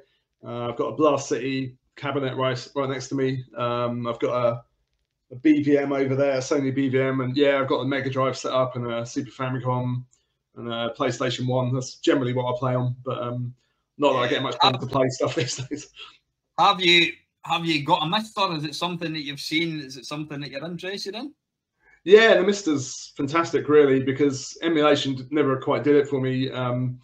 There was always something that felt off, but with the Mister, it's as close as you can get, really. And if you're playing on the CRT as well, then I think the experience is indistinguishable. So yeah, it's a good, compact, and cheaper solution, to buying multiple arcade boards or systems. So it's interesting to see how that whole scene is developing. Yeah, I mean, it took me. I've got a mate who had, it was called the Mist. It was called the Mist before it became the Mister, and he had that probably 10 years ago, and I didn't really get it. I didn't really understand what it was, because he goes, "Oh, I can play all these games," and I thought, well, I can play them on my laptop or my PC, and I've got 10,000 games, whereas you can play 50 games. And over the last sort of 5-6 years, I thought, I don't. People talk about lag and all that bollocks, and I'm like, that's a lot of nonsense. And then I can't remember what was. I had a mate down in London, and he was going about it, and he tried to explain to me just the difference. And I went, right, okay. And then I watched a few videos, YouTube videos, and there was one with a guy who he owned about 10 arcade cabinets. He owned a Sharp X68000. Nice. He was wanting to get Dodon Patchy 2, which apparently goes for like £10,000. And he said that he saw a mate bought a Mister, and he thought, holy shit, this is what I've been looking for. And he said he's now sold his Sharp X68000. He's put the Mister in an arcade cabinet. So rather than having to pay 10 grand for Dodon Patchy, he's got Dodon Patchy running. Apparently, when you get the correct controller, it's not 99.99% accurate. It's probably 100% accurate. And he loves it. And so I decided, I thought, I'll buy one. Of course, COVID hit. the price went up to like 700 quid. I'm like, I'm not paying that for it. I can't afford it. And then a mate contacted me, says, by the way, there's a guy selling one for 400 quid. You want it? I went, can't afford it, but yeah, give me it. And it's been an absolute revelation, because, and what I like about it, when you switch it on and you go to Dragon 32, it's like cursor. You're like, now what? And it feels like you've actually got the machine, the proper machine, because you're thinking, right, I need to Google, how do I load a game in a Dragon 32? You type in cat or whatever it is, and then you have to do list and then load. And it's like the real. I've got one there. It's there. You can see it in that computer. Yeah. I've got one underneath there, and it's, you know, I've got the keyboard and the mouse and all that. And to me, it's as good as owning real hardware. I've got loads of real hardware, which I'm going to try and sell, because A, I'm getting near the pensionable age and I need to try and boost my pension, and B, I want to sell it while it still works. It's been that Vectrex is worth a few quid, isn't it? Oh, that's my.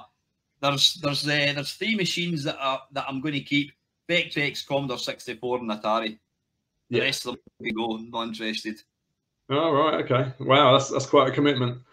But yeah, I sold my Neo Geo collection years ago, and I still regret it now. So I don't think I'll be selling any of my retro stuff going forwards. I'm just gonna hoard it.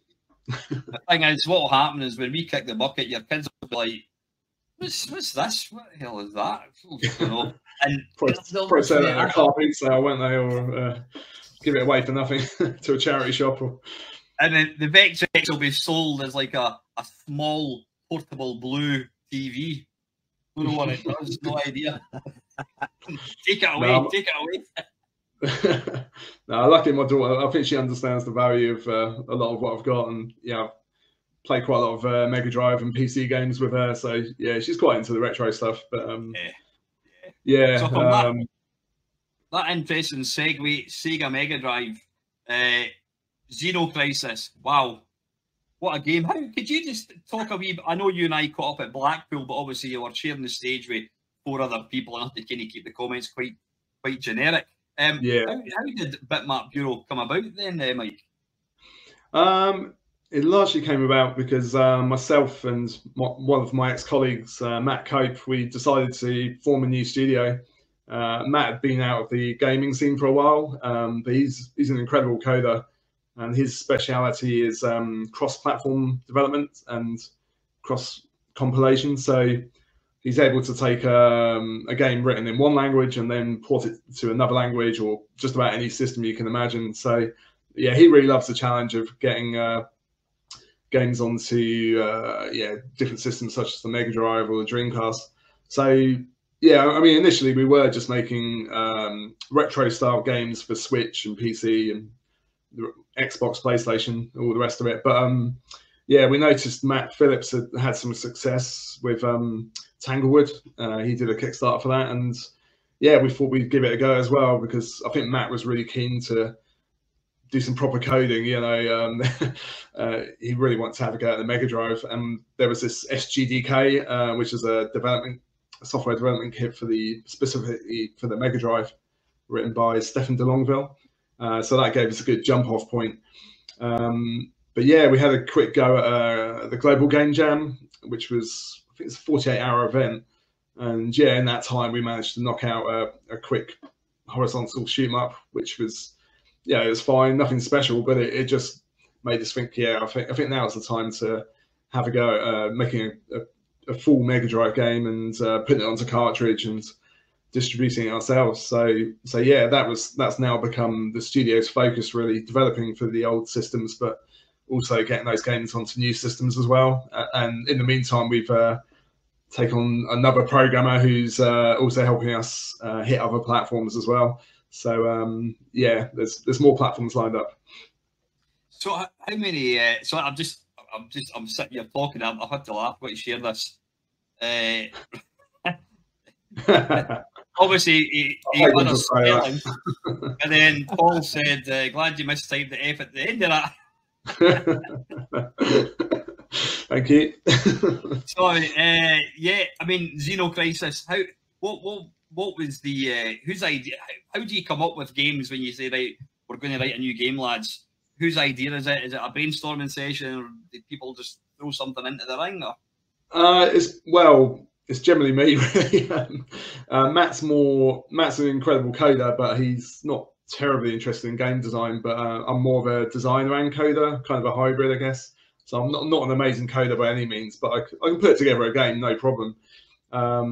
So yeah, that tends to fall on my shoulders. And with Xenocrisis, I heard the guys talking about earlier, being inspired and copyright infringement and all the rest of it. But I think when you make any game now, it's going to be inspired by some other game in the past. It's very hard to make something that's completely unique.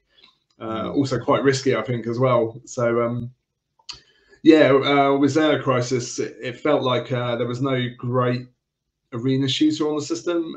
Super Smash TV was okay. It wasn't a great port. So we just thought we'd combine Smash TV with Aliens, so to speak, and it just naturally sort of organically sort of bloomed from there, really. I mean, the big factor in the game's development was getting Henk Nieborg on board, and he's the veteran pixel artist from the Amiga days. So he made did the art for Lionheart and Flink, games like that. Also Contra 4 on the DS. So yeah, he's an absolute legend and incredible pixel artist. He had experience with the Mega Drive as well. So yeah, he was able to nail the look of the game straight away.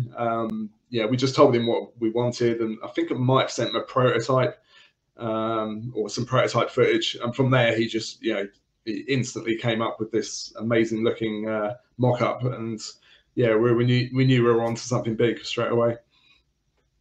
Yeah. What was the first version? Because I'm looking at Wikipedia, so obviously this is 100% true. It's been released on, I'm going to get my breath, Sega Mega Drive, Linux, Mac OS, Microsoft Windows, Nintendo Switch, PlayStation 4 and Xbox One, and it was later ported to the Dreamcast, PlayStation Vita, Neo Geo CD, Nintendo 64, GameCube and Super Nintendo Entertainment System. Is that true? I think that's most of them, yeah. There might be one or two. I mean, you've got the Evercade in there as well.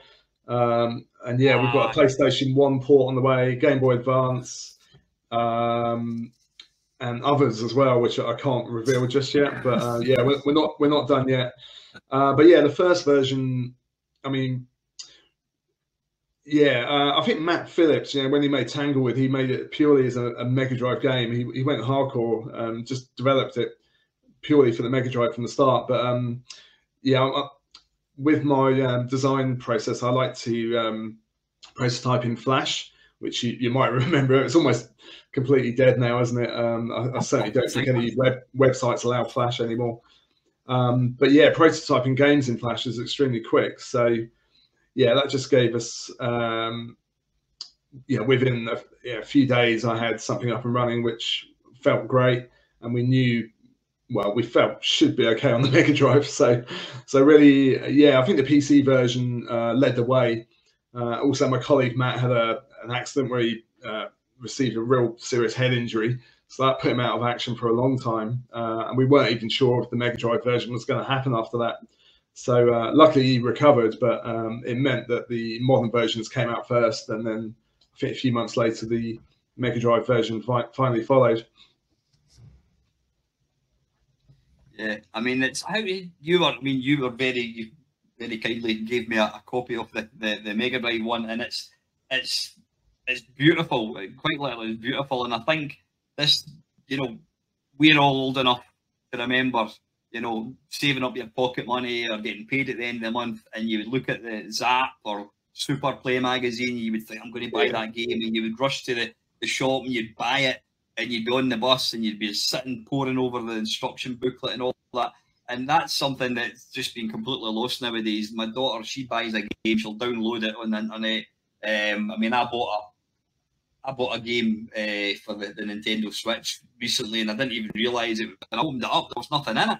And it was a code. I've just spent all that money on a plastic case for a code. Yeah, terrible. Really, it's strange that the digital versions are often more expensive than the physical now. Yeah, Oh, yeah.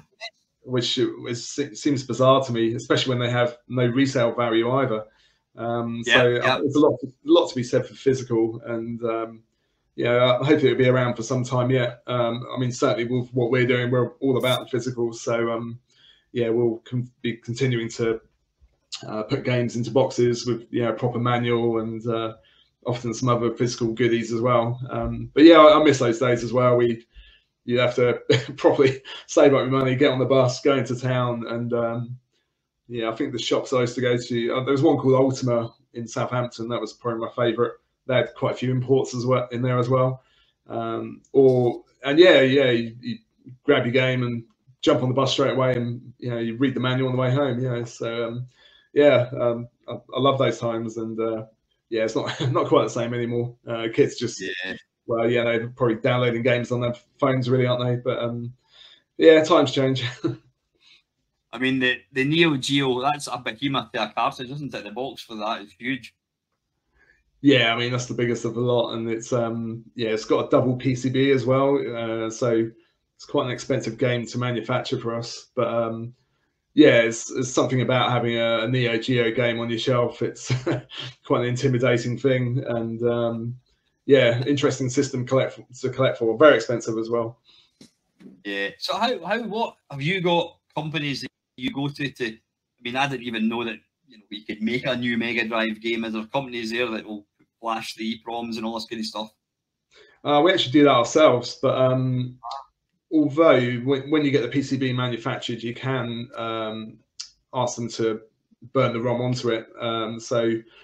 But yeah, I think with the first run we had an issue, so we had to burn every game onto each PCB individually, which was quite painful. But yeah, the factories are still out there, and yeah, I think things have moved on quite considerably since the old days. But yeah, essentially it's still a PCB with a memory chip on it, and sometimes we'll slap a FPGA on there, I suppose, to help out a bit. But yeah, it's and then there's the plastic manufacturing, so getting the cartridges made, the boxes made as well.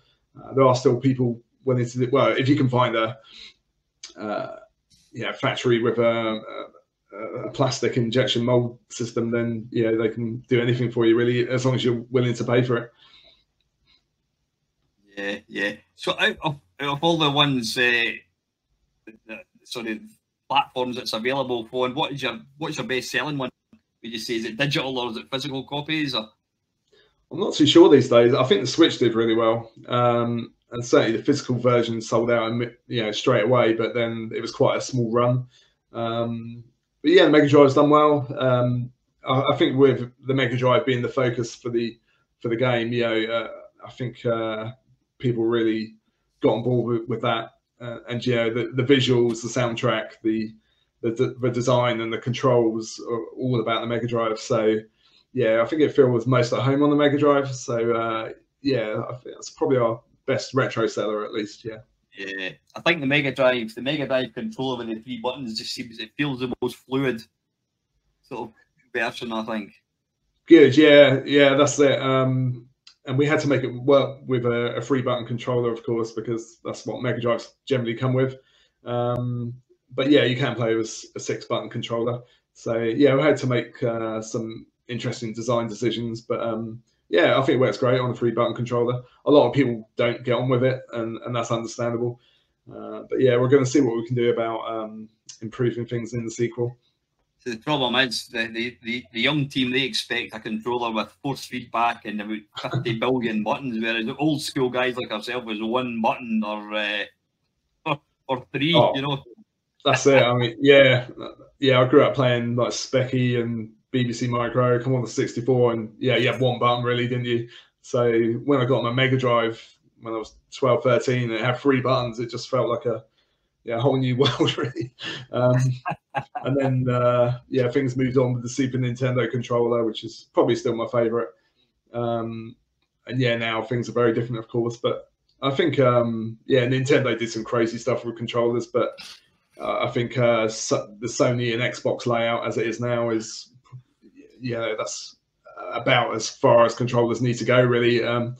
Yeah, you've got the limitations of the human hand, so there's only so much things you can do with a hand. So yeah, I think we've probably hit the limit on controller evolution, but we'll see. Sorry to interrupt a wee second, Mike. I've just got somebody. Jingles Bells. I see what you've done there. Hello, flew in from Twitter. Not quite clear who or what the charity is for. I don't see the description. Yeah, just very quickly, the two charities. This is all a bit of fun. We've got great guys like Mike and other guys that have given up their time to come in, sit with myself and Craig, and just talk bollocks and hopefully entertain you lot for 12 hours. But the good side is there's two charities that we're raising money for. You can donate. You'll see there. There's a PayPal which will come to me. If you pay friends and family, it means that PayPal don't get any money. All the money you give, £10, the £10 goes straight to the two charities. You can also, if you want, send me an email. I will give you my bank details. You send the money to me. The money will be taken out and put across. Two charities very quickly. One is called Spark. It's a community centre not far from me. It's in quite a deprived kind of area. It offers a place for people who've got social isolation, various mental illnesses, whatever it is. It's a place people can go along, catch up with other people, get a cup of tea, a cake. They can play pool, they can listen to music, they can play games. It's to help combat social isolation, which I think has been a thing that's very apparent, especially pre-COVID. People don't want to leave the house. It's a fantastic charity. I've raised money for them in the past. And the second one is a charity through in Stirling.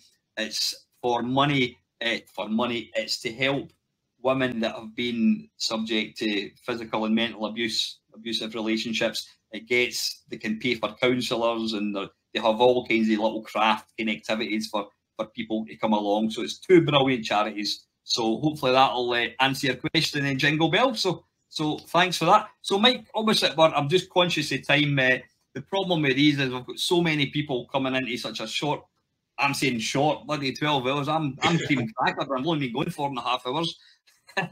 Dale's fault, he's fallen asleep twice. Because we've got so many people brilliantly giving up their time, it's quite literally half an hour. I'm like, right, sorry folks, we need to go. Yeah, I totally understand. You do an amazing job. The guys earlier on, I said, oh wait a minute, they might know each other. So we had like Richard from Taskset Sofware and Richard Leinfellner from Palace Sofware who did Calden. We were having a good old chat. So I'm just conscious of time. I know we've been trying to get in touch with each other. I'll get you on to the channel for a proper chat. I blame you. It's only if you'd be up for that. That'd be cool, yeah. Go into way more detail. So wait, can you just talk us through the other games that you've done and had published under Bitmap Bureau? Yeah, following Xenocrisis, we wanted to continue working with Henk Nieborg, and he'd done some great mock-up work for this game called, I think it was called Battle Bash originally. It was a kind of a top-down Gauntlet-esque kind of game. So yeah, we took that and made a design document, and we also kickstarted that, and the publisher Numskull got involved as well. So yeah, we released that on modern platforms, and it's a beautiful game. It's all Henk's artwork, so yeah, he had to do so many pixels for that game. But yeah, we're hoping to bring that to retro platforms as well. And then following that, we continued working with Numskull. We made a side-scrolling beat-em-up called Final Vendetta, which is very much based on Final Fight and Streets of Rage. Very much harks back to the classic late 80s, early 90s beat-em-ups. And yeah, we just felt the Neo Geo needed a decent side-scroller, because there's a few side-scrolling beat-em-ups on there, but yeah, we thought we could raise the standard a little bit. Well, we'll see what people think, but so that's been released on modern platforms again, and it's coming to Neo Geo soon, and we're looking at other platforms too. So and since then we been working with another publisher. He came in with a very exciting proposal. I can't really talk about it at all. It's all under NDA, but we're wrapping up the project right now, and hope it should be released in the first quarter of 2024. We've also been working on another projects simultaneously, and that's going really well. And yeah, we've got loads more exciting stuff lined up. So yeah, it's going to be a really great year or two for us. And yeah, hopefully our followers will appreciate our output. Well, if there's any, if the games, the later games, are anything to compare with like Xenocrisis, they're going to do well. See when the guy was coding the graphics. I mean, they've obviously when you're coding for like I don't know the Switch, you can have 10,000 colours. Did you deliberately want to try and retain the sort of like the 8-bit, 16-bit look with like 16 colours or whatever? Was that a sort of a conscious kind of decision? Well, it's a conscious decision, but it's also enforced on you. Yeah, if you're making a Mega Drive game, then you're dealing with 4 palettes of 16 colors, and those palettes have to be spread across the background, the sprites, the HUD, and so on. So yeah, you have to be really clever in how you use your color. I think that's why some Mega Drive games look quite gaudy and awkward. Yeah, if you don't really embrace the Mega Drive's color palette, I think your game can really suffer visually for it. But yeah, Henk Nieborg, he's just an amazing pixel artist. Really, he can make so much out of so little. So with just a few pixels and a few colors, I think he can do more than anyone. And yeah, even when he was designing the aliens for the the first few areas. I think, yeah, he sent us over a load of mock-ups, and we just looked at it and said, yeah, these were amazing, Henk, but yeah, you've used more than 16 colors there. You have to do some work on those. And he said, oh no, they all use 16 colors. And we had another look, and actually, yeah, somehow he made 3 different enemy designs using one palette, but somehow they all looked so different. In terms of their color usage, it's just amazing. So yeah, it's really important to have an artist who understands the palette limitations and also the color spectrum of each system. What's the kind of feedback on the game? Like, presumably there's been YouTubers and websites have reviewed it. What's the kind of feedback? Oh, it's been amazing, really. Yeah, I think people are always excited to see a new Mega Drive or Genesis game. But yeah, we really pushed the boat out, I think, and we wanted to make something special, and yeah, people love it. There are some comments about the difficulty and the requirement to 1cc the whole game to get a good ending. That didn't go down too well, but yeah, you live and learn. But yeah, generally, yeah, fantastic, really. And yeah, we've had people like Metal Jesus and GameSack, and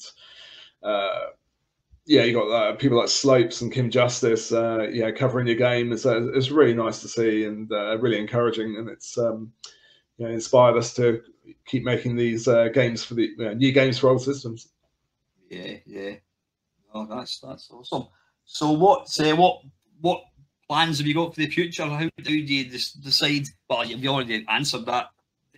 How do you pick what games you're going to look at next? What sort of genre? Yeah, I mean, sometimes it's determined by your publisher, of course. Yeah, they'll come to you with a license, and you'll either want to make it or not. So yeah, our current 2 projects are license based, but yeah, following that, I think we really want to do a sequel to Xenocrisis, because it's been sat there for 4 or 5 years, and begging for a sequel, isn't it? Yeah, that's it. I think I played it quite safe with the design. I really want to push things a bit more this time. So yeah, we've all had loads of ideas. We've got this great big spreadsheet of ideas that we'd like to see in the sequel. So yeah, we're not short on the creative side of things. And yeah, we've since expanded as well. So we've got more artists that can work on the project. So yeah, I think that will certainly be our next project based on our own IP. I think we've got others as well lined up. Every time someone joins us, they nearly always have an idea that they're itching to make, and yeah, we try and accommodate that as well. So yeah, yeah, I'm certainly not short on ideas, and yeah, we've had quite a few approaches from various publishers as well. That's good. Must admit, I was playing it for about 6 months, and then everything that I've just said is all nonsense. I've got the manual, and I never even read it. I was playing it for 6 months and dying instantly, and then I realised you could actually batter people with a gun. I thought, oh, that's just opened up the game to me. Yeah, it makes a big difference. I think you have to be quite brave to use it. It's probably a bit counterintuitive at first because you have to run into an enemy to trigger it, and it will automatically trigger it.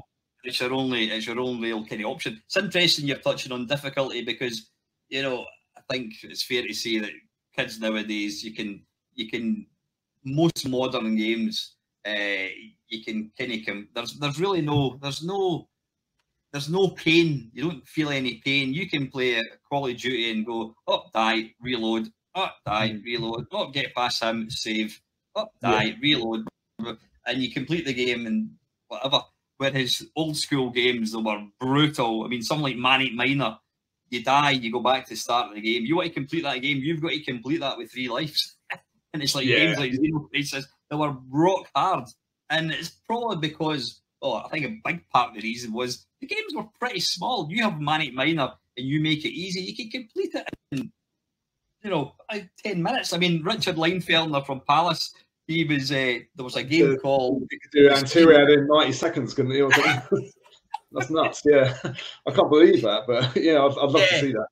So this goes to games were small, and you had to make them difficult for people to get some sort of value for money. Listen, Mike, I said we are fast running out of time. I've got a question here. I'll just pop it up there from Paul. What kids should learn to get into game design development? Designing specifically. I mean, I just used to read all the magazines, play as many games as I could. I used to pirate a lot of stuff as well. I was pretty naughty.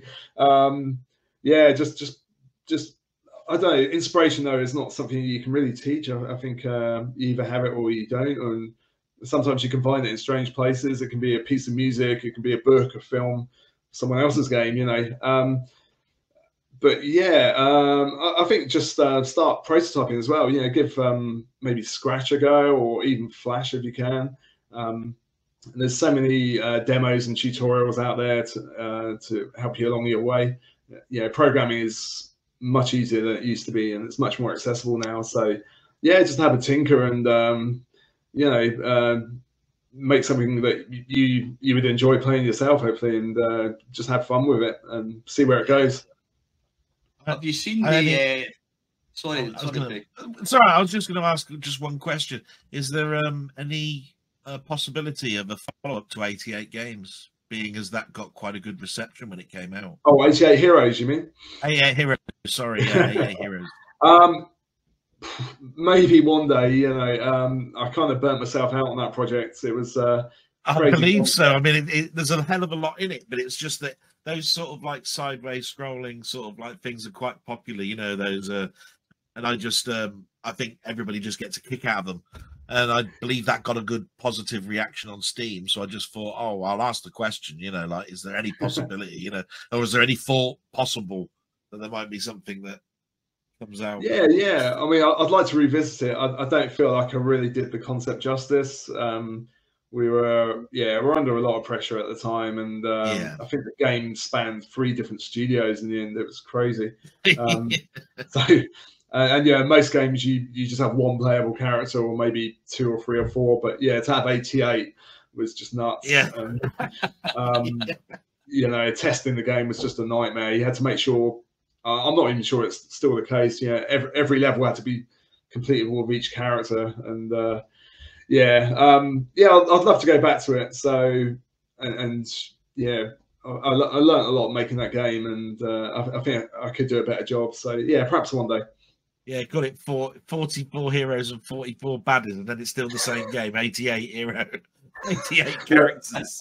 But we did joke actually that halfway through development we would say, why don't we just make this 44 heroes? Because it would just make our life so much easier. But no, I think we were committed to 88 at that point, which was. No, but thank you for answering the question and that game, because I played that, and I really do quite enjoy that game. Oh, that's good. Thank you so much. Oh, no worries. Yeah, glad to enjoy it. Yeah. Awesome. Listen, guys, we've quite literally ran out of time. I've got another thing starting in 13 minutes, and I need to go and I'm starving. I need to go and have another bowl of Cocoa Pops or something, I think. So, listen, Mike, thank you so much. I mean that sincerely. Thank you so much. You're a top guy. Thanks for taking time to do this. Hopefully, we're going to get a bit of cash. But more importantly, it's something that people are going to enjoy and, you know, makes people happy. We've got enough to worry about with pricey mortgages and bloody fuel. So having a thing like this, which is a great fun, is brilliant. So I will be in touch, Mike, and we'll get something organised. We'll get you back on properly. Nice one. Yeah, it's been a pleasure. Okay, and, good luck for the rest of the day. Thanks, Mike. Thank you so much. Thanks, buddy. All right. See you guys. Cheers. Bye. Bye. Right, mate. Listen, we've got we have that's a good point. Colin is asking about if we can put a link to the charities in the scrolling thing. So I'm going to do that just now. Right, coming up. I saw that and couldn't do anything. You see, so yeah. Coming up, folks, at 1 o'clock ish, we have got this SID Show special featuring him and me, and we've got Ponder Colin Jones. He will be along. So we're going to, listen. I think what we're going to do is we're going to put a little. We'll have a little break for. We'll have a break for 10 minutes, and we will be back for a SID Show special.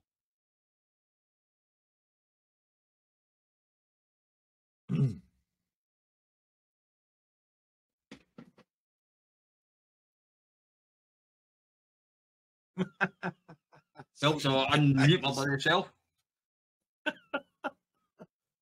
They're all saying that the tune ought to be more siddy and lively, and it's depressing.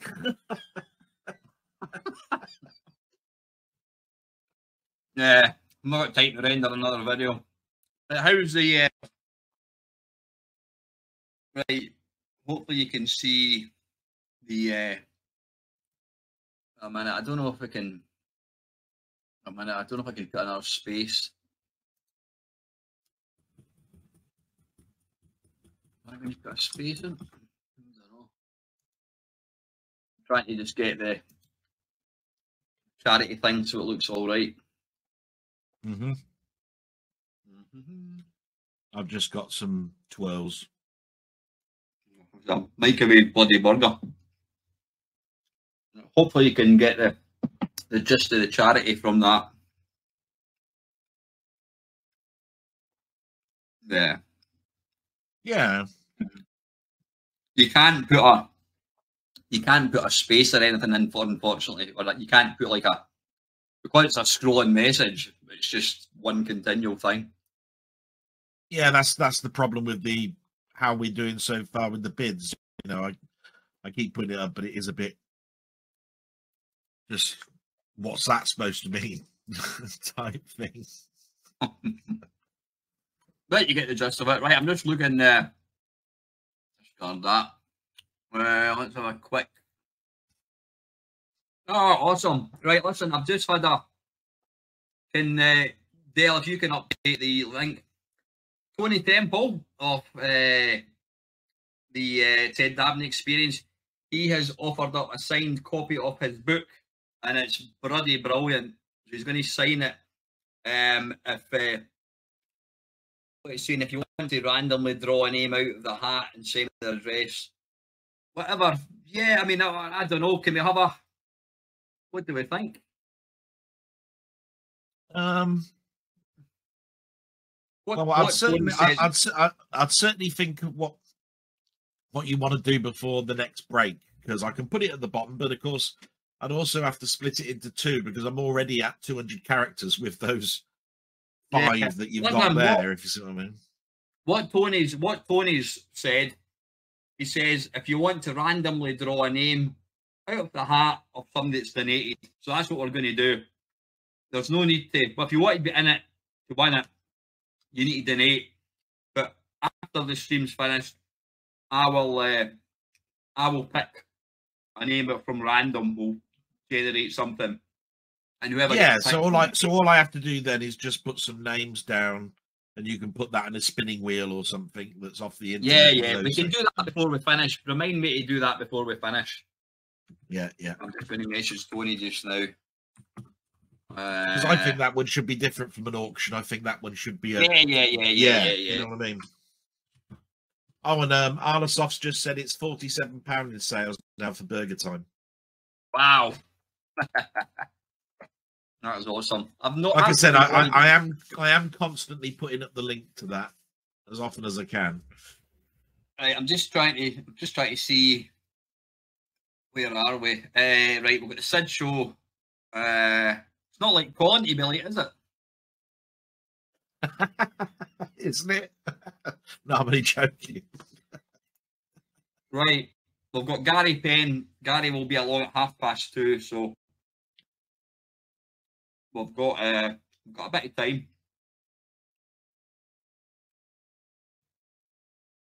Colin said he's ready.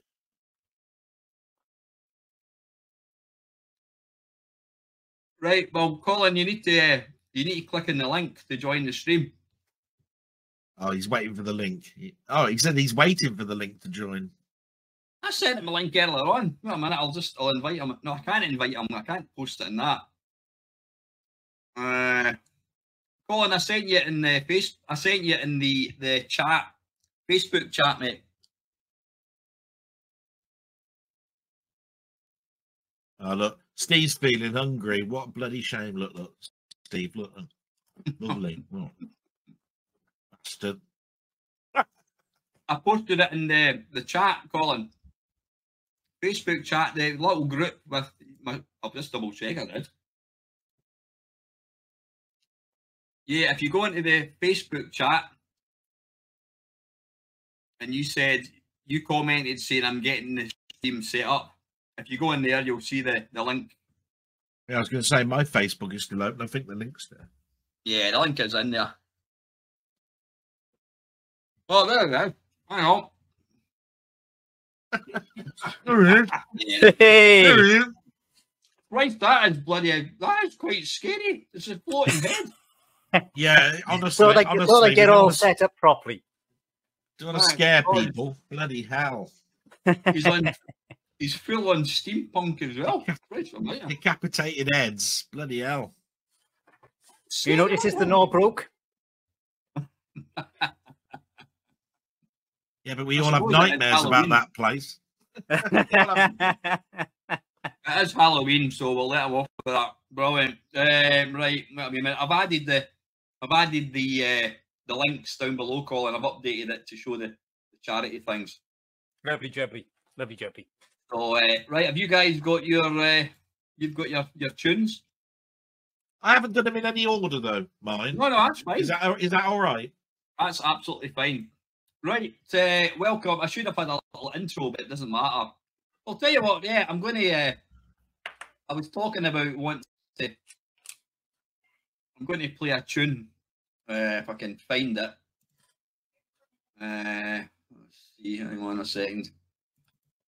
I was talking, I can't remember, I was talking about this and I must have got well laid. I was thinking about using this tune to start the thing off. Right, hang on.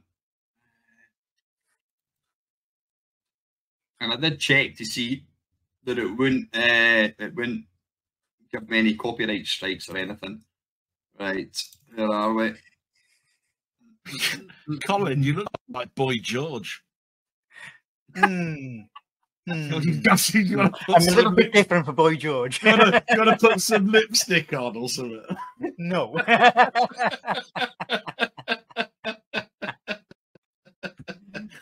Neil's not vanished either. Oh, by the way, don't put me down for Tony's book because I've already got one. Right, already got fair enough, Colin. Thanks for that, mate.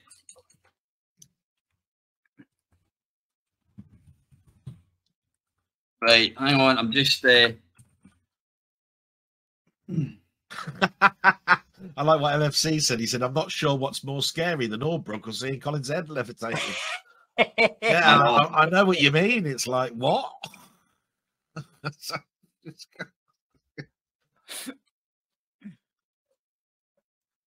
Right, I'm going to, here we go. Right, we're going to share a screen. Present, share screen, entire screen. Yeah, this is the bit that I don't want to cock up. Being in IT for 35 years, it doesn't look very good, does it? Right, no expense spared, and hopefully you're going to hear this. Yeah, here we go. This SID Show special.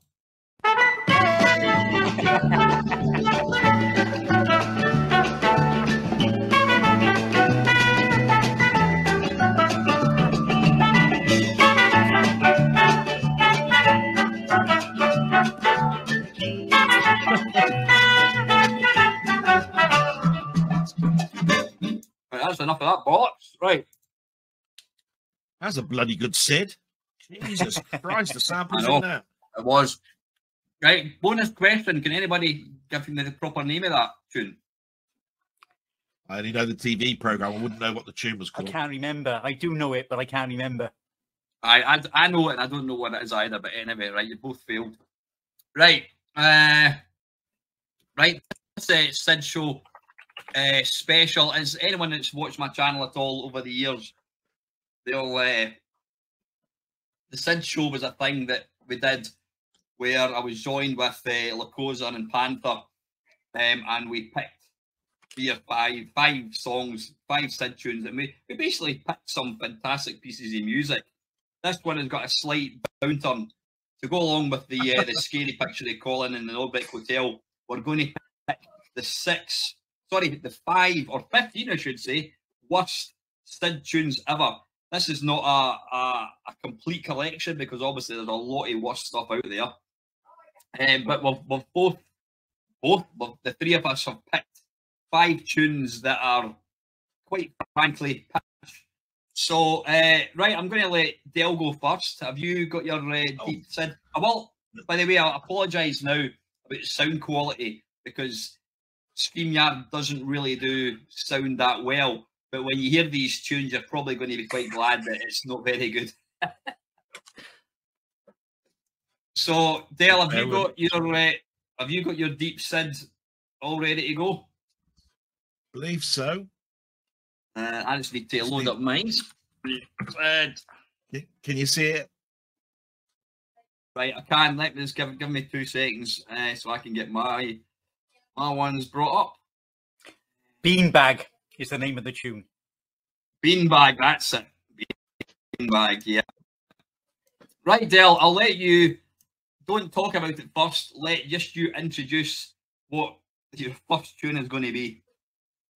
You don't want me to discuss it. So okay, this. No. Just tell it what it is, and then if it's only 10 seconds, you can hit the little loop and let it play for 45 seconds, and then we. Yeah, I was going to say I'll take the loop off because it is 40 seconds long. It is that's plenty. It's a game tune. It's from a game called Room Lord, and it's a classical piece of music by Beethoven called Fur Release.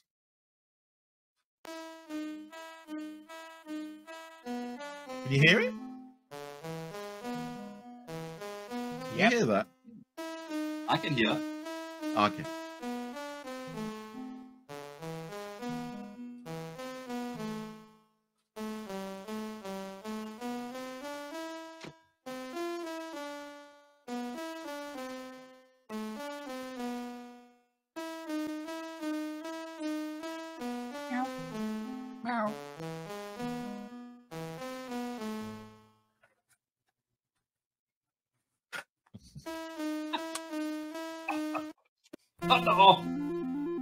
Yeah. Right, I can tell you now that was on my honourable mentions. Room Lord by Robert Westgate. Yeah. I remember that game. It was a bloody well, it wasn't a great game either. But oh my god, yeah, Fur Release. Now, I mean, obviously I know Fur Release quite a lot because I've studied classical music and so forth, but that's pretty atrocious as a version of Fur Release. As opposed to Fur Release, it should never have been released. It should never have been released, yeah. I mean, I didn't know that the guy was active for that whole year. And then sort of sporadically after that.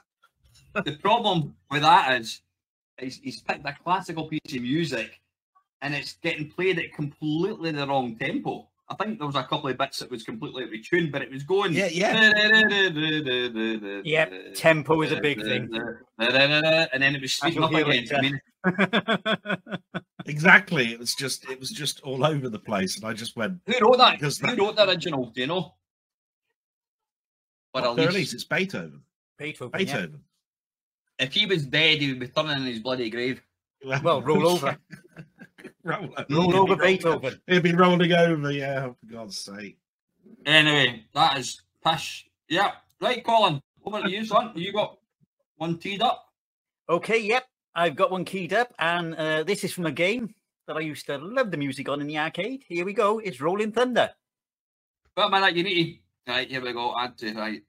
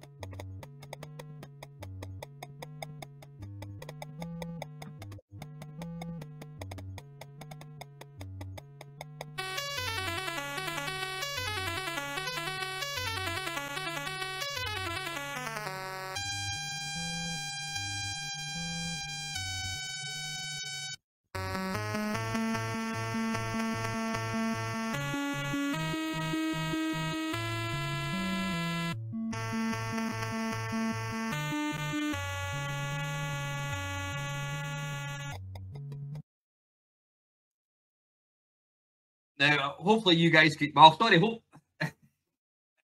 those that didn't hear that, you're lucky.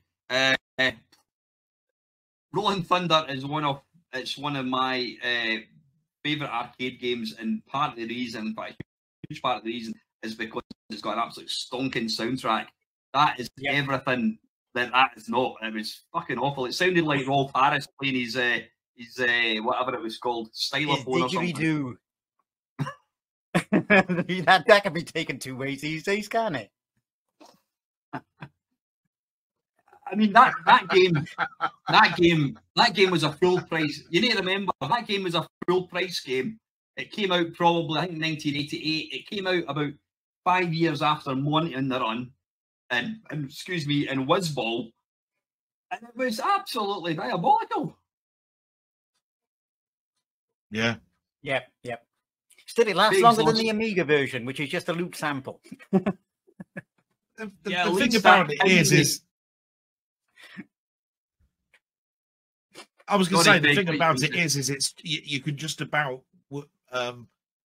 see the resemblance to the original. Just about. Yeah, I think that's more to do with. I think that was more to do with tempo than it was anything else. It's the choice of instruments as well. You know, like how low it is. You know, I mean, it's just all at the same level in the background at certain points. With then suddenly this loud, horrible, shrilly bit that comes out. You know, it's just awful. You get the feeling the guy that did the music, this was his first attempt at doing SID music. Either that or he had something against the bloody publishers. Just wanted to make it awful deliberately. The only positive thing I can say about it is the arcade music is fantastic and really complements the game. That was fucking awful, and it really complements the Commodore 64 version. Yeah. Yeah, you could say that, couldn't you? Or he might have saw the graphics in the game and thought, I'll write equally as shit and get a tune for it. Thanks for that, Colin. I appreciate that one. Right. Okay, right. On over to me. Right. Where is it? Going to be blown away now. Yeah. Now, I've never played this game. Presume it's a game. This is called The Captive, and it was released by Mastertronic, and the sound was coded by Nigel P. Johnston. I better share my screen. Hopefully you can hear this. Let me know if you can hear this.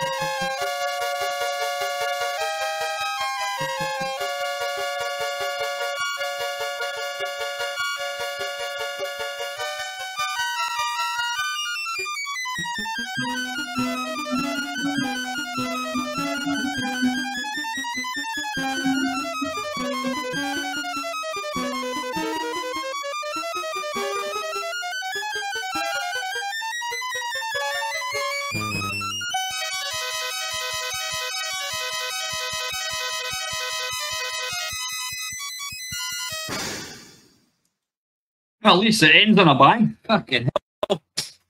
Bloody hell. Is there a button that we can say with a fat? You can stop it now? You know what I mean? You know, the thing is, sorry, I just want to apologise to Nigel Johnston. I thought it was you, mate. It wasn't. It was Paul Dukas. So I do apologise, mate. So please don't send any hate mail to Nigel. It wasn't him. It was Paul Dukas. I mean, the only positive thing I can see is that his career nosedived, and then fortunately he's done fuck all in the last 15 years. All I could picture is Les Dawson doing his off-key piano. Yeah. It's about that level, isn't it? I mean, I've seen Fantasia lots and lots of times, and I've listened to that classical piece of music, you know, a number of times and all that sort of stuff. And I've heard some versions, but that one, yeah. Right. Anyway, listen, time is of the essence, folks. So, right, Dale, back to you, son. I've got to present what we'll the do screen is we'll again, play with you. If we can get 5 each, we'll do it. If we run out of time, we'll just have to stop it. But... Okay, so you should be able to see the screen. I've got it all hooked you up. Want to just tell us what it's going to be, and then I'll share it. Yeah, this one is another game. It's called Eskimo Eddie by David Selwood for Ocean Sofware. Here we go.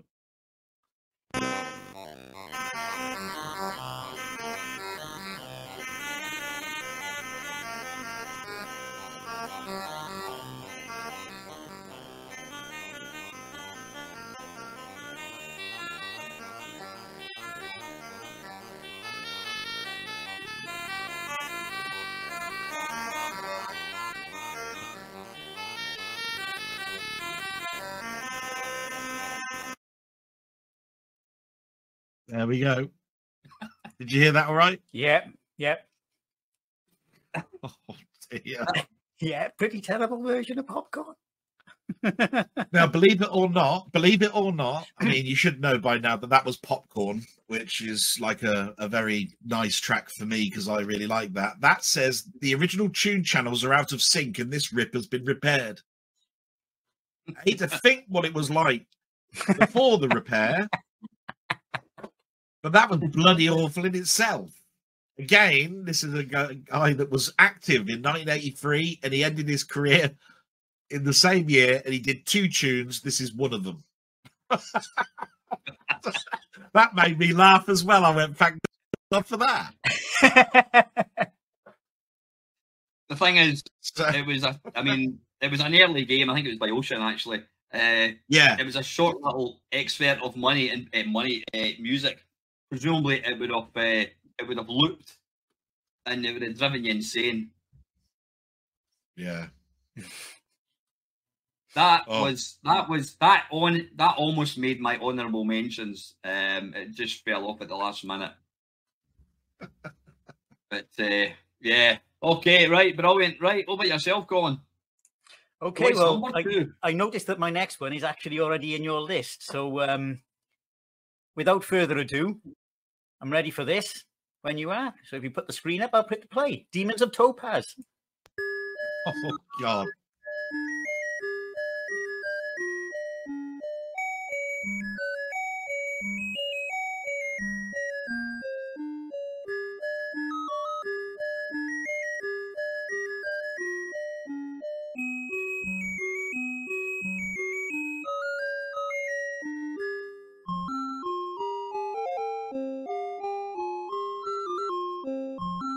Oh.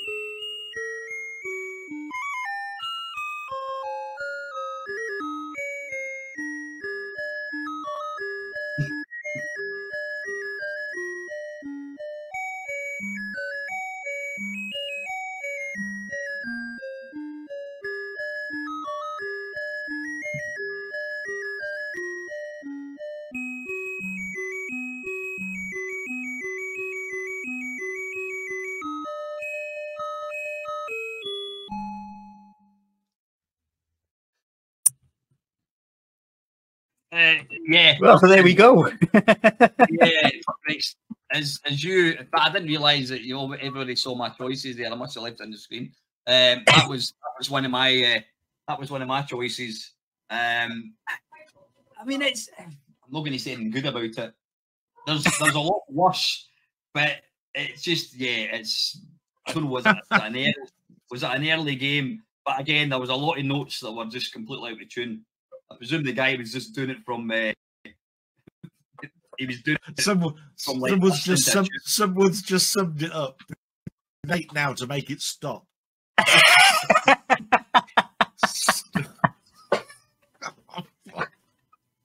I actually muted myself and went, "Fuck you, Colin." That was awful. Aye. I mean, somebody said, where is it? somebody did say, yeah, Paul saying there back in the day, we probably thought this was awful. I wouldn't go that far. We might have thought it was all right, but yeah. I don't know what century that was in. No, I got one of those coming up that sounded okay back in the day, but when you look back at it, nah. Right, okay, thanks for that, Colin. Right, my next one, we can't not have this guy in, and I'm guaranteed that you guys will have this. This, in fact, I can take that off. This is a tune. How do we pronounce his second name? Jim Kumo. And this is the mighty Slam Dunk. Slam Dunk.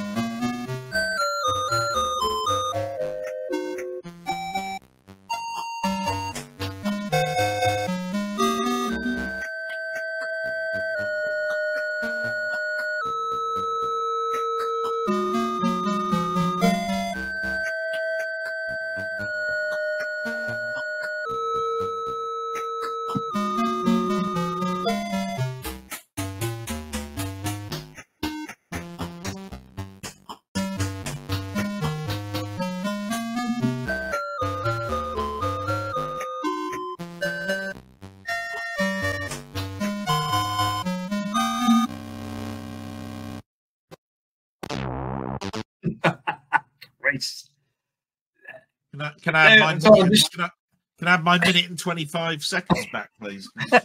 No. Oh dear. I'm not going to forget, don't worry. I'm just, I don't know what's worse, his top or that tune. I mean that came out in 1980. According to that, came out in 1988, 5 years after people like Rob Hubbard and Martin Galway were doing all that. Who in Mastertronic thought we could get this guy on board to do the tunes? But I get the feeling that the game should have been sold with headache tablets. That's all I've got to say. The thing is, he was always experimenting there, but it's all over the place. There's no real tune. It's just it goes from different. I mean, there's one nice little bit about. And it kind of goes quite kind of low, and then this horrible generic sound kicks in again, and it just crashes and burns after that. Yeah, I noticed about one bar that sounded a bit recognisable as a tune, but that was about There's one nice little bit in it. Made me laugh straight away. The only thing that guy was experimenting was with drugs.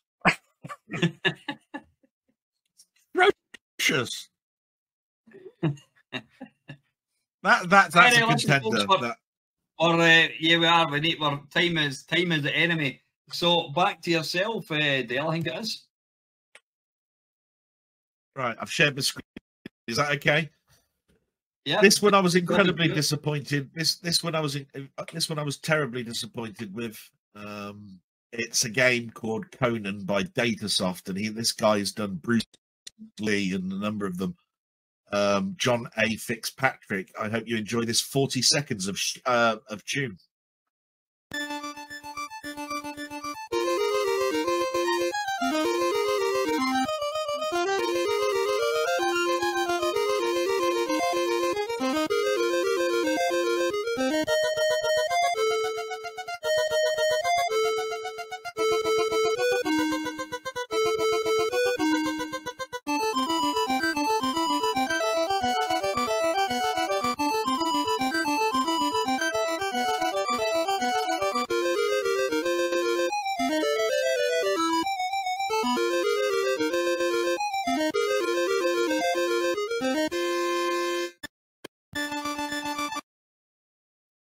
There we go. You can tell why. Well, go and just share that again, Dale. You'll see his career went boom, boom. Yeah, I know. That's what I was thinking. I think that was the last tune he did. Yeah, well, Bruce Lee was actually quite catchy, quite memorable. And Zorro was forgotten. And then Zorro was sort of like, okay, but it looped too many times and it was like going really bad. And that one, it was like, what the hell is this? I don't like it from the start and I don't like it anywhere else. I know we can be critical and it is. We're having a bit of a laugh. We're talking about awful SID tunes. That was the standard of music on the Commodore 64 until we suddenly realised, wait a minute, it can actually do things. So the tunes may have been all right if they had the right voices. If you gave that to Rob Hubbard, he could probably go away and make a decent tune because there were proper hi-hats and guitars and drums and all that kind of stuff. That when I was listening to that, do you remember back in the good old days when it was like Yahoo of the internet and you went to a website and it was just fully noise. They would use like a brown background and it would have Times Roman font and it was just like, and it was like an overloaded sense. That's what that track was. It was just too much. They were trying to put too much in and it just it was a noise, just a noise. I wanted to show a high-profile game with just a tune that is not a tune, as far as I'm concerned. It isn't as bad as all the others. It's just that was bad, and it was like what $8.99 or $9.99 for that. and does it make you think Conan? No, it doesn't even remotely make you think Conan. You just think, never mind the Dart Destroyer or the Destroyer, you just think Ear Destroyer. Yeah, Ear Destroyer. So I know it's not as bad as all the others, but I wanted to put one in that I was so disappointed with because I like Zorro and I like Bruce Lee, and this one was just a mess. I'm anxious. Sorry. No, end. That's it. End, because I know you want to move on and say. I'm anxious for this thing to end because it's just awful. Right, Colin, over to you. That was your idea. Yeah. Let's kill everyone. Let's kill everyone now. Right, Colin, talk about your next one. Okay, one of the early games, and possibly the worst version of Toccata there is. It's Kilowatt. If you pop the screen up, you'll have it go in.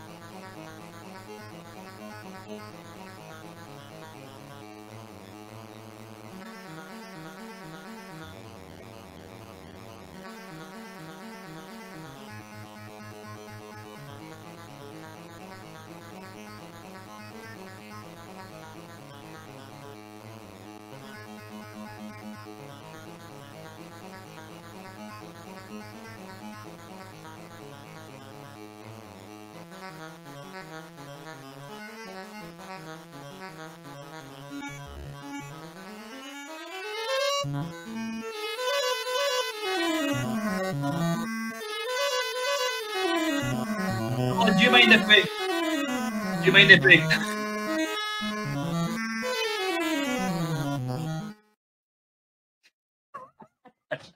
Right, yeah, that's good enough. That's good enough. Yeah, that sounds better. Yeah, I mean, I don't know how it was for you, Craig. It was kind of the sound was fading away. It was really loud, and that's nothing to do with how bloody awful that tune is. I think that's more to do with StreamYard doesn't cope with the music. But in fairness, it was probably one of his first tunes. the thing is, I remember. I take it that's the game you're talking about, Colin. At the time, you thought it was great, and then you listen to it now, you realise it's bloody awful. Well, I didn't think the music was great, but yeah, it's an early one, so we didn't expect anything more, really, did we? Yeah, yeah. And I mean, it's certainly no gyrus. It's certainly no gyrus. Aye, I mean, as Paul Morrison said there, he didn't have Ben Dalglish obviously joined Tony, and you know he was an absolute legend when it came to SID music. But Tony Crowther, even his games, I look at his games now, and I think apart from maybe a couple, I don't really rate them. And that, yeah, obviously that piece of music was bloody awful.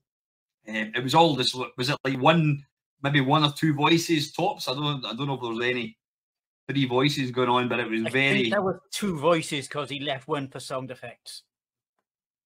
Oh, did he? All right, aye. Whereas obviously the more up to date SID guys, they could kind of switch it on and off. They could have sound effects and you know, musical instruments, whatever. But yeah, it's an early game, and it's best left forgotten, I think. Definitely. Yeah. Right, where am I? Hang on. I'll just turn around and turn around and say, yeah, I agree, and then you can move on because you didn't ask me, but there you are. Well, yeah, you need to chip in, mate. What he said, is that what you're going to say to me? What he said. That's it. I couldn't get a word in edgeways because you didn't bloody breathe for me to actually get in. Right, the next one, let's get ready, Colin. There we go. Next one is, I don't know, it was it just says unidentified person. Unidentified. It's a tune called 1994, 10 years after SID. Sorry, 10 years after.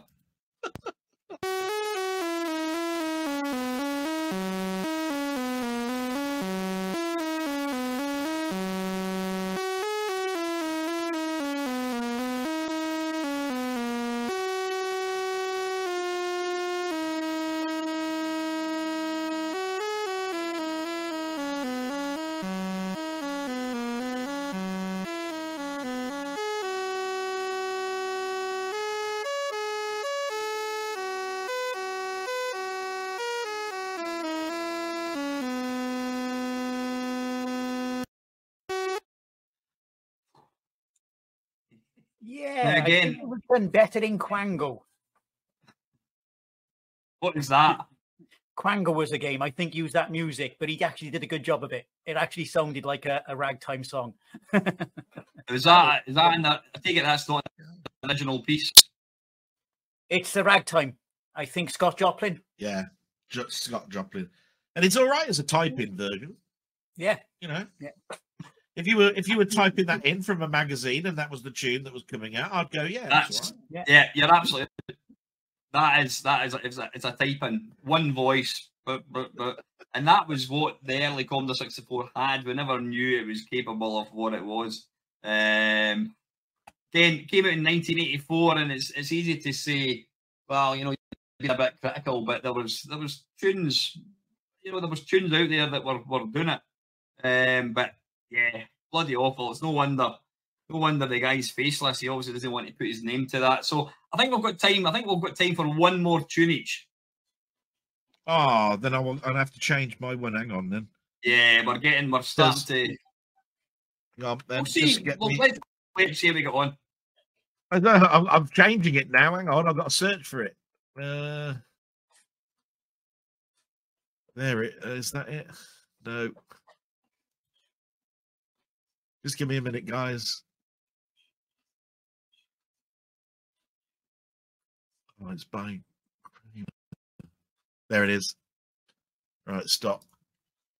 Okay. Do you want me to present the screen? Hang on. Yeah, you present it and then I'll bring it up. You can talk through it. There we go. Okay, very, very quickly, guys. This is a game quite early again by Radarsoft. It's called Snoopy. It is 45 seconds of atrocious. It's Scott Joplin again, but listen to this version.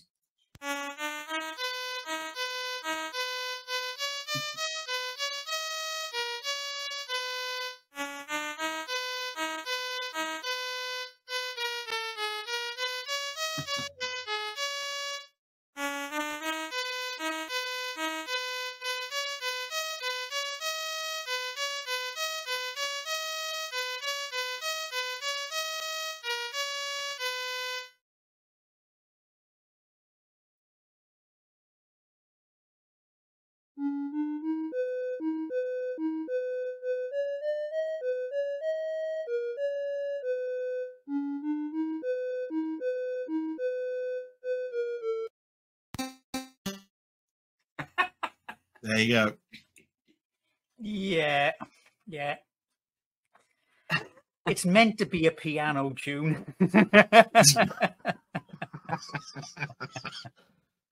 So, you know, I mean, obviously, if we don't get to me to play my next one, I'll tell you what it is. But that one I thought was pretty atrocious when you consider how easy it is and how many times the entertainer's been done in games. That was pretty bad. Almost to the point, if I could code, if I could actually sit down and code, I could have probably done that. Which said all how bad it was. Yeah. Could have done that with jam jars and my finger around the top of them. Like this. I know my one and only Sid ain't exactly Hubbard, but you can listen to it. Yeah, enough said about that, right? Ponder, back to yourself. Okay, well, I'm going to do a short one this time. I'll loop it as once or twice. Basically, this was from a game Depth Charge, extremely repetitive.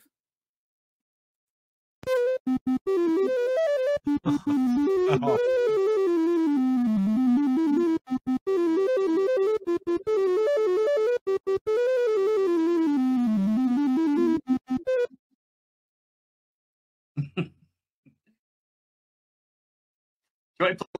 What's more?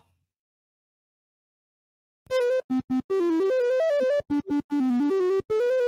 do you mean once more? What a bag of shit. It was supposed to loop. Oh, turn it off. No, it's looping.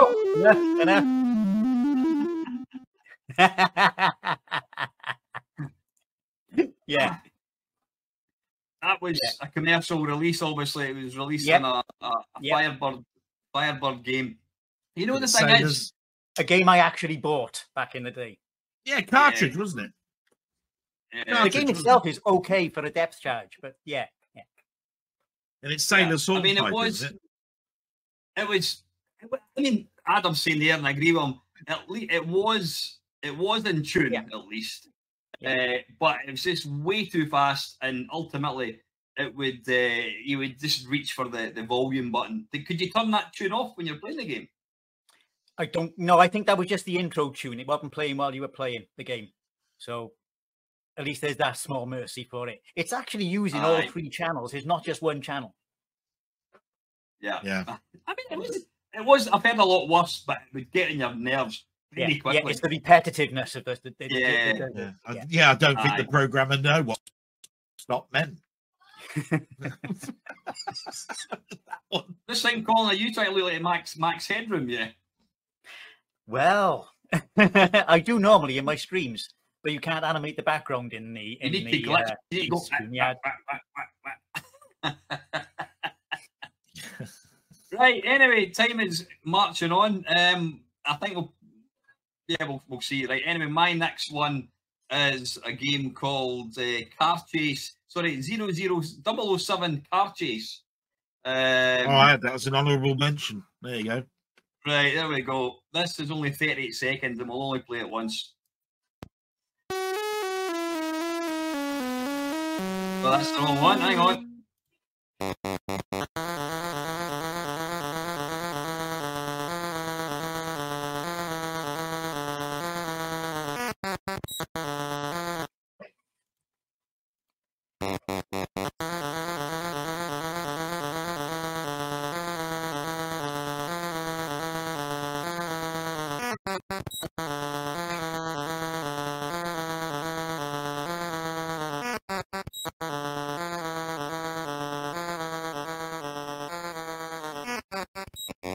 I don't know.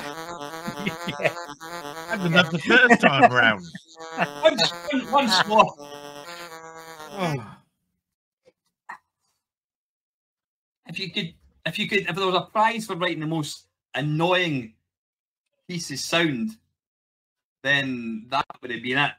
And then do you not notice it plays the tune and then it goes beep? Yes, It's that high-pitched squeal. It's like it's right out of place. I was going to list that as an honourable mention because I took it off because I said that's not a tune, and you said you wanted bad tunes. Well, you'll see there. Where is the tune in that? There's none. You'll see there. Somebody's even actually commented the notes are badly off. So even deep recording recognised how bad that was. Bloody awful. So right, listen. I think we've got Gary Penn coming along in 10 minutes. So I think we should probably just call it a day now. So thanks, Colin, for taking part. No problem. I do apologise. There is help in the link below. If you need counselling after that, there is help. Talk to people about it. Don't suffer in silence. Take care, Colin. Cheers, buddy. Thank you. Cheers. Pleasure. It still doesn't beat Parallax last year, but my God, that's close. No. Right. Anyway, listen. That was good fun. Right. I've not got time. To make a coffee. I think I've been drinking too much coffee anyway. So, is there anything else that we need to do? Right. The auction has died a death. It's died a painful death, I think. Nobody wants PlayStation 2 games. I'm currently in the lead. I keep putting it up, but you know, like I say, I'm not sure what we can say about it really. No, being as there is only one bid on anything that's in here, you could think of another way of doing it. Like you could do the round robin thing again, you know, the spinning the wheel. But yeah. So what am I trying to do here? I'm trying to get. We'll keep persisting. We'll keep persisting. I've put it up again just now. I'm just going to add that again. So yeah, that's what we've got coming up. Again, I've got the charities off. These are the two charities. Spark. You can see down below. This is all a bit of fun, but there is a serious side to it as well. If we can raise any money for these two charities, it would be massively appreciated. Two cracking causes. If you donate, you'll be in the running for. Tony Temple has very kindly donated one of his Missile Commander books, and he will sign it, which is really nice of him. What we're going to do is at the end of it, once we know, in fact, we'll probably not be able to do it on the stream because we'll need to figure out. I mean, I've not been looking. I've no idea if people have been donating or anything. We need to figure out how do we. Sorry, Colin's asking how do we. Sorry, Colin. Lewis is asking how do we access the auction. You don't access it, Lewis. It's just we're trying to. If you want any of these things, please put a bid in. The items are. I'll quickly hold them up. I'm just going to take Dale out the picture for a second so I can make this nice and big. We've got that. We've got Choo Choo Rocket and the Dreamcast. That is one auction. We've got this Steelbook, which Dale kindly donated, brand new. It's never been opened. It's a 4K version. I'm currently winning with 15 quid on that one. I would rather lose it so that the charity gets more money. And then we've got 15 games. We've got 10 games, PlayStation 2 games, plus an Xbox game. We've also got some baseball caps, which I can sign or not sign. £10 each. I bought them. I want rid of them. So please, £10, you get yourself a signed baseball cap. If you don't want it signed, then let me know and we won't sign it. What else? And lastly, wherever it is there, it's there. You've got a delightful. This is just. I got sent this from Mattel a couple of days ago. This is an exclusive Barbie film Nintendo DS Lite. You don't have to charge it. It just always comes on. There you go. If you want to charge it, you need to get yourself a charger. You'll get one for a couple of quid on eBay. So that's get yourself a bargain. That is a fantastic little thing. It's in really, really good condition. I'll even find a stylus for that. So that's what we've got. So Lewis, yeah, if you want any of these items, please just put a comment down below. Say you're going to bid £10 for the games, whatever it is. Let us know. So we're just about to wait, and hopefully Gary will be here shortly. He's due in at what time? He's due in at 2 o'clock. How are we doing for time? In fact, wait a minute, folks. Very quickly, actually, he might well be here. We are going to end this stream because StreamYard only allows us to record. It only allows us to record up to 10 hours. So we're going to end this stream and then we're going to come back on a new stream. So when I end this, go back into my channel. You'll see the new stream. So, right, we shall see you shortly.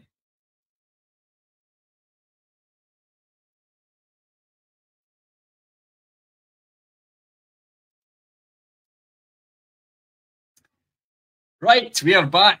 Hopefully you've managed to make the transition from one stream to the next one. There's Dell as well. Excellent. That's good. Yeah, basically what happens is StreamYard only allows you to record up to 10 hours and then it stops.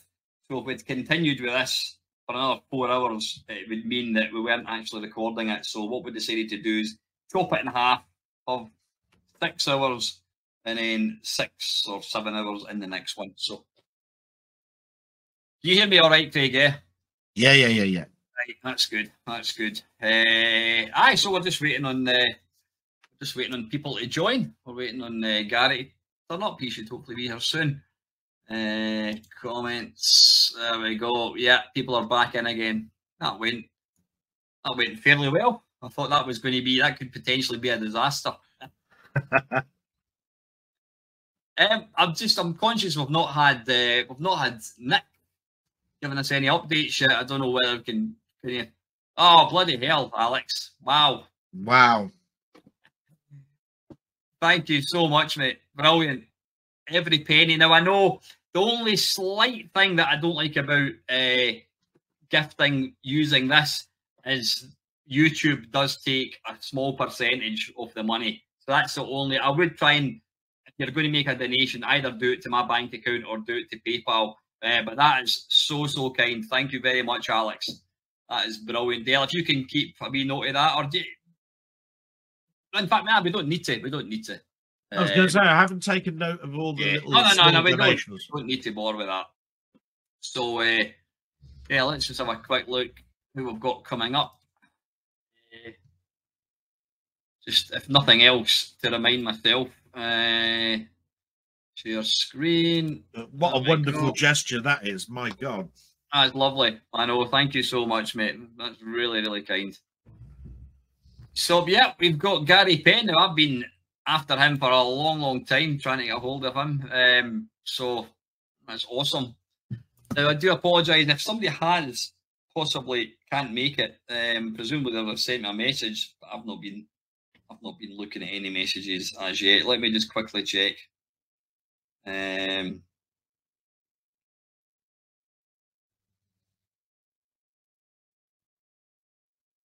No, nothing. So hopefully Gary will be here soon. Aye, so you can see there what we got. We've got Gary. I hope he hasn't got a link to the other side. No, I did. Well, wait a minute. Now you're getting me bloody thinking. I was. Let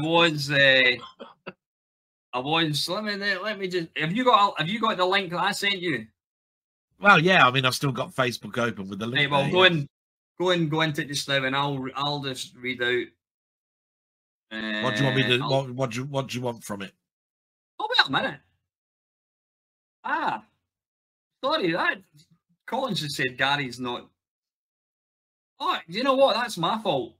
We thought Gary was coming in at 2 o'clock. It's actually 2:30. Right. Oh, that's fine. Right, we'll not bother with the last two SID things. I think we've done enough. That was 4. Right. Thanks for pointing that out. It's because of I can see it now. 2:30. Well, we've got time for it. We've got time, sort of like in 10 minutes' time, to have a wee break and everything. But you could play a little bit more burger time. You could choose another game or reminisce about something. Or... Oh, why don't you have a shorty burger time? I'll ping the thing across to you. Yeah, but I haven't set myself up, Alan. Oh, have you not? Right. Okay, let's not really. I might be able to set it up quickly. Right, Colin. Yeah, you're saying that. Yeah, that's fine. Dale, before you, can you go into Messenger, and I just want to quickly check that I've sent people the right link. Yeah. So, what would you like me to read out of it? Right. Well, let's wait a wee minute. Let me get. Right. It'll be the same as I sent to Kevin. It will be right the StreamYard.com ZU9DR 768JJ. That's it.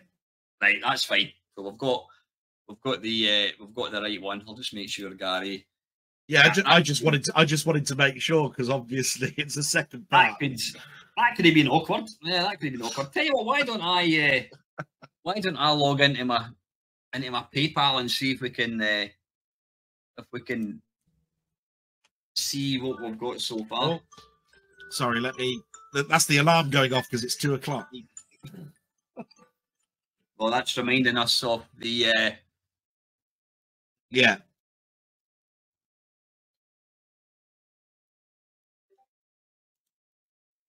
Let's see if I can just get this brought up.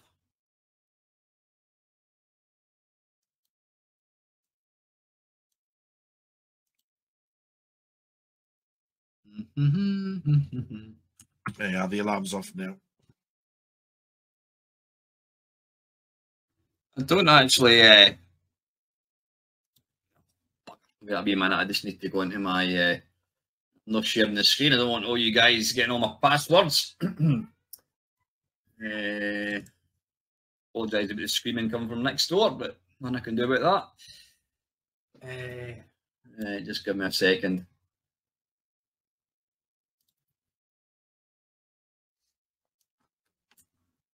I mean, we could play some music or something. Give you and I, or more importantly, give my mouth a bloody rest. Right. I'm not saying a word. I know. You be quiet. Right. There we go. Copy. Yes, right. I'm just logging into my PayPal account just now. Oh, send my bloody text message. Hang on.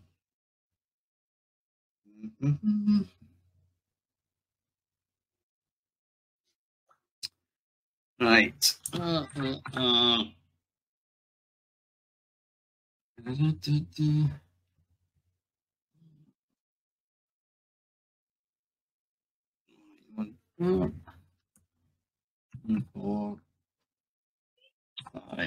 Right. Okay. Holy fuck. Fucking hell, man. You doing well? Right, don't save. Jesus, right.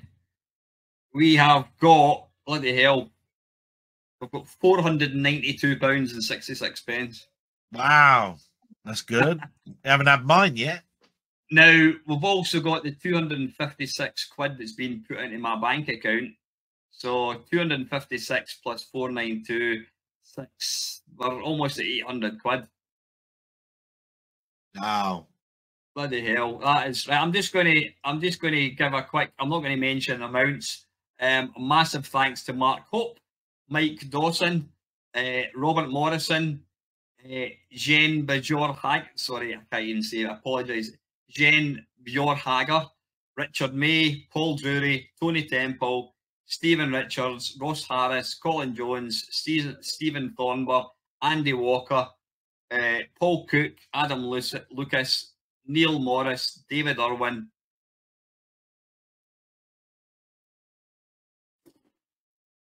I'm not going to embarrass the guy. I've had a ridiculous donation from one person. I'm going to just Brandon Lagpican. Right. What the hell, mate? It's astonishing. I don't even know you. That's what he's given. He's just given a ridiculous amount of money. That is phenomenal. Thank you so much. John Anderson, Owen Jones. Yeah. Listen, wow, you lot are fucking amazing. Amazing. I'll be perfectly honest with you. When I was bringing this up, part of me was worried that it was going to come up £4.99, and I'm going to go, oh, well, we've got £4.99, and it's going to be a wee bit deflating. That is insane. Thank you very much to everybody. Brilliant. Yeah, brilliant. I've not had any donations through my bank account, but you know what? That's absolutely fine. That's not a problem. That is fantastic. There you go already. These two charities are going to get 400 quid. Yeah.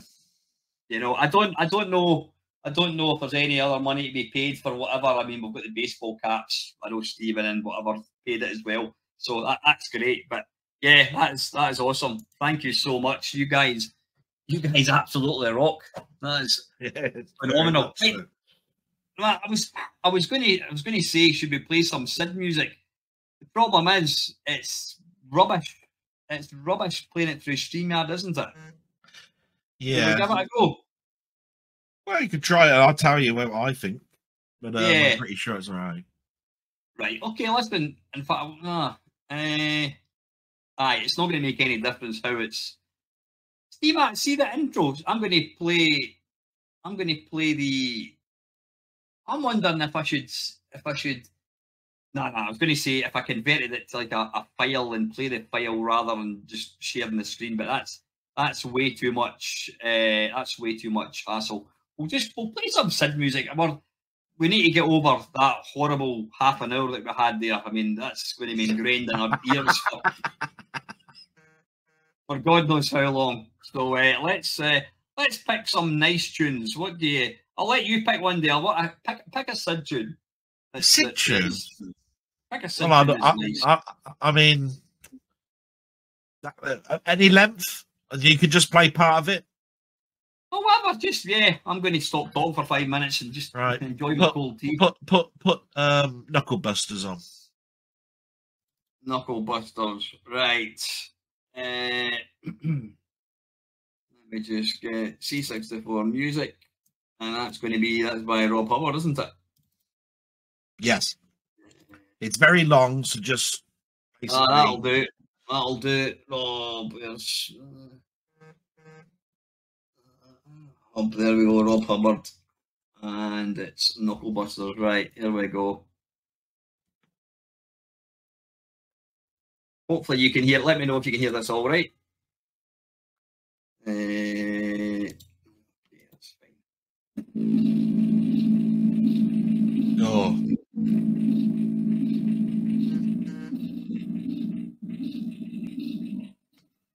That's awful. That's awful, Alan. Is it? Yeah. Right, let's...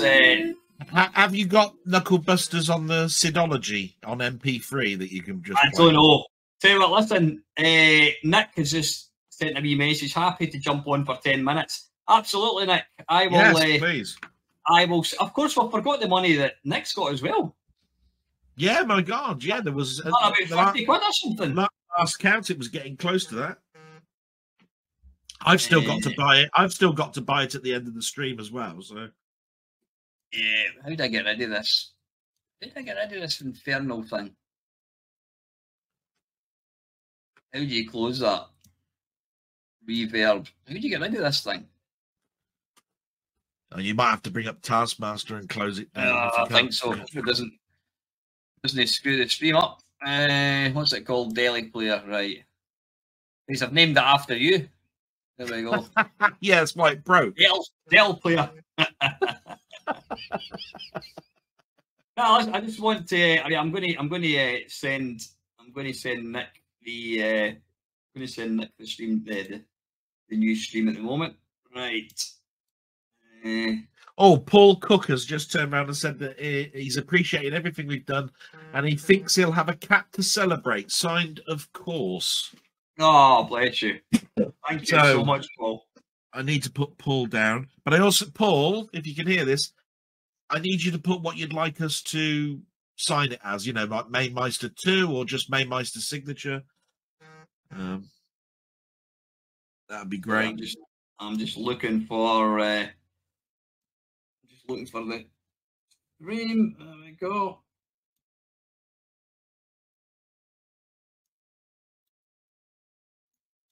Come on, I'll wait a minute. I'll do it easier if I do invite. Copy. Right. So I'm just waiting for Paul to tell us whether he just wants Mamemeister or a dedication to him. Right, Nick, that's the new stream. If you want to join that when you can.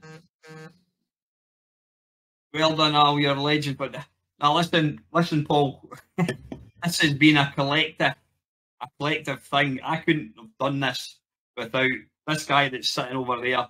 And there's so many other people that have been working behind the scenes. You know, Nick, I don't want to go naming everybody, but obviously Nick Sherman's done a lot.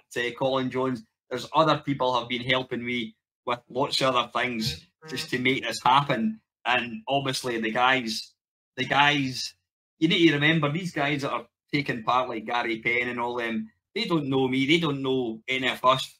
They're giving up some of their Sunday to join something, and that's awesome. And I think they appreciate what they're doing is for a good cause. So it's been a collective effort. It really has. Yeah, it's been awesome. So right, we're just waiting on Nick to. Yeah. Right, Paul's saying there, surprise me. Right, okay. Yeah, I've put down Mamemeister surprise. So I thought you're going to put something like bollocks, aren't you, or something? You know, I don't know what you're going to put really, but can I ask you to? I'm going to put my. So wait a wee minute. But I'm not going to type it in. If you can get a piece of paper and a pen, if you can email me at Mamemeister 12-hour, that's Mamemeister 12. Well, there it's along the bottom of the screen. Drop me an email, mamemeister12-hour@gmail.com with your address so I can get it sent off. I will do that. So we've sold 3 caps, 2 to go, fellas. Brilliant. Don't draw cock and balls. Oh, where's the fun in that? What the hell? Nick, how are you, mate? Excuse me, hang on. Oh, yeah, all right. How's it going, Mark? Did you hear the news about the money we've raised? Yeah, very good. Yeah, I know. We're up to 58 on the Burger Time purchases. So I'll send that along. So yeah, so the game idea I had was can I share my screen? Can I share? Yeah, just go share. Present. And then it'll come up and I then have to click on it to allow it, sort of thing, if that makes any sense. Okay. Just do share entire screen and then you can pick what screen you're going to. And then basically whatever you do, we should see. There we go. You got that up? There we go. So the idea was going to be you start off with a small hose and a small water tank. So you can either choose to hook up your hose to one of the taps and then take it over to an area that's been made dirty. There'll be parts of the level dirty at the start, and then there'll be like dogs that trample through it and make even more dirty areas. So this is your guy walking around. And then you'd also have a tank where you could fill it up at the tap instead, and so you can wander further away, but that would have a lot less capacity than obviously if you're on the hose you can fire as long as you like. So it's sort of going to be a sort of hover bother sort of thing where you just got to clear the level of all the dirt. You can spray the dogs to make them fly off. So I probably will still do something with this idea because I quite like it, but the issue has been getting this hose code to work. If I show you what happens, so I've switched to the hose there at the tap, and then this is supposed to draw a nice line across the ground. Obviously it's not quite drawing, and then you get stuck. So yeah, I've given up on that idea because that's not going to happen by 7 o'clock. So I've got another game that is like I said before, a homebrew for the Atari Jaguar. Very simple puzzle game. If I put that up.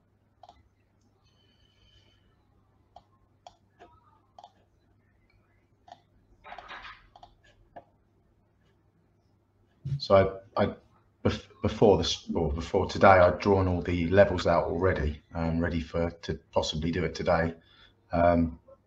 So the idea is you're this red thing here. Maybe I'll turn it into a man, and whatever direction you press, you'll keep going in that direction until you hit a wall or a block. Right. So you've got to collect all these purple diamonds by sort of moving around and working out where you've got to sort of bounce off and redirect yourself. So you can't stop. You can only go in one direction until you. Yeah, exactly. Yeah. So if I go right there, they're brilliant. Those games, I've liked them. You Yeah. know, I've seen them before. You know, Yeah. going down and there's a tower. There's a tower one in Spectrum, I think. That's brilliant. So yeah, this shouldn't take. I've got all the levels drawn out already. Like I said, about 15 levels, and then the gameplay is very simple. So we should get that done today. There's some extra bits, like the original has some clouds going across the background, and I could maybe possibly put some enemies in that sort of patrol certain areas, and so you've got to time your moves instead of it being a pure puzzle game. But yeah, that's the idea I've got to get on with this afternoon, but running out of energy. No, that disappointed that the other one can't work. I love I like that one. Yeah, I thought that looked great. Yeah, that animation for the little guy is fantastic. That's brilliant. Yeah, that's the problem. I had him done about three or 4 hours ago now, and yeah, the tracking of the hose and stuff like that. It's just I haven't sat down properly and worked it out, so I've kind of just been fumbling about, and then things go wrong when you do that. So I'll definitely go back to that game and finish it off, but obviously not today. Yeah. You're going to, yeah. Has this one got a name? This one that you're going to concentrate on? On the Atari Jagger, it's called Diam Jag, which is a bit of a. It's not the best name I've ever heard. It doesn't really explain what it is, but so we need to come up with a name that sort of suits it, I guess. But yeah, that's where I am. I'll carry on with that. Yeah. Maybe some people in the stream can come up with a witty name. So what's the actual purpose of the game? I mean, you're collecting these. They're all obviously it's always gems. I mean, the purpose is just to clear each level. Really, sort of. It gets harder as you go along. You sort of have to do things in a certain order, otherwise you'll get stuck, and then you'll have to restart the level and things like that. Yeah, so obviously it's a very simple game, but as I've only got 5 hours left, it's going to have to be, isn't it? Listen, you do your best, which I know you're doing anyway. That's going to be awesome. You can make it even more simple by calling it something like few moves, because that's what you want, isn't it? And I don't think they've ever called the game exactly what it is, which is as fewer moves as possible. Yeah. Few moves. Well, you're kind of fumbling about in the dark. Obviously, you're trying to collect. Your missus is about to come home from work, and you think, "Shit, I've not tidied the house," and you're running about like a mad. Yeah, you can do it. I call it them. I don't know. The missus will be here or something. Yeah, she's about to come home. She's already phoned you. Have you tidied the house? Yeah. Shit. You've just had a party with your mates. You're running about collecting them out. You're collecting all the beer glasses. Call it daughter's bedroom. Yeah. That's far too tidy. I've got the virtual reality version through that wall. Bloody hell. Right, listen, Nick, I'm going to let you get away, mate, because obviously you've got stuff you're doing anyway. Keep at it. Thanks so much. Brilliant, Nick. Thank you. Yeah, thanks so much, obviously, for what you've done with Burger Time, and the people that are donating as well. That is awesome. No problem. So, listen, we'll see you shortly, man. Cheers, buddy. Okay, bye.